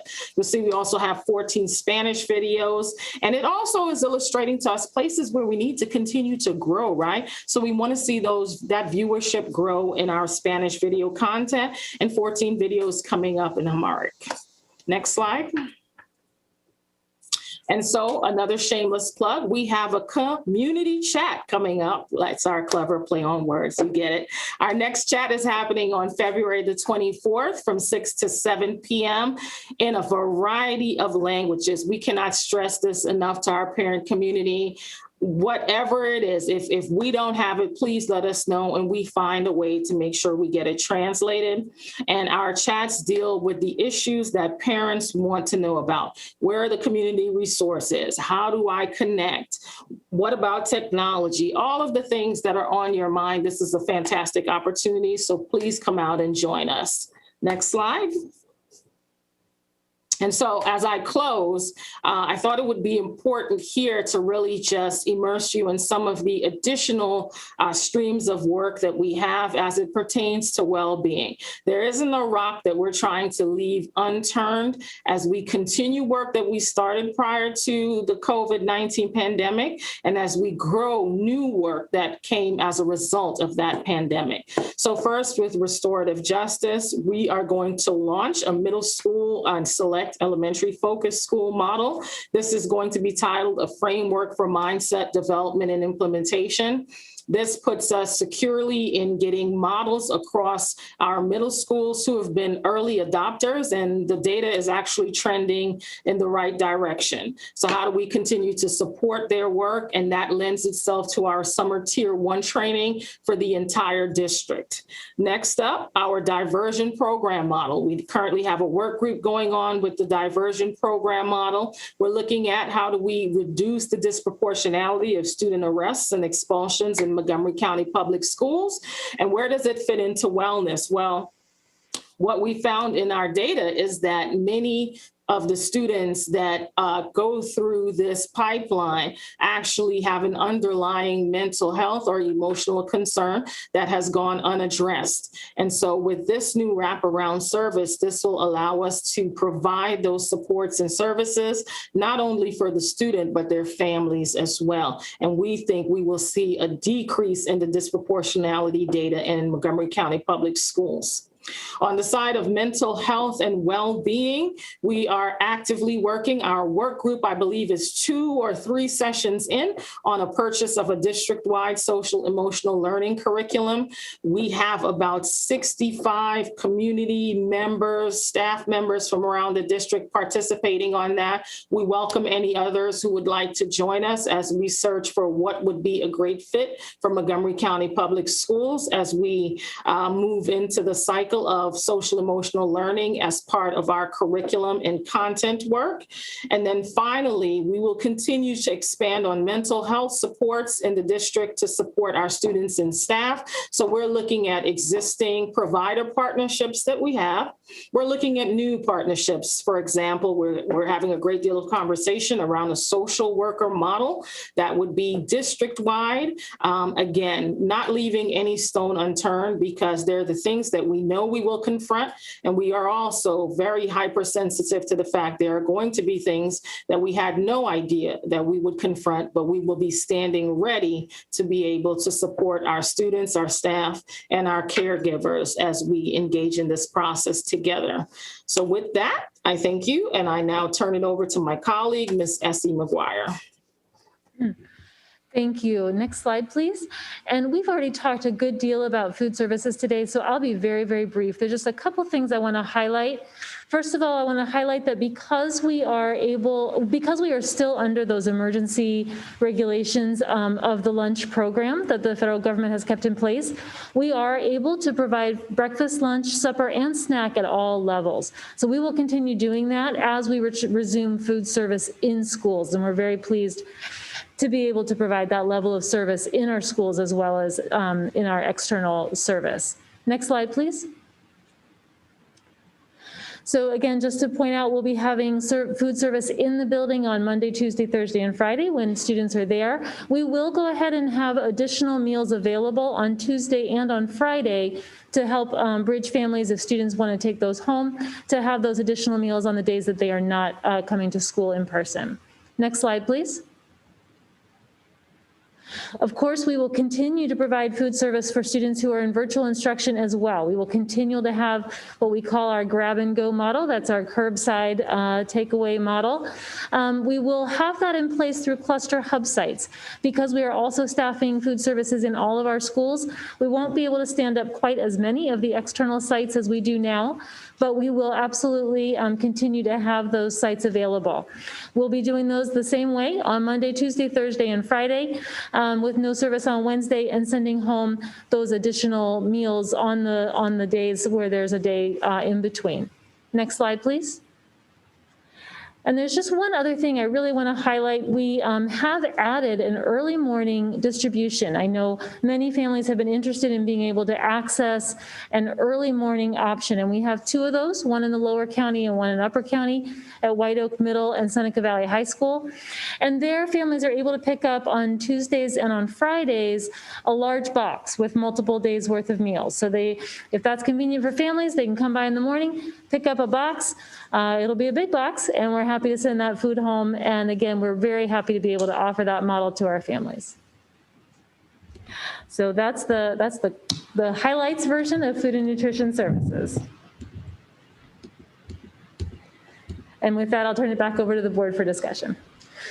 So actually, Ms. Wolf, we have one more section on staffing. If we could just cover that last section on staffing and then turn it over for discussion. Dr. Nixon. Thank you. If the deck could click forward to the staffing and staffing availability slide, almost the last one more. Super, thank you so much. So in terms of the very important question that Ms. O'Neill asked about what the staffing look like and the coverages, I'd like to just share with you some high-level descriptors of what's happening right now in terms of the hiring process. So all schools were allocated an extra 1.0 FTE, and with that, principals had the autonomy to use that new hire in a variety of ways. Some of our schools chose to hire a full-time teacher. Some elected to increase the allocation of a part-time teacher to a full-time. Some converted the hours to a general educator, para-educator position, and some opted to hire long-term subs rather than hire a full-time teacher or para, and using the hours very creatively.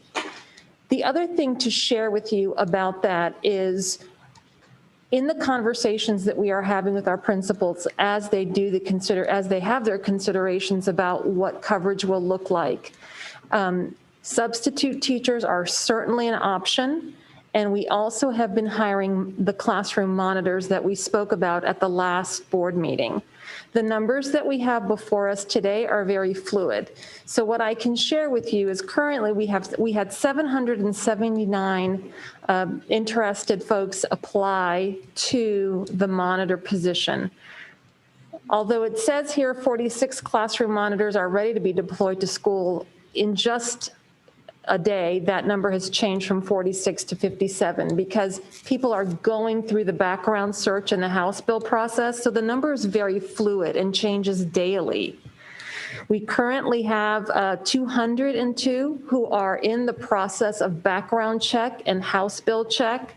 So once the 202 monitors have gone through those very critical background checking processes, they too will be added to the 57.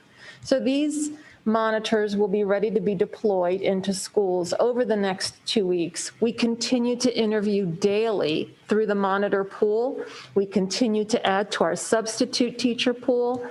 Principals know that they do have the autonomy to hire subs into long-term sub positions. Our offices are working with the directors and the associates. Our budget and finance office stands ready to support any extra substitutes that need to be hired to help and support in any way possible. We know that is what's happening from the central office perspective. And additionally, we know that at the site-based, that principals are working with their admin teams, looking at what the offerings are and where those coverages need to happen and where those supervision areas need to happen as well. So our offices are in touch, working closely with the directors, and our staffers in OHRD have very good relationships with their principals, and the principals are reaching out as well. So it's very important to keep those lines of communications open. It's important to continue recruiting in our sub pools and in our monitor pools as well.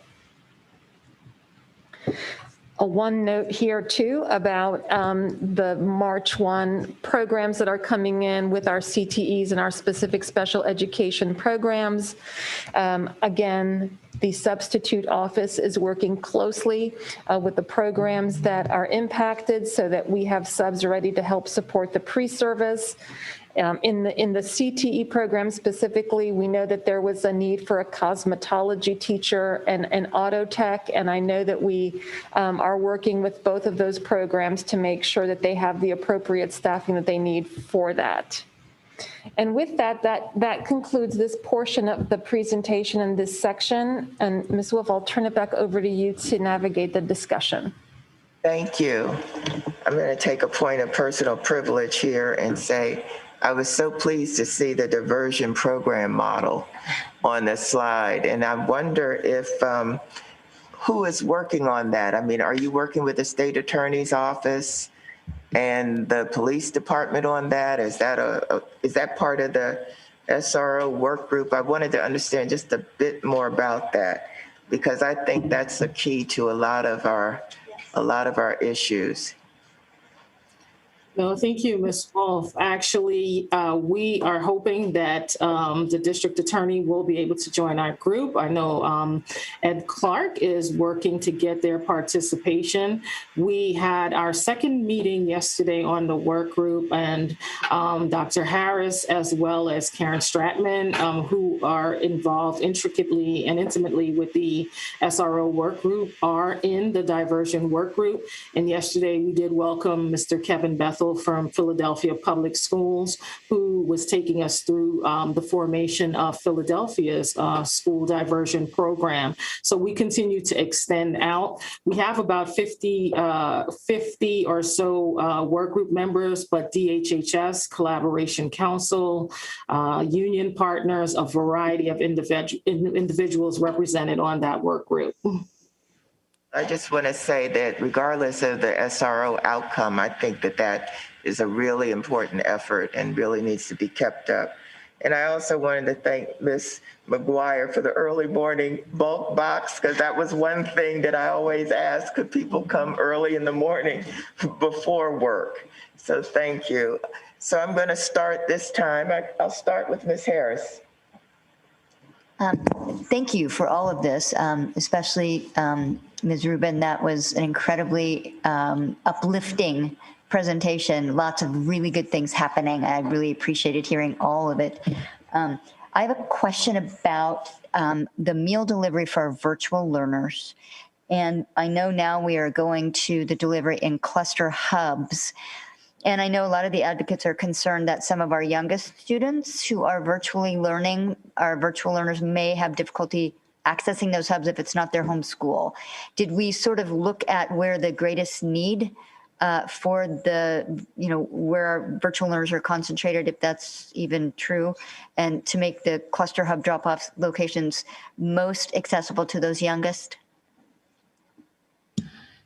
So, and I can let Ms. Dawson talk a little bit more about the process there, but, yes, certainly we're very sensitive to that. And we, of course, want our food to stay as accessible as possible. And so, again, with just trying to stand up sort of double service, we do have to prioritize the areas a little bit. And so we certainly, though, also can make adjustments as we go. Again, we will start with what we think we can put forward and what we think will be a helpful approach, but we always will continue to look at it and can try to be adaptable if needed as well. Ms. Dawson, do you have anything more specific to add about the sites? Absolutely. In terms of really the March 1st through the March 15th, we're not changing the hubs, so to speak. There's still over 80 hubs that will be moving. We will, as we move our staff into the 208 schools, then reduce the numbers. What we have done is look, as you have asked, Ms. Harris, across the district. And we do have elementaries that are highly impacted on our hub list. We are going to examine this about every 2 weeks, or as we're going through each week to see if there is the ability to add more, because so much of this depends, as you all know, on the enrollment numbers at the school level. And really, we're taking the first 2 weeks as everyone's coming in to transition and also see, where can we make adjustments and add another hub. I mean, we're already working on some ideas around adding things as we go. So please know that is at the forefront of our thinking and being there for our families that need our support. Thank you. I really appreciate that pragmatic look and the willingness to sort of revisit how we're doing as we go. Ms. Mandrowski. Thank you. I'll just second that, by the way. It's been a tremendous drop in the number of lunches that we give out between like summertime and on a weekly basis. And every week I'm like, where are all the kids?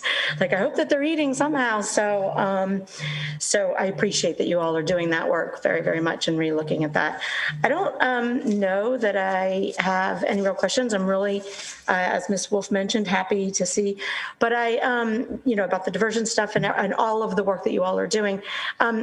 And to that point, I want to thank everybody for all of their work. I know that this has been extremely stressful for everyone, our teachers, the support staff, principals and administrators, students certainly, and families, all of our staff behind the scenes, probably all of you, certainly all of us.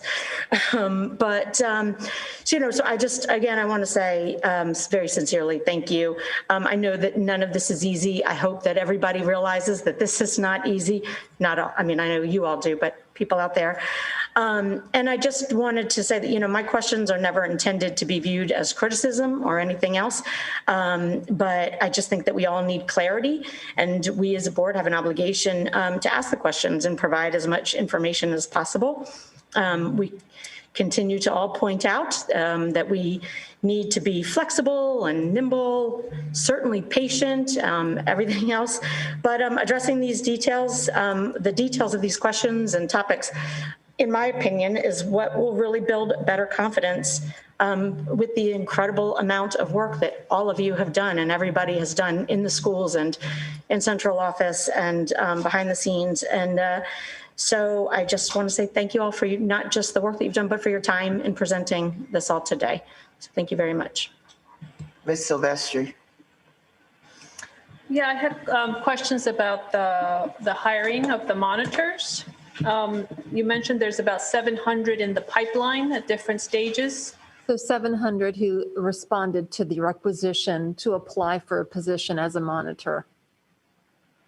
And so they're all in various processes. Right. So there's a vetting process, the screening, the interview process, the hiring, and then going through the background searches. So not all of those 779 will get to the finish line, but expressed an initial interest in being a monitor, yes. And what's our target? How many do we want to get to? We have had over 500 requests for monitors. Okay. So I had heard that they don't have sick leave. I'm guessing they're temporary employees. They're temporary part-time, correct. Mm-hmm. What will happen in the off chance that they are in a class that happens to test positive and they have to quarantine? Are there any? They don't qualify for sick leave. So it would be a matter of they would have to quarantine, and then we would dip into the pool again to see, if there's those students who would then go into virtual instruction, would do that for the duration of the quarantine. And when they got back, they would have their position waiting for them. So they wouldn't be fired. They wouldn't lose their role as a monitor, but they're not eligible for that. Okay. Yeah, let me think about that a little bit. I know what temporary employees are about. Just seems in these circumstances, it's kind of hard to swallow that. And just quickly, Mr. Turner, you flashed the slide with the what to do if a student becomes sick at school. Is that on our board doc so that the public can see that that process? That is one of the documents that is in final production that we were discussing. And so, yes, those will all be public very soon. The staff version of the COVID process is online on our website, and that's very similar. But those will be up very shortly. Again, we just wanted to finalize them so that they're more visually easy to access. Thank you. Could I ask a follow-up question to Ms. Silvestris before you go, Ms. Evans? You are interested in filling 500 requests for monitors. Can I get some information on the percentage of monitors at each school? I don't know that you have that today, but can somebody pull for me the number? Look that up by the. In other words, I'm trying to determine the percentage of direct instruction going, the percentages around direct instruction in a school and support instruction. Absolutely, Ms. Wolf. We will get that information. We will pull that for you and include in that as well the information regarding how the monitor is being used in those buildings. Yes. And so will I know where they're being placed? Can I get information on? Okay, thank you. Ms. Evans? Oh, I'm sorry. Wait a minute. Ms. Evans, I think that Ms. Harris had a follow-up question to the same thing. Yeah, following up on Ms. Silvestri's point, I assumed, but you should never assume, that if in the unlikely event a class or cohort would have to isolate for 14 days because of COVID cases, I was assuming that they would just revert to virtual instruction. Mm-hmm. Okay, and so our monitors then would still be needed, I would think. They certainly could be. The only challenge would be is trying to navigate the access to the technology. So that we would work with the schools to see what we could do about that. But yes. Ms. Evans. Thank you. Sure, thank you. Mine were just acknowledgements. I wanted to also acknowledge Ms. McGuire. Happy about the families being able to pick up bulk meals, multiple meals. I know at one point that was a huge feat for our food services and our supporting staff to be able to do that type of work. So thank you to everyone that's putting that work together, because I know it's still a lot of work, right? But we did definitely know that there's a need for that. So thank you for that. And then I wanted to acknowledge Ms. Rubin for just mentioning of the training that our staff will be getting, because we do know that there may be some students that will have issues for whatever reason around the mask, and we want to know that our staff has the training to address them. So thank you so much. And my computer went down for a minute. I had to, of course, you can only do your password when you're here on this site. So of course my password decides to want to update now, but I don't have it right on the page. But I know from a previous meeting, there's a lot of work that goes into the videos that are done. I'm probably going to get this off, but if you do a 15-minute video, it takes about an hour and a half. And if there's a 1-hour video, it takes about 6 hours in order to do these videos that we're putting on. That's obviously getting a lot of views and attention from our community. So thank you all to everybody doing that work. I don't think people realize how much work it requires to do this work virtually, right? And so however often we can explain to our community what all goes into the work, I think we should do that, not to complain, but just to show people that people aren't just sitting around twiddling their thumbs. That work is being done, even if we're not actually inside of the school building. So just thank you to everybody. We can't say that enough, and I'm going to continue to say that whenever I get an opportunity. So just thank you for the presentation and for the information that you share, that all of you share at every single board meeting. So that's it for me. Thank you. Thank you. Ms. O'Neill.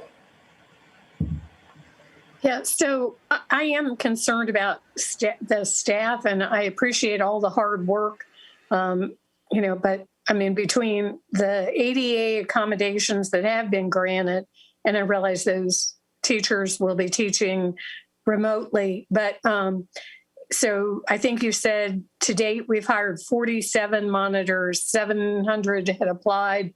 We have about 500 requests.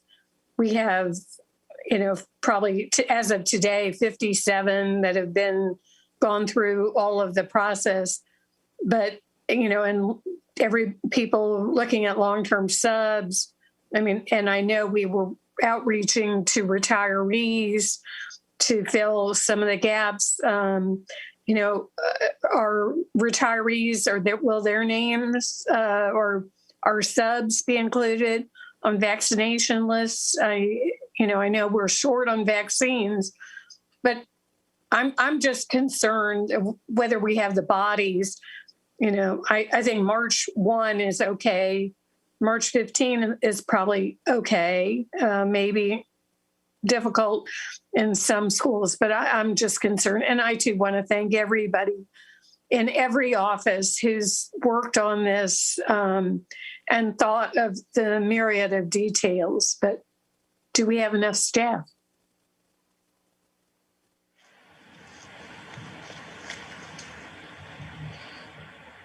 Does anybody want to answer anything? I just would like to add that we are including our substitute teachers on the vaccination list when we are able to actually have our partnership with DHHS take over, and we're able to put substitutes on the vaccine list. They certainly will be. Our temporary part-time employees are certainly part of the vaccination list as well.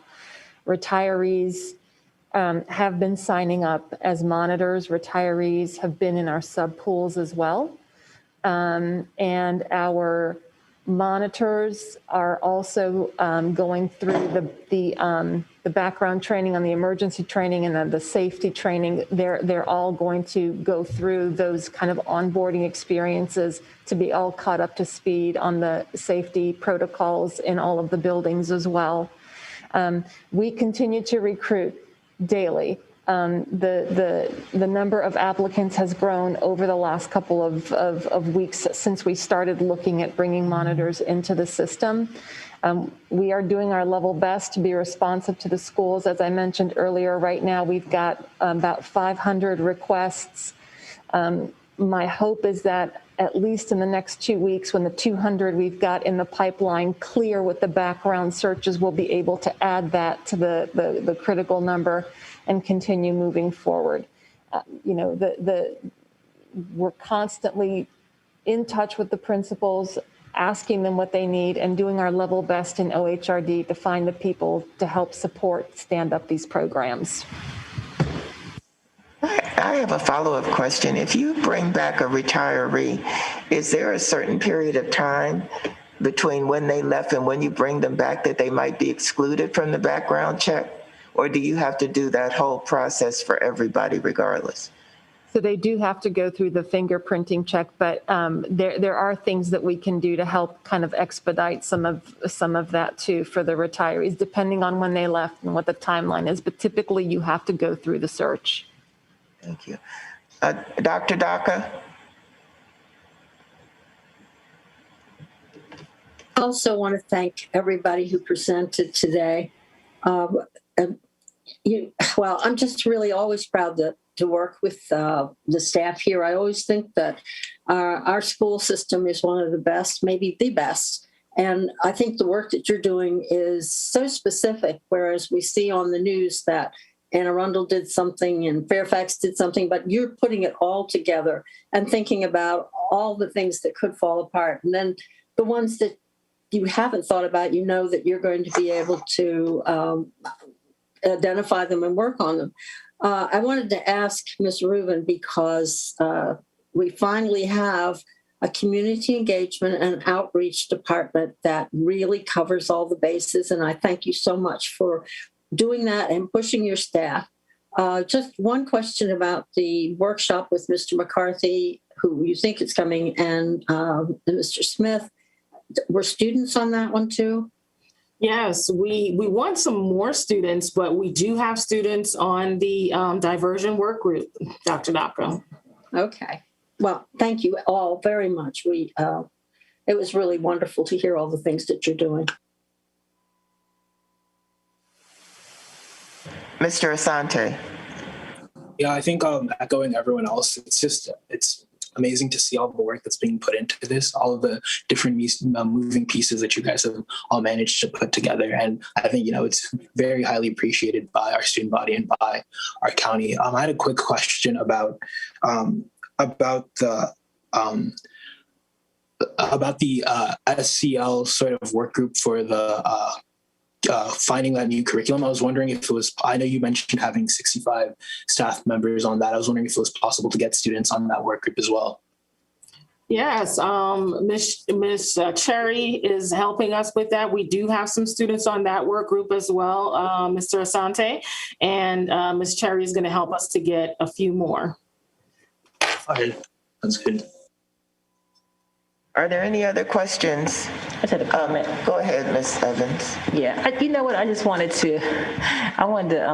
Mrs. Dawson on here. I wanted to acknowledge Department of Materials Management. So I don't think we realize how much they play a role in every single thing that we do. And one thing that made me think about you is we got an email this morning of the newsletter that you create for your staff. And I have a hard copy in my mailbox. And so I was just looking at it and just, this is your way of our principals and our teachers do things to kind of keep in touch with the people in the building and the parents, but I see that this is your way of connecting to the people that work in the department to remind them of how they play a role in connecting our students and our schools with materials. I just wanted to say thank you to you as well. I know we miss you, but that does not mean that we don't think about you. So I just saw you and I saw the newsletter right here. I just wanted to acknowledge you and just say thank you for all the work and thank everybody. I came out there to visit you and everybody, not a great looking place, but great people working really hard. Sorry to say that. I just mean facility, right? And so at some point we'll look to try to get something better for you all. But just thank you for the work that you do in spite of the circumstances, the situation, the building. So thank you. Ms. Silvestri. Just wanted to ask for a follow-up. I am also interested in learning more about the diversion program model. So if we could get more information about what that entails, as well as the social emotional learning curriculum that was mentioned, because I don't understand what that means, what that is. So if you could send us something in writing, we'd greatly appreciate it. We will do that, Ms. Silvestri. Thank you. Are there any other, Mr. Asante? Yes, just another quick question about substitutes. I was wondering if they're getting any, resources for how to conduct these new instructional models, because I imagine that if you're a retired teacher coming in and you have to teach a simultaneous model for the first time as a substitute, it might be hard to navigate that on your own. So I was wondering if they're getting any resources to help them acclimate to these new learning models. So for the teachers, the substitute teachers that do come in that are going to be helping in the distance learning format, we do provide a level of professional development training for them, as well as now since we're going to have in-building person experiences, we want to make sure that they have access to the safety training protocols as well. And a lot of that is going to, some of it is determined whether or not they're going to be a short-term sub or a long-term sub, depending on how detailed that training has to be, if they're coming in to cover for a day versus something more long-term. So it's differentiated to make sure that it's getting the substitute what he or she needs to support the program, and the various model that he or she is going to be on point for. All right, thank you.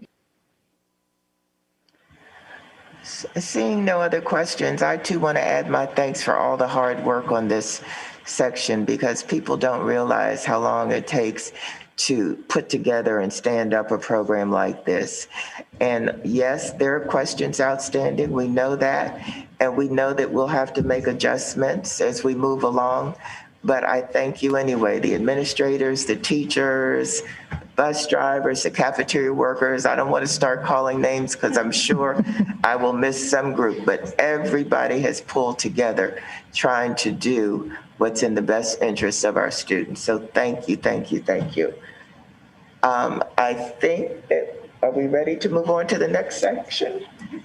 Ms. Wolf, yes, and I just wanted to thank the staff as well. I mean, I just had to add on to the train of thank yous. This has been tremendous. I mean, this staff has been committed to trying to figure out what is going to work best for our students and our teachers and our principals and everybody moving forward. And has it been perfect in all ways? No, because I don't think there's a standard of perfect for everything that we're doing right now. However, the commitment is there to continue to communicate, collaborate, and coordinate the work so that we are successful. And I just appreciate every single staff member that has put their heart and soul into trying to make this the best that it can be. And we will continue to come back and talk about it and revise and adjust. And I think just coming out of this will be better than we were before coming into it. So thank you.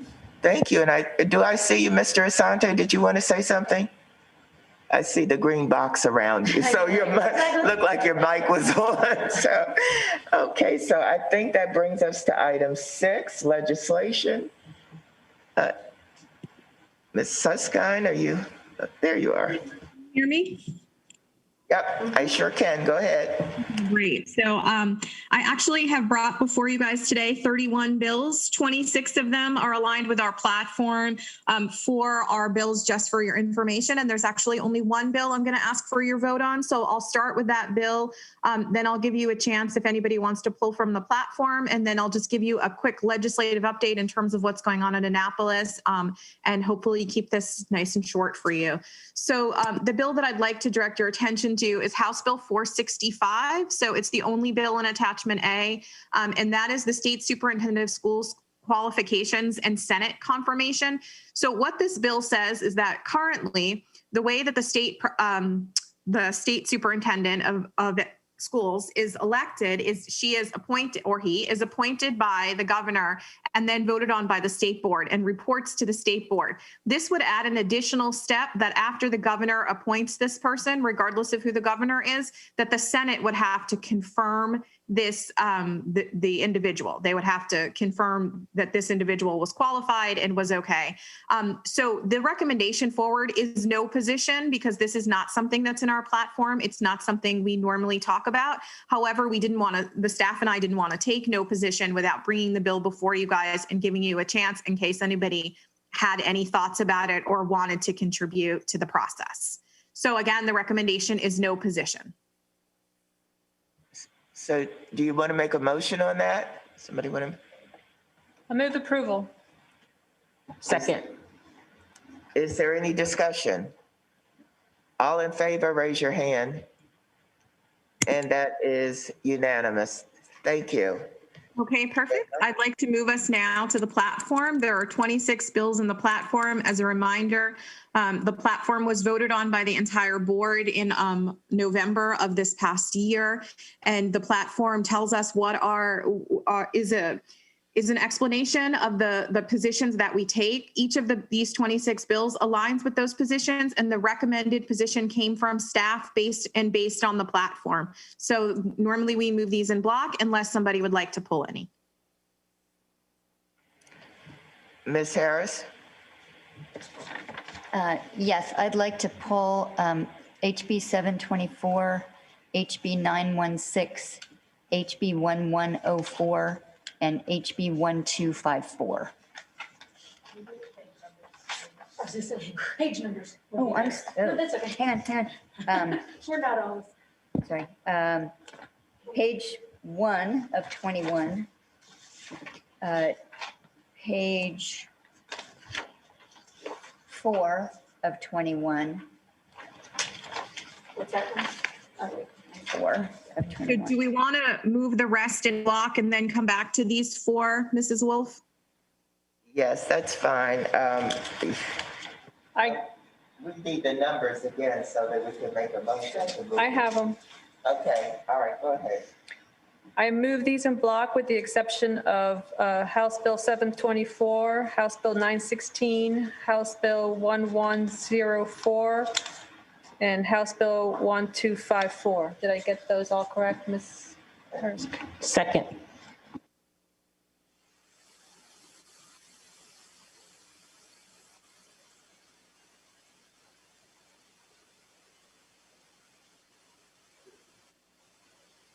You need a vote?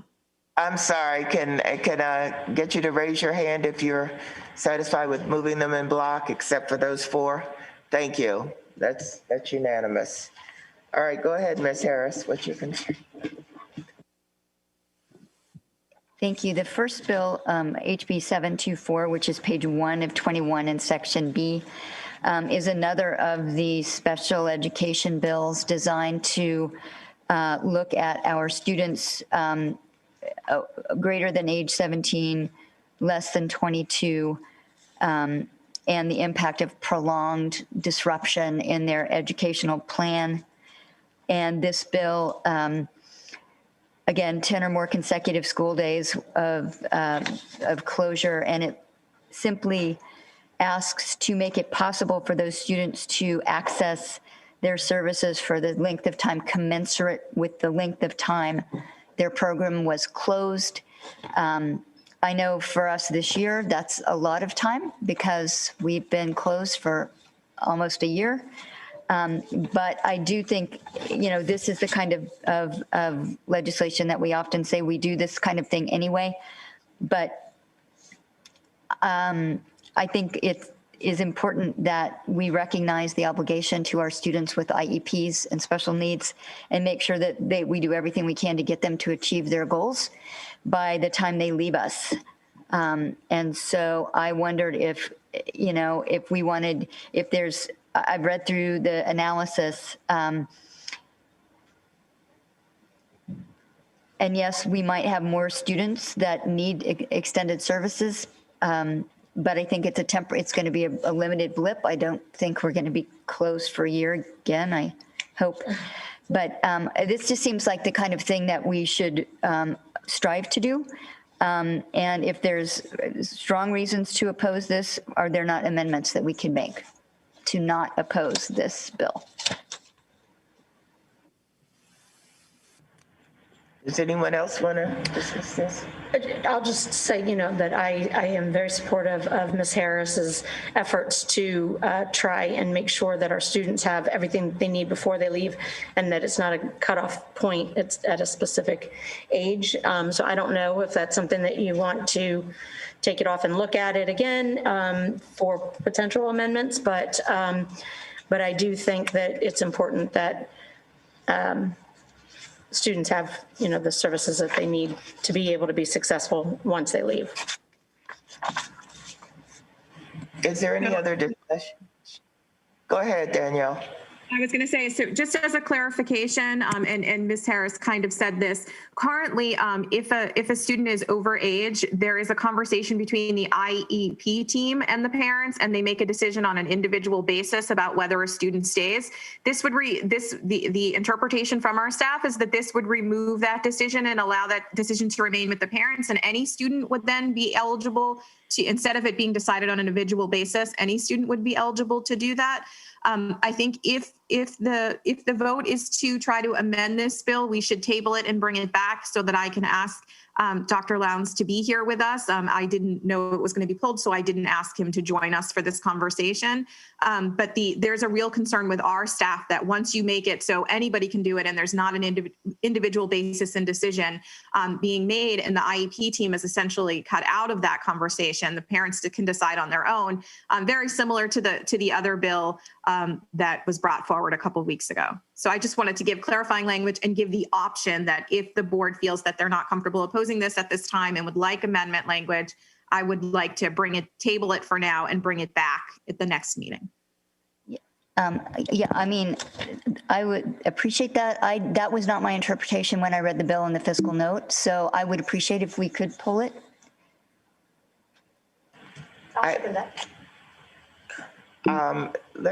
Does anybody want to speak to that? Any further discussion? Well, all who want to pull the bill, could you raise your hand?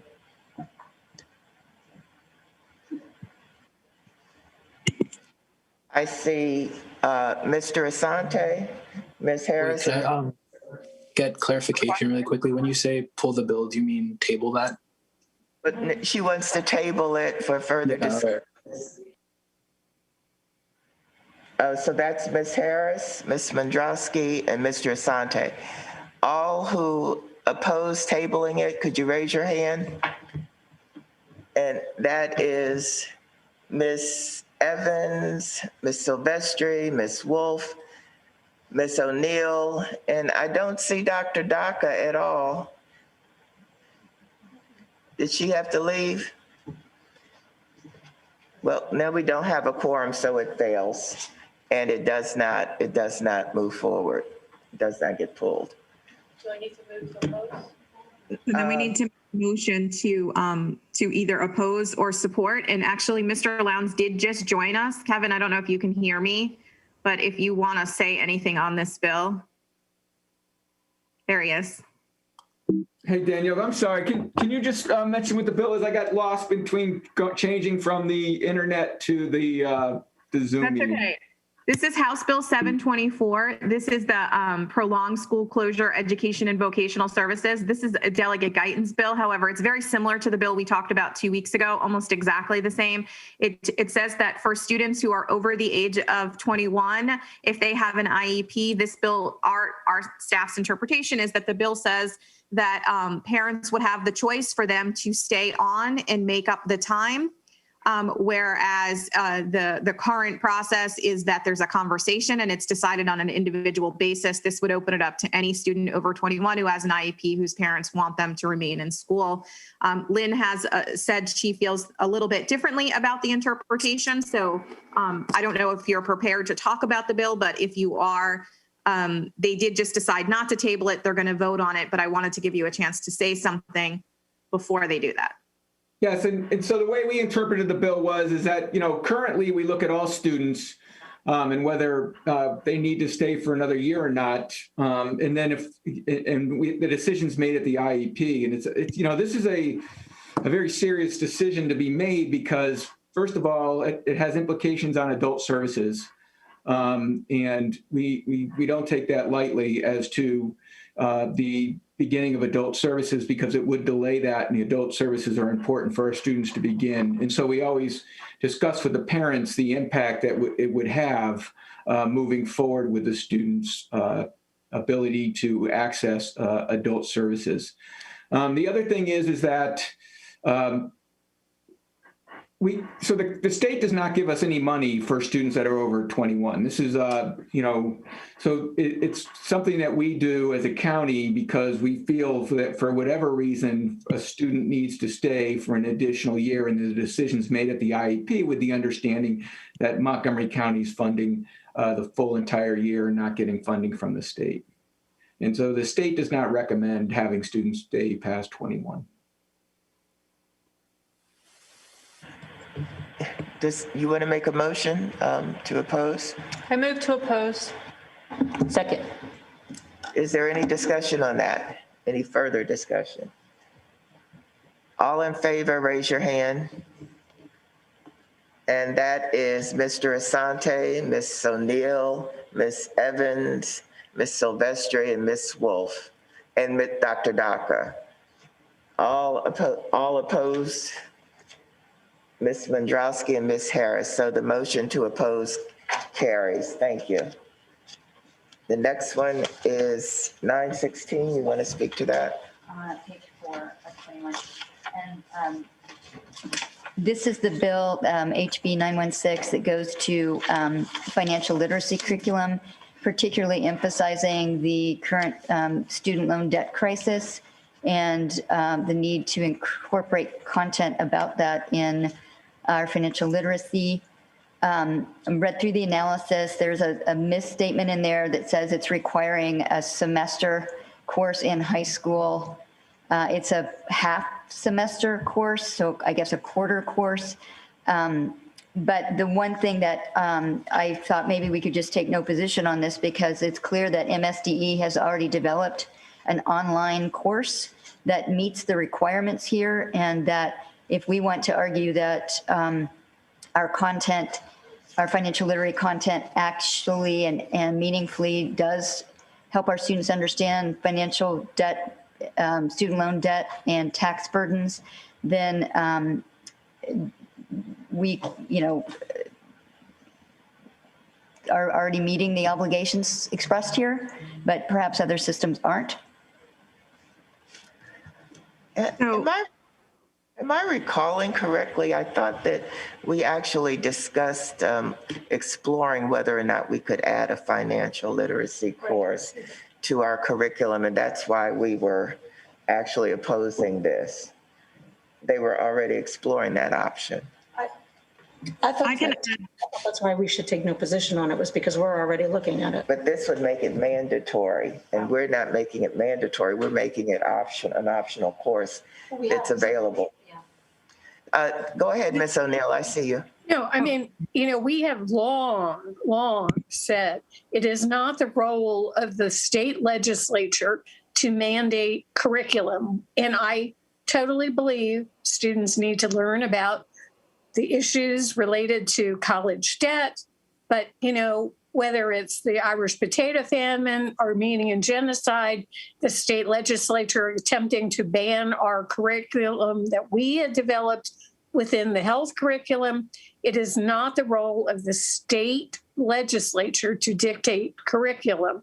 And I do believe we need to expand opportunities for students in financial literacy via an elective course here in Montgomery County.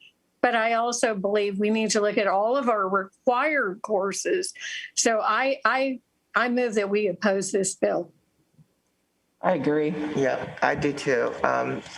Can we we have Lynn wanting to. You want to make a motion first? I just moved to oppose the bill. It would require a second. Okay. I second it. Is there any discussion on the opposition? All in favor, raise your hand. And that is Mr. Asante, Dr. Daka, Ms. O'Neill, Ms. Evans, Ms. Silvestri, Ms. Wolf, Ms. Mandrowski. All opposed? Ms. Harris. All right, what's next? Is 1104? Yeah, that one's right below it. And this is the virtual school feasibility study, which would have the State Board of Education conduct a feasibility study for developing and establishing a statewide virtual school. I didn't see, the analysis here seems to be that we're already planning for the continuum of virtual learning, but I'm not understanding why we would oppose the simple study if it doesn't impact us or make us do anything, and we might learn something from it.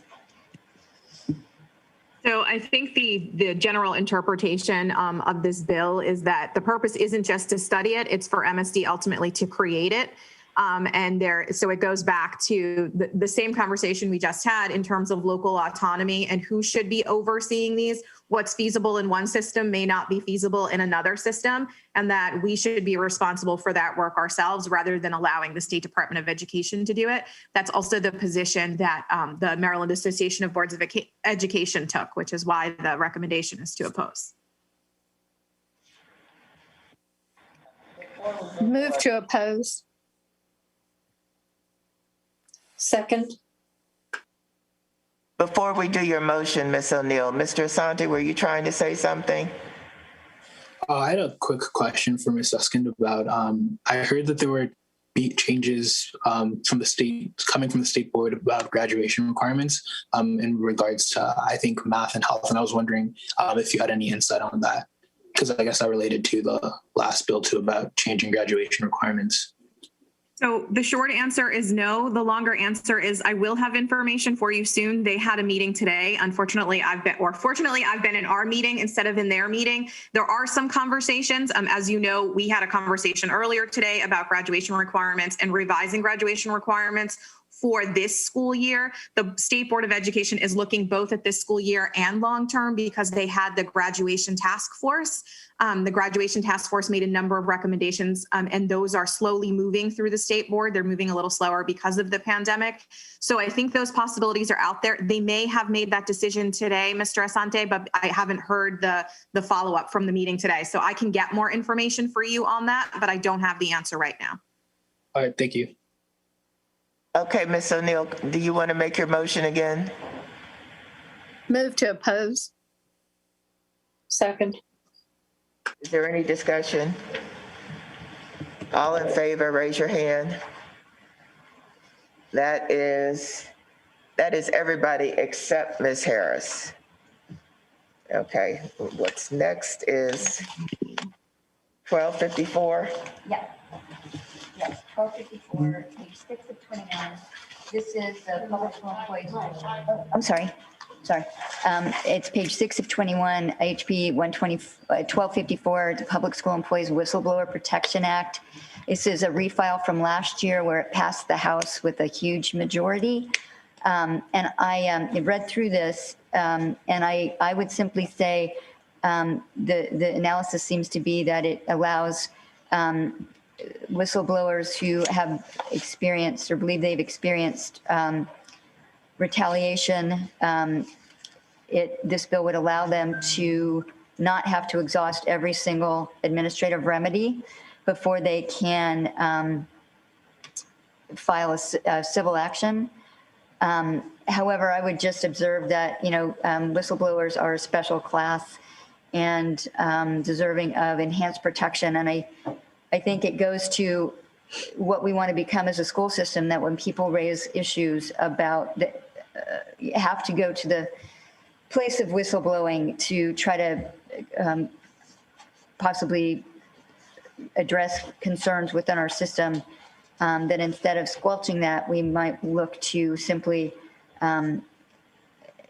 having a more straightforward process. The bill also establishes a more straightforward remediation process for whistleblowers who believe they've been retaliated against. I think whistleblowers it's a special protected class. I think I would encourage us not to oppose this bill. I think we'll be on the wrong side of it.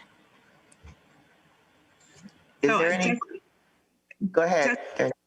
From the staff perspective of where the requirement comes from, this bill is in direct conflict with our own policies, specifically MCPS regulation GKA-RA, which says that you have to exhaust the remedial process first. So it would, so I think that's kind of the initial gut reaction of why our staff oppose it. We generally oppose anything we think is going to increase litigation. If we wanted to do something differently on this bill, we would have to consider revising our own policies as well. So that's the information I wanted to share. I move to oppose. Second. Is there any further discussion? All in favor, raise your hand. And that is everyone except for Ms. Harris. All right, I think we have now come, Danielle. I just want to tell you two things and then I'm done. The first one is I let you know on Friday that the Senate did overturn the blueprint for Maryland, and I said I would give you more information. It's only been a few days. We don't have a lot of information yet. They are working on a second bill. There will need to be a companion bill to adjust the timelines that are in the original blueprint, and I will be bringing you that bill as soon as we have a copy of it. We don't have a copy of it yet, and that will be a fast-moving bill just like the blueprint was. The second thing I wanted to tell you is since you all have been in your meeting today, a number of state senators have tested positive for COVID in addition to their staff. They have not announced who that is, but there is some concern from the advocates' perspective that this may change the legislative session. As you know, the Senate has been in clear blocks, plastic blocks together. And so I just wanted to give you that updated information and let you know I'll be back in 2 weeks. Thank you all so much. Thank you, Ms. Susskind. I think that we have now come to a point in time where we have a break. And so we will resume at, didn't realize it was that late. I'm trying to, how about we resume at 6:30? That'll give you enough time. Thank you.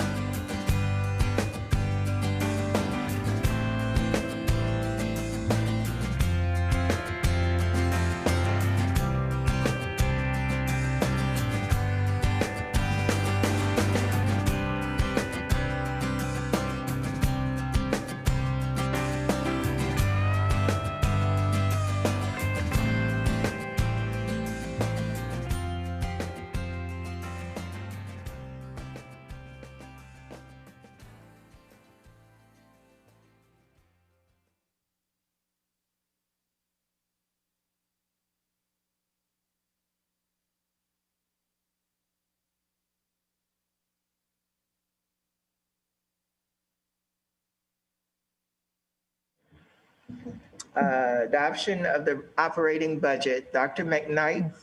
Thank you, President Wolf. We are going to move into item number 9, which is the tentative adoption of our fiscal year 2022 operating budget. Over the last few work sessions, we have given the board information in regards to our 2022 budget, what the priorities would be, and how we would go about working through a collaborative process with many. Tonight, we are going to have Mr. Dan Morella give our presentation to start by going over and sharing specifics around any particular adjustments that have been made in our 2022 budget thus far. And in the presentation, sharing exactly the buckets that we've shared with the board before in terms of those priority areas that we have moving forward for the work of the district. And we will then be sharing a resolution to ask for your support in moving forward the 2022 budget. So with that, I will turn it over to Mr. Morella at this time to get us started. Thank you, Dr. McKnight. Thank you, board. I'm happy to be here tonight to do an update of our amended fiscal year 2020 budget. A lot has happened in the last couple of months, and most of it is in our favor, so it's good news tonight. Since our last submission, we've held a couple of public hearings, 4 budget work sessions, numerous budget advisory committee meetings, and discussions with a lot of our community partner groups. Since we presented our budget on December 18th, the governor of Maryland has released his budget proposal. And in his budget proposal, there was additional resources that we were not anticipating at the time of our original budget. We've spent a lot of time and effort incorporating a lot of the input we received from the community and with their priorities. And we've also, this is very interesting, this is the first time the county has passed legislation where all these budget documents going forward must have racial equity and social justice impact statements. So you'll see within our budget, we have a general statement, and then we collected a statement for each of the chapters on what the organization is doing in each chapter on the racial and social justice front. And we've got a tremendous amount of assistance from Mr. Troy Body. He was very helpful with this, and I want to thank him personally for doing this with us the first time through. And as Dr. McKnight said, we're going to read our resolution in a few minutes and hopefully be able to move forward. This budget is due to the county executive on March 1st. So next slide, please.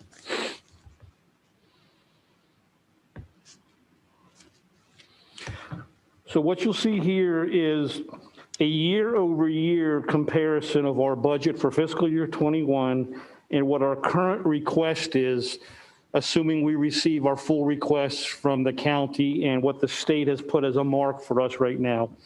Our 2021 budget is $2.756 billion, and our current request stands at $2.781 billion, which is an increase of $24.3 million, which is a 0.9% increase year over year.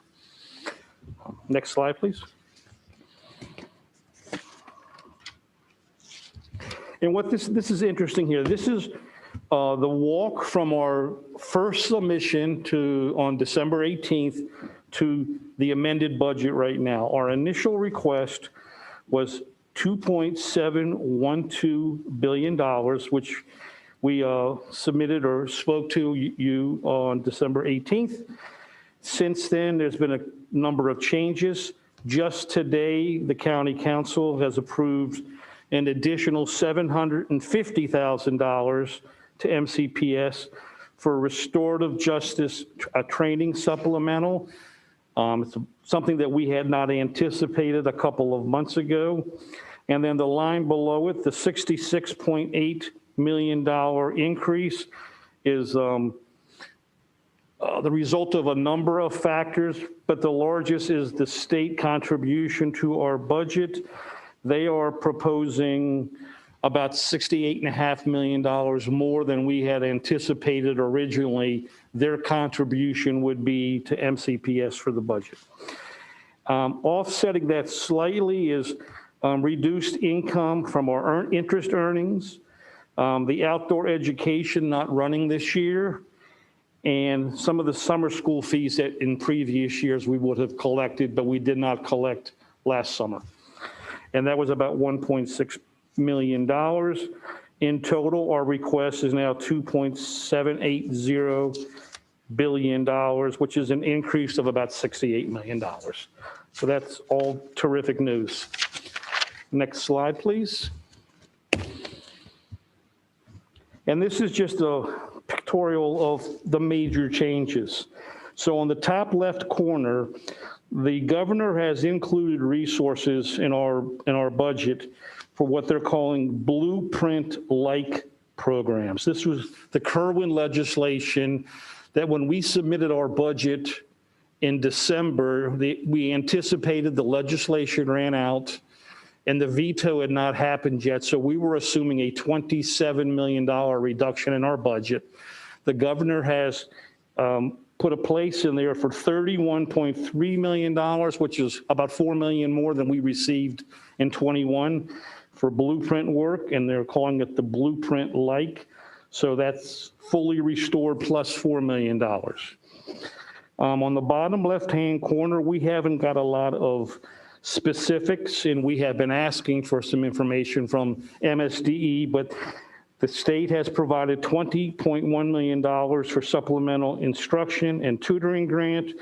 This is to offset some of the COVID impacts, and the state is still trying to work out how those dollars are to be spent, but we had not anticipated any of those resources in our last submission.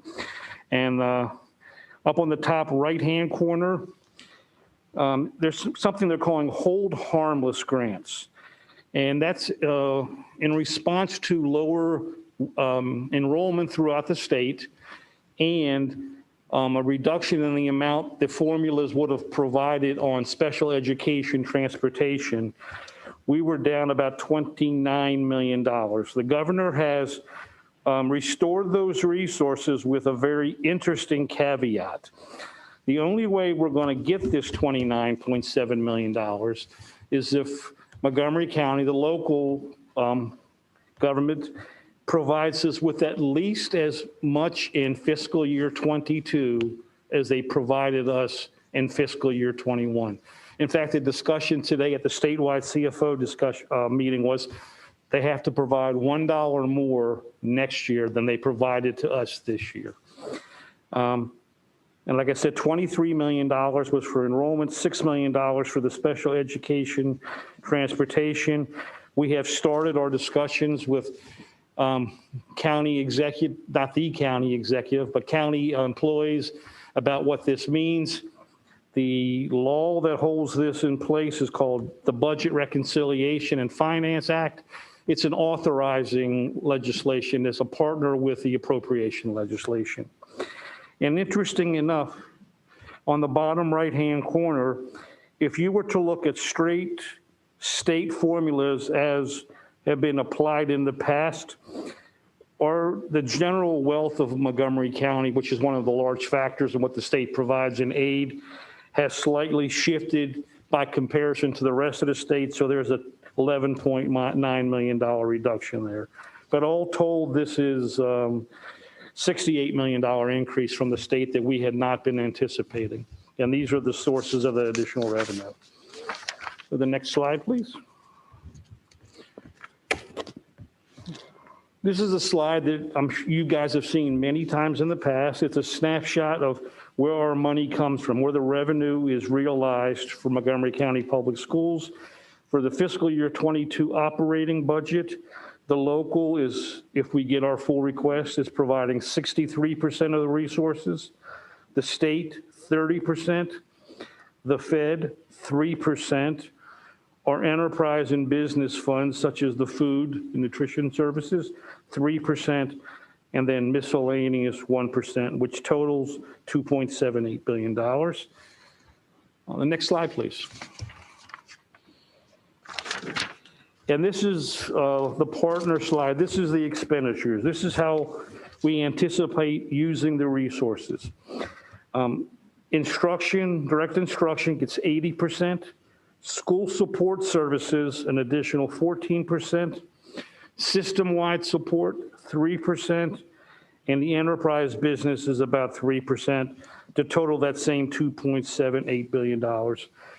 But as a reminder, all these expenditures, when you take the amount we're spending on salaries and benefits for our staff, it exceeds 90% of these dollars. We are very, very, very, very heavy on personnel compensation. That's where the vast majority of our dollars go and have always gone. The next slide we have is just a slide that you guys have seen very recently that Dr. McKnight is going to describe very quickly. I know we had a very extensive briefing on this very recently, but we're going to go through it one more time on our 2.5-year plan. Thank you, Mr. Morella. So I shared with the board today a visual that we've shared in previous meetings. And there you will see outlined the different priorities that we have moving forward in planning for our 2.5-year plan. Focus on these specific priority areas to move us through and beyond the pandemic. There you will also see designated the dollar amount that we have dedicated for each area of focus. And I'll review them really quickly for you, totaling around $30 million. Mitigating learning loss disruption across schools, learning disruption across schools, $10.8 million. That is an area that we continue and have heard from you time and time again that this should and will continue to be our priority in the system. And so we've designated that amount of money for that area. Focus on most poverty impacted schools. There's a designation there of $9.5 million. This is work that the system started about 2 years ago with the first blueprint in which we talked about there was a plan outlined for different models that we could use to focus on high need schools. More specifically, the community schools model is one that we have talked about and been sharing in terms of building that work collaboratively with other community stakeholders. And so that's work that we will continue to do and build on. The third area, the well-being support, and you'll see a designation there for $6.2 million. Tonight, and I think throughout the entire pandemic, you have heard us share different things that we have learned about how we will approach our work differently and better in the spirit of the well-being and support provided for our staff and our students who have been highly impacted in so many different ways through the pandemic. And so we have a designation there of that $6.2 million to really pull together ideas that we can continue to build on to build out BBEL 365 and other areas that focus on the well-being support for our students and staff. And then the digital learning and support, you'll see designated there, $3.5 million. This is an area that we've talked about again before and how we'd like to be able to create there to be a virtual school and virtual opportunities beyond COVID that we can provide to our students to continue to provide access and opportunity for our students moving forward. So I wanted to raise this to you again today because this is a slide that is not new, but one that I wanted to share with you because you will see the priorities there are outlined to our budget over the next 2.5 years to be consistent and focused on areas that we have been impacted by due to COVID-19. So with that, I will stop there. And I know Mr. Morella has a resolution that he would like to share with the board and then for there to be any discussion that you'd like to facilitate, President Wolf. Are there any questions?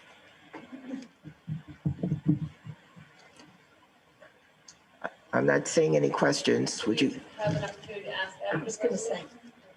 When he does the resolution, there has to be a motion and we can have discussion or you can have it now. I think if you have a question, go ahead and ask. Dr. McKnight, in the final slide, I just wanted to point out that that's additional money, but there's already a huge investment in each of those areas. So it doesn't appear to be a lot in each of those areas, but I just wanted to make that point that this is just an additional for the upcoming 2.5 years, but there are significant investments in each of those circles. That is exactly right, Ms. Silvestri. This is additional money we have designated in each of these areas. And as we discussed before, this does not in any way interfere with any of our other priorities that we have been discussing over the past year and prior to COVID-19. Because if we go through, and one part we're working on is pulling out all those other priorities that we have been working on and listing them under these 4 areas so that that will be easily seen by the board as well as our community, so that they'll know that our other priorities have not gotten lost moving forward as well. And then my additional question is about compensation. I know that negotiations are still in the works for possible salary increases for staff in the upcoming year, next fiscal year. How do you account for those in the budget? Is there a placeholder, or just wondering how that's handled? Yes, Ms. Vestry, thank you. So we do in our budget plan for a placeholder based on the fiscal outlook of what we think we're able to do to compensate employees moving forward. So in this FY22 budget, we are working with our chief negotiator, who is also in contact with Mr. Morella, to be able to know that that placeholder represents an amount that we would be able to compensate our employees that doesn't also cause disruption to all of the other priorities that we have outlined here. So I'm not sure if this is the right spot, but one of the, what do we call it, significant changes or enhancements was in the communications budget. And this is not something that has to be altered or really discussed with the budget, but I just wanted to put out there that for the communications manager position, I would like for us at some point to have a conversation about maybe that person working out of the Board of Education's office and as a liaison with the communications department as opposed to the other way around. Are you referring to one of the previous accelerators, Ms. Mandrowski? Mm-hmm. Okay, so that is something that we can follow up on and have some more discussion about the acceleration. I know we went through and shared what the accelerators are. If we need to come back to talk through, and we could actually do it now if you would prefer, exactly what that accelerator has represented as a need in the system so that the board has a better idea about why it's there and what it could be used for. But I definitely hear you, Ms. Mandrowski. I did some outreach and I got some things so I can forward the information, the response back to my colleagues to share the information as more of a description, I guess is. Okay. Okay. Good. Ms. Harris, did you have a question? Ms. Evans? Ms. O'Neill? Mr. Asante? Dr. Daka? No questions? All right, we're ready for the resolution. Well, thank you very much. Whereas the superintendent of schools presented the recommended fiscal year 2022 operating budget of $2,712,910,910 to the Board of Education on December 18th, 2020, and whereas the recommended fiscal year 2022 operating budget includes the fiscal year 2022 special education staffing plan, and whereas the superintendent's recommended fiscal year 2022 operating budget as amended includes a local contribution request of $1,752,662,235, no change to the amount in the recommended fiscal year 2022 operating budget, and whereas the governor's fiscal year 2022 operating budget presented to the Maryland General Assembly on January 20th, 2022 reflects an increase of $69,221,280 in state aid to the recommended fiscal year 2022 operating budget as amended from the December 18th, 2020 budget recommendation. And whereas a Montgomery County Public School fund balance of $25 million remains the now estimated amount to be available for appropriation in fiscal year 22. And whereas adjustments for key bodies of work result in an increase of $4,147,978 full-time equivalent positions. And whereas adjustments for the multi-year plan moving from thinking about the number of students to the level of need amount of students results in an increase of $30 million. Now, therefore, it be resolved that the Montgomery County Board of Education approve the fiscal year 2022 special education staffing plan as outlined in the superintendent's recommended fiscal year 2022 operating budget. And it further be resolved that upon final approval of the fiscal year 2022 operating budget in June 2021, the special education staffing plan will be submitted to the Maryland State Department of Education, and be it further resolved that the Montgomery County Board of Education adopt the superintendent's recommended fiscal year 2022 operating budget as amended, totaling $2,780,512,190. Move approval. Second. Is there any discussion? Seeing none, all in favor, raise your hand. And that is unanimous. Thank you. Thank you very much. I think I said that we were on item 9 then. That was actually item 8. So we're on item 9 now. Yes, Ms. Wolf, we are ready for item number 9. Thank you so much. That's because I'm getting ahead of myself. So President Wolf and members of the Board of Education, we bring forward to you for item 9, a recommendation to approve the agreement with the Montgomery County Education Association. So I do bring forth a resolution. This has been a process in which we have worked through with MCEA, and I know it has been a lengthy one, but I am happy that we were able to come to resolution and bring that to you today and be able to share this resolution with you. So we are recommending to approve the agreement with Montgomery County Education Association, whereas Section 6408 of the Education Article Annotated Code of Maryland requires the Board of Education to enter into negotiations with designated employee organizations concerning salaries, wages, hours, and other working conditions. And whereas the Montgomery County Education Association was properly designated as the employee organization to be the exclusive representation of the teachers bargaining unit for these negotiations. And whereas said negotiations and impasse proceedings have occurred in good faith as directed by law, and whereas the parties have reached tentative agreement on a new agreement covering fiscal year 2021 through fiscal year 2022, and whereas the tentative agreement has been duly ratified by the membership of the Montgomery County Education Association, now therefore be it resolved that the Board of Education approve the negotiated agreement for the period of February 23rd, 2021 through June 30th, 2022, and be it further resolved that the President and the Secretary of the Board of Education be authorized to sign the amended agreement, all according to said agreement and to the law. Move approval. Second. Is there any discussion? Just really quickly, just clarifying, this is the contract, not the MOU, so there'll be a separate MOU. And at some point for ease or whatever, if it would be possible to get like bullet points on the differences between, this year's contract versus, I guess just maybe like a little highlights thing, because it's hard for me going through the whole contract, figuring out exactly like what might have changed or not. Okay, so. Not now, I just been as a follow-up. Okay, thank you. Is there any other discussion?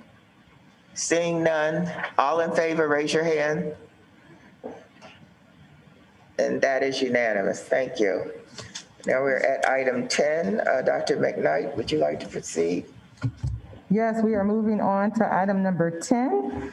Tonight, we are excited to bring forth the preliminary plans for our major capital project for Stonegate Elementary School. And so we are happy to bring that forward to you.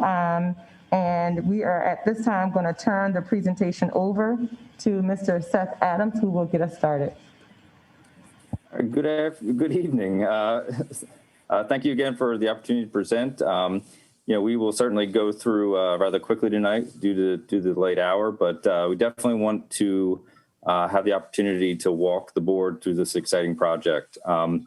I guess before we do so, I do want to start with introductions. We have Principal Linda Jones with us, and we have the architect with Smola and Emma Ilkovich, Ron Ilkovich, with us tonight. So we're excited to have them with us and walk us through the plan. I guess before we turn it over to Principal Jones, I just want to give you a little bit of background. Again, this is a major capital project for us. This is a older open concept building, so certainly one that there's not a whole lot here that that we're looking to salvage. So this ultimately will be a full replacement building.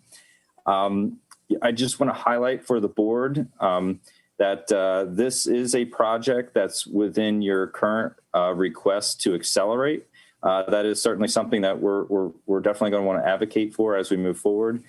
Just to remind everyone, the current approved is January of 2025, and the current recommendation from the board is to accelerate 1.5 years up to September 2023.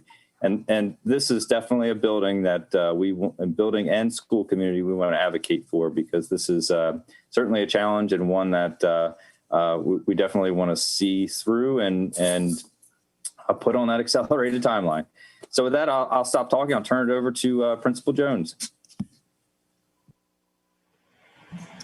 Thank you so much, Seth, for that introduction. Thank you, Dr. Smith, and thank you, board members. I am Linda Jones, the proud principal for 7 years at Stonegate Elementary School. At Stonegate Elementary, we believe through a fun and engaging learning environment, we motivate students to demonstrate growth and build a sense of community. At Stonegate, our vision is very simple. We are one team and students are first. We put our students first in all that we do. Stonegate is a nurturing place, and we provide students with a high quality education. We work hard to make elementary school a happy and fun place where students want to be. We create memories and traditions that our students will always remember. During our current pandemic, I have been so thankful for my staff and the magical and thoughtful teaching that is happening daily in our virtual environment. I tell my teachers that we are creating magic and making history. I welcome virtual visits to Stonegate so you can also see the magic and what our instructional program looks like during our current pandemic. Stonegate was built in 1971 for a student population of 300 students. Over the last 7 years, the population has fluctuated from 495 to 520 students in any given year. We have 2 special programs in our school. We have a Learning for Independence, which is known for LFI program, and a Center for Enriched Studies, which we call CES. We currently have 7 portables where we have limited space inside our school building for all of our students. This raises many safety concerns for us because we are not able to have all of our students in the building. Students are going between portables and the main building throughout the day for classes using the same bathroom. At a core level, this is a safety issue. This also means that one set of bathrooms ends up serving 4 grades in the school, which, as you can imagine, can be very problematic. Our bathrooms are outdated and in need for the right sizing for the number of students who need to use them. Beyond these 2 issues, we do not have adequate learning areas for students in the LFI program, and some classrooms are separated by partitions that allows sound from adjacent rooms to pass through as if there was no partition at all. Classrooms are small and in need of additional spaces for learning centers and resources to allow for better focus, independent work, and small group teaching. Space is very limited at Stonegate.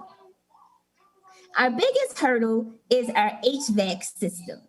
Stonegate has had many problems over the years with our HVAC system.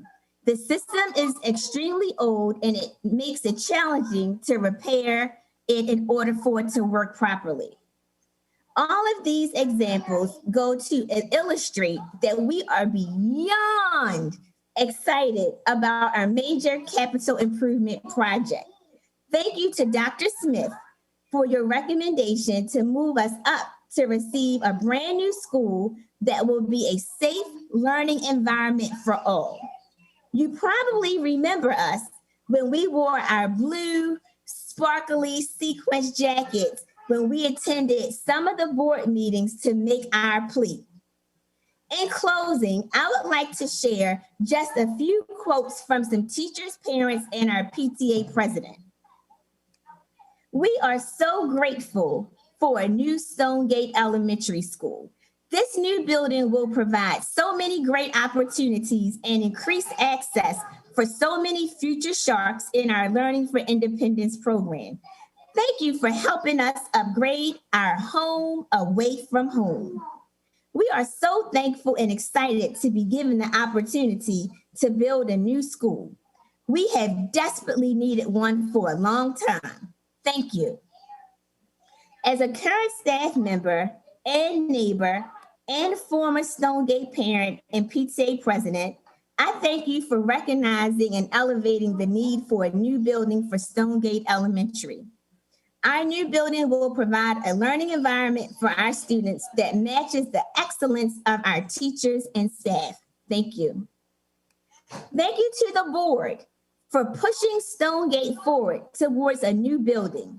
As a special education LFI teacher, working with the architects to create a building that is safe, accessible, and designed to ensure our students with disabilities have everything they deserve has been such an amazing experience. I am so excited to see their faces when they enter their new building. The words thank you cannot cover how grateful each member of the Stonegate community truly feels. The safety, well-being, and educational future of our students can contribute to flourish as a result of the upcoming construction.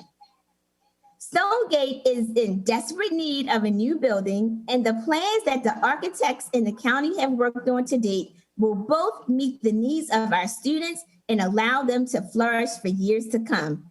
Please approve these plans to ensure a safe and effective learning environment for our kids. And finally, a message from our PTA president.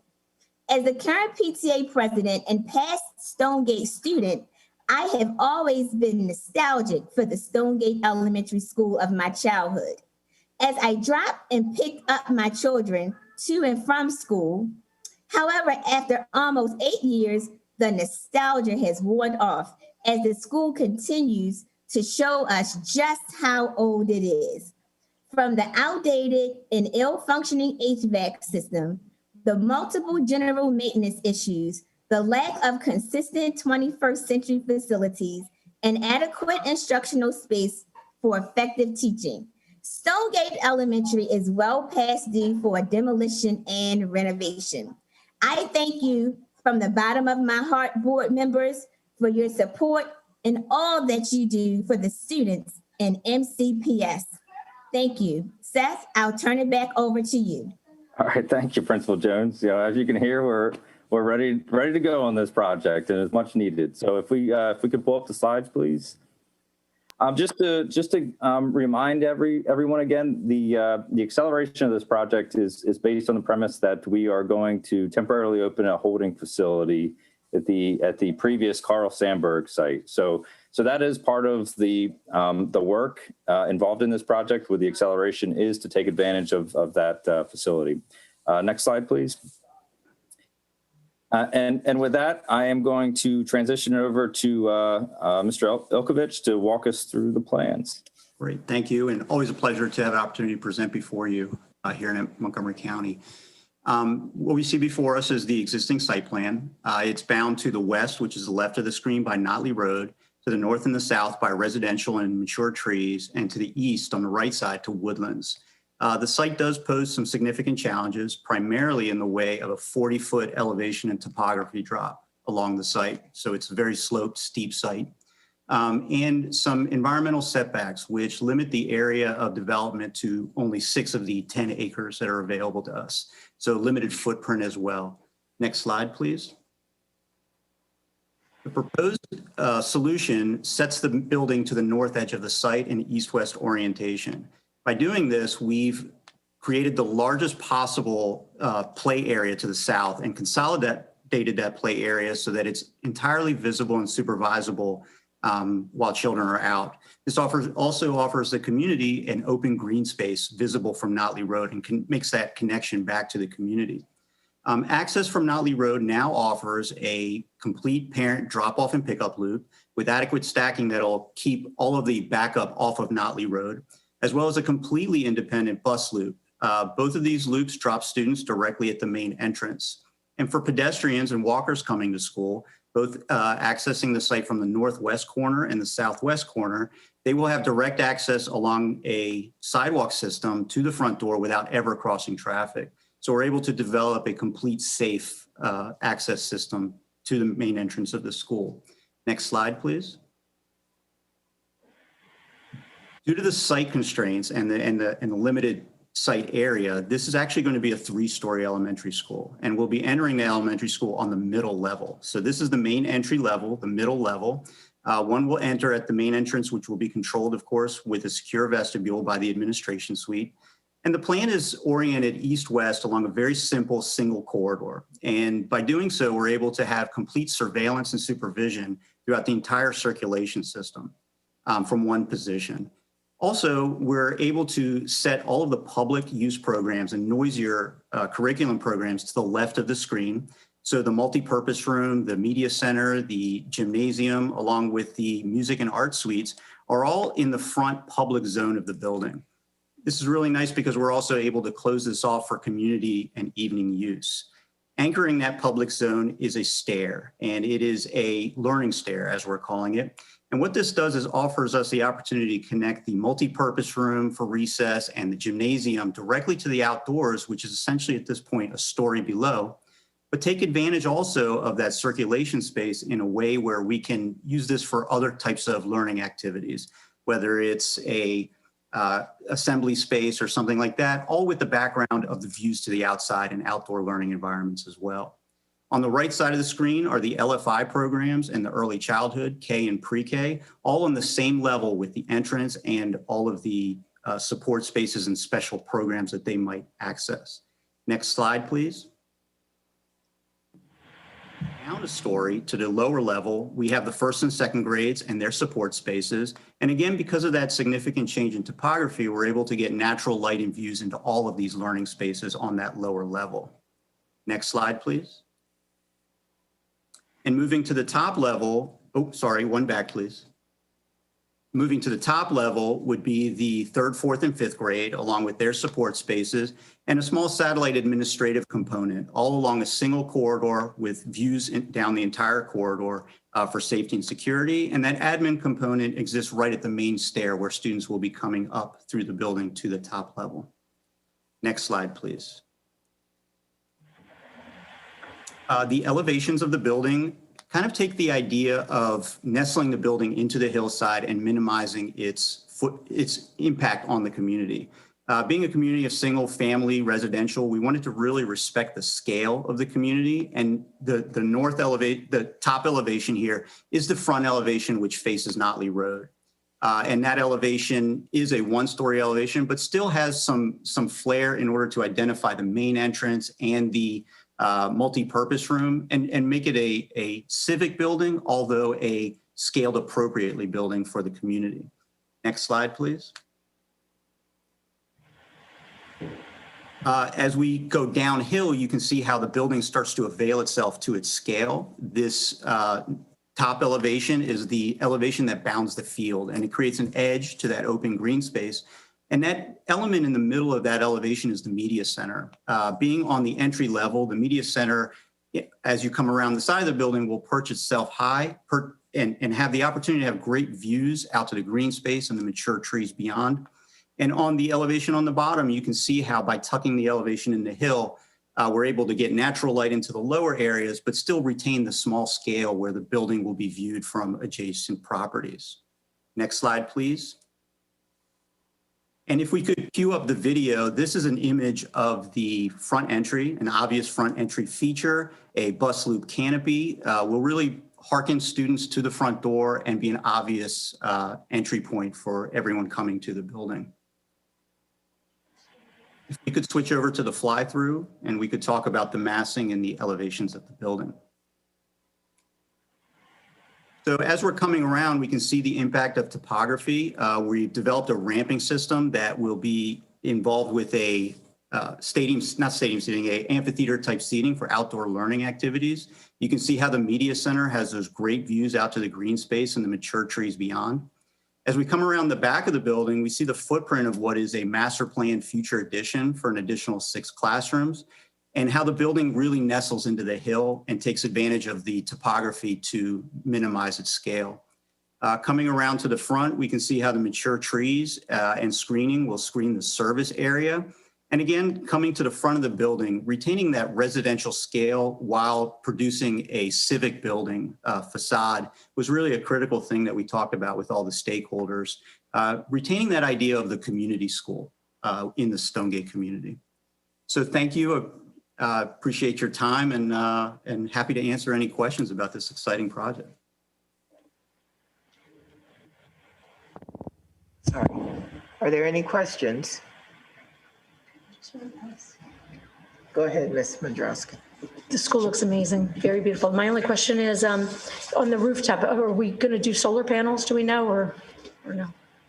So we are absolutely going to explore solar. We're going to explore solar on all of our new projects. This one, with the tight footprint, it may be a little tricky to make solar advantageous, but it's definitely something we're going to pursue and hopefully implement. So, but we will certainly report back to the board on that study. Great, thank you. Nice job, everyone, too, by the way. That's really nice. Are there any other questions? Well, I'm going to say I'm excited because Stonegate is my neighborhood elementary school. So good plan. Is there a motion? Move to approve. Second. All in favor, raise your hand. And that is unanimous. Thank you.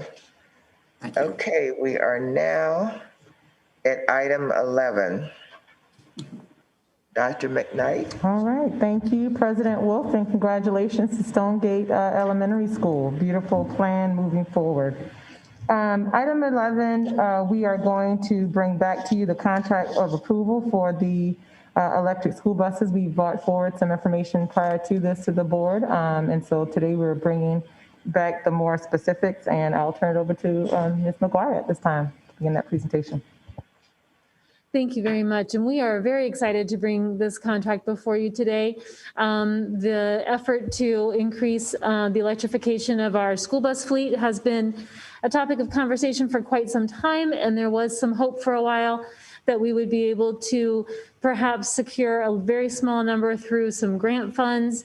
But as time has gone on, we really wanted to take a more ambitious approach, and we put out a request for proposals to see if we could have a proposal, have some innovations that we know are present in the industry come forward to see if we could take it large scale and look at a way to electrify our whole fleet over time. And we really feel very confident that through that competitive process and through our review of the proposals, and then as well through our ongoing work with our legal department, thank you to them, with our budget office, thank you to them, and of course our Office of Transportation that has just continued to work through all of these details. We feel very confident about this contract that we're bringing forward to you tonight, and very excited.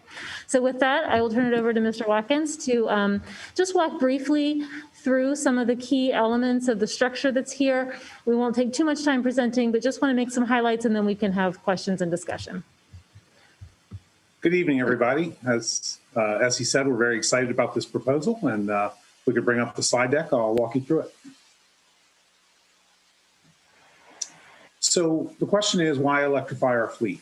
The diesel school buses emit greenhouse gases and use fossil fuels. A good reason just to be internally motivated to replace them. MCPS uses 17,000 gallons of diesel fuel every school day. And electric school buses, while diesels have become much cleaner over recent years, gone are the days when you pushed on the accelerator and the big plume of diesel fumes came out. They're much cleaner than they used to be, but still they emit greenhouse gases. Electric school buses have no tailpipe emissions. In fact, they don't have a tailpipe.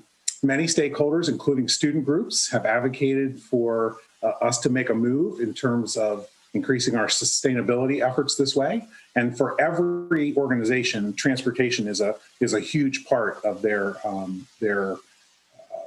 sustainability efforts and their use of greenhouse gas emitting substances. So the school bus industry is moving in the direction of electric buses. I have been at national conferences recently, and the big three American bus manufacturers all think that within the next 5 to 10 years, the only kind of orders they'll get for new buses will be electric. And so this is something that appears like it's going to sweep over the school bus industry like no other innovation ever has. And so as Essie said, we issued an RFP to develop new opportunities to electrify our fleet in a budget neutral way. Next slide, please. So this proposal and this contract we're bringing to you is budget neutral.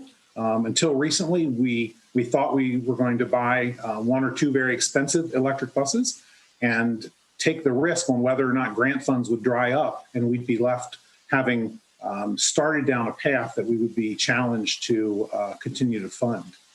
But as we have learned in the industry in the last couple of years, there are some companies out there that are willing to absorb the high upfront costs and take a much longer term view and work to make their investment back over time.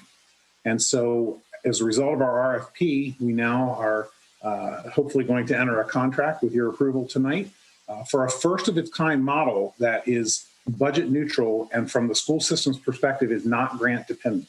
So this is a very sustainable model that we believe we can use to electrify our entire fleet in a much more rapid way than we ever thought before. There may be, while we've done a lot of analysis on the financial model of this, we know exactly what we're going to pay in this contract for the buses. So the financial analysis is on the saving side and figuring out exactly what we're going to save by not purchasing and operating diesel buses. And so we've scrubbed it many, many times in our department and using the assistance from Tony in the budget office, and I thank him for that. And we believe that this is budget neutral. If we're off a little bit, there could be some modest costs during the first few years, but we believe those can be absorbed in the transportation budget, assuming there's not huge COVID-related costs that impact the transportation budget. Next slide, please. So our deployment plan is 25 electric buses. Those will be housed in the first year at the Bethesda Depot. The reason we picked the Bethesda Depot is because it was the easiest one and the quickest one to electrify.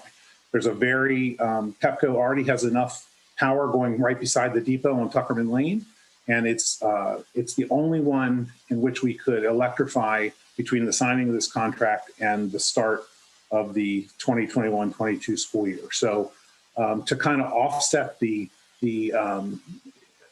just the politics around putting them at the Bethesda Depot, we made a plan to, while there's going to be 25 there out of Bethesda, we're going to run one to each high school cluster over the next school year, even though they'll all be parked at Bethesda. So we're going to do the internal logistics in the department to make that happen. In the second year, we will do 61 buses, and we will either be at all or most of our other depots. And then in the last 2 years of this 4-year deployment that we're proposing right now, we will do 120 buses in each of those years. And that kind of starts the time, so year 3 of the contract, when we will buy only electric buses. So this year we'll buy 25 electric and the rest diesel. Next year we'll buy roughly half electric and half diesel. And then after that, we anticipate buying only electric replacement buses. Next slide, please. So the contract we're proposing, it's a little complicated here. We're proposing a 4-year bus deployment. So 25, 61, 120, and 120. But each of those buses will have a 12-year life, just like our diesel buses do. So the term of the contract, while we're doing 4 deployments, this contract for those 326 total buses will actually stretch out 16 years by the time those last 120 are retired. We are able to extend. We put some extension language in the contract. So if things are going well with the vendor we selected through the RFP process, then we have the option to extend the contract, or if things aren't going as well as we would hope, we're free to look for another partner. There is potential development of solar and microgrid work at the depots in this contract. And we will work on that as we get a little further into it to figure out if it's a good deal for us to pursue and if this is the right vendor to do it with. The one bundled price per bus includes the lease cost. We'll be leasing these buses instead of purchasing them. It includes all the charging infrastructure and the design and installation of that. It includes charge management, where the vendor figures out what is the best time of day to charge the bus or the best time of night to get the best electricity rates.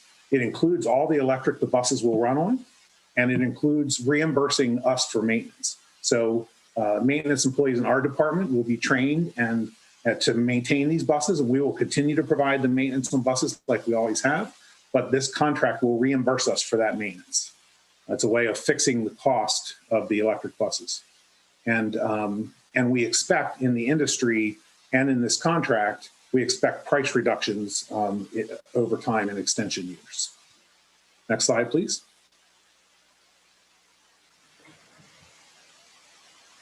Maybe that's the last slide. So I want to tell you a little bit more about, so in the industry, just like all new technology, it's expected that prices of these over time will decline significantly, just like big screen TVs have, and just like Teslas have, to use an automotive example.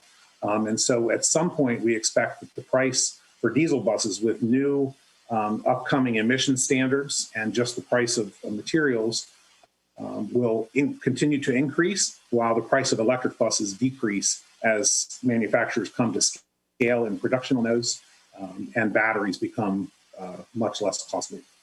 So with that, I'm happy to take any questions. Are there any questions? Ms. O'Neill. So I think this is very exciting. We have, as you said, we've had students for many years advocating for electric buses.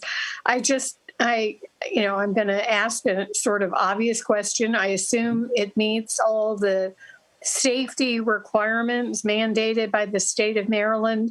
And what about the internal and external cameras that we have on the buses now? Yep. So in our RFP, we use the exact same specifications for the bus that we use for our diesel buses, and we required that they meet all of those, which include state and federal specifications and some of our own Montgomery County specifications. And these buses do meet that. In fact, the manufacturer that's will be used in this contract is our current bus manufacturer. And so the body of the bus will be almost identical to what we're getting now. It'll just have a different drivetrain. It'll be an electric drivetrain instead of a diesel drivetrain. Are there any other questions, Ms. Evans? Yeah, I just want to say thank you to Mr. Watkins for just all your work on trying to help us be more environmentally friendly, but at the same time, help us to incorporate electric buses into our fleet and at a budget neutral cost, in a budget neutral way. So that's really good that we can see how that all goes in the first couple of years. We just appreciate all your hard work, because we've been talking about this for a long time, and we have had advocates out in the community as well. coming to the board about how we do this. And even during a pandemic, you all still worked it out. So just thank you. You're welcome. Ms. Sylvester. Yeah, I just wanted to understand in the fifth slide, the contract, the third bullet says potential development of solar and microgrid. What does that mean again? So, it's not in the initial term, in the initial language, specifically what we would do in terms of building solar and microgrid, but we have in there that we will talk and negotiate to see if we can come to agreement on this vendor providing, the thought is solar canopies that cover the buses, so that provides protection from snow and things like that on the buses, which would be great for operations, and at the same time produces solar. The thought is something similar to what you see at the public safety headquarters, where all the parking is, has canopies over it. And then a microgrid is a way to be able to operate even in the loss of electric grid power, right? So various options for power generation, and possibly in addition to solar, maybe with some kind of generator also, to be more sustainable should the electric go down and we still need to use the buses, because they'll be charged over each night, but eventually they'll run out of electric, and if the electric grid is down, then there's a desire to have some kind of sustainable way to operate should we need them in an emergency.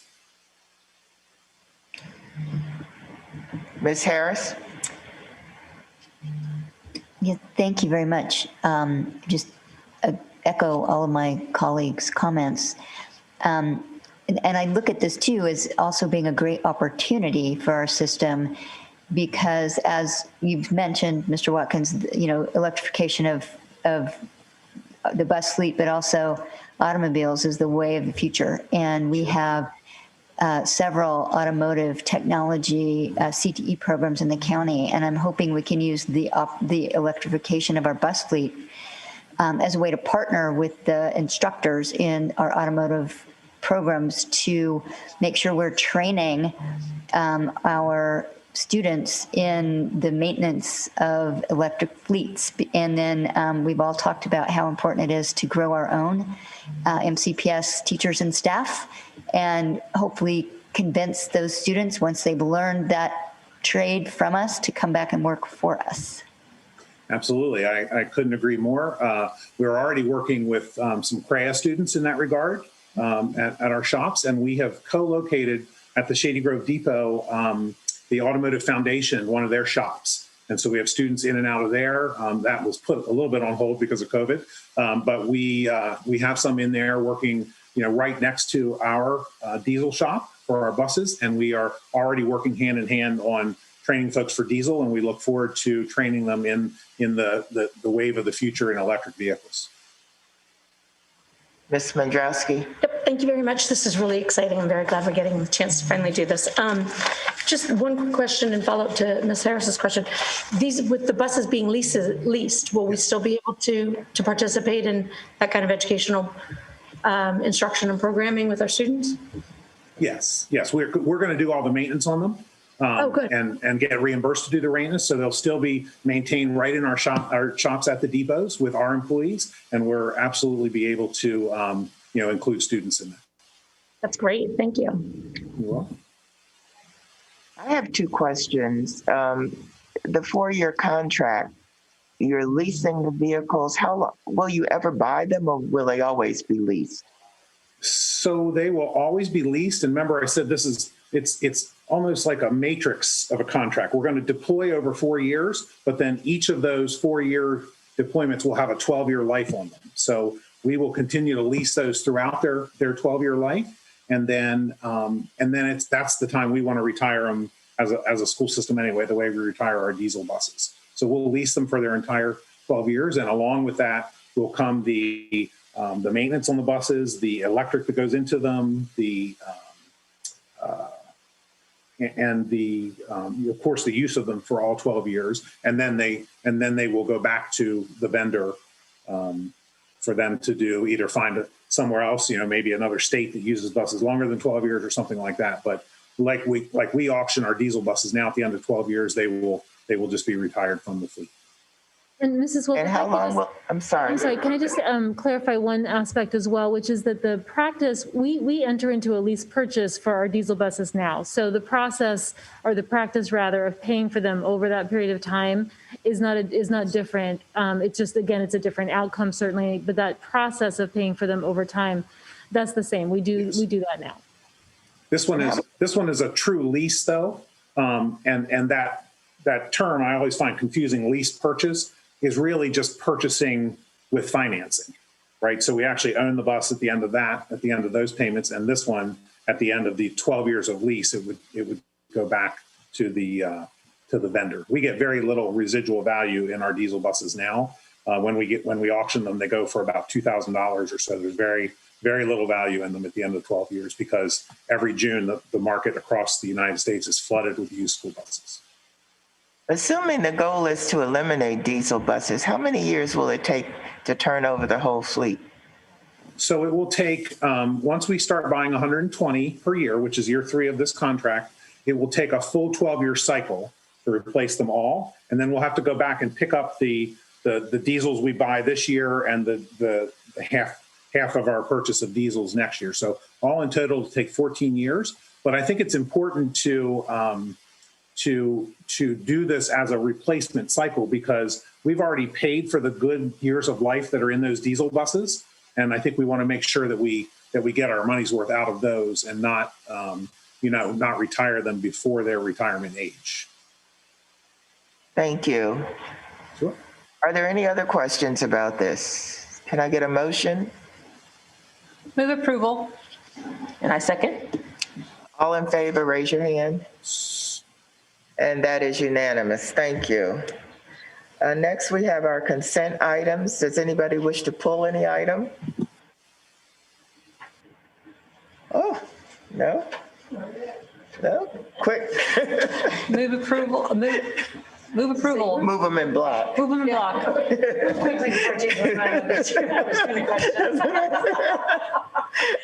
Do I have a second? Second. Okay. All in favor, raise your hand. And that is unanimous. Thank you. Okay, can I get a motion on items 13.1 and 13.2 in block? Move in block. Second. All in favor, raise your hand. And that is unanimous. Does anybody have any new business? Seeing none, can we, seeing none. Okay, we don't have any. Item 14 is information only. I think we have come to the end. Can I get a motion to adjourn? I move to adjourn. And I second that. All in favor, raise your hand. I'm sure you all want to stay, but. And we are adjourned. Do we hit this?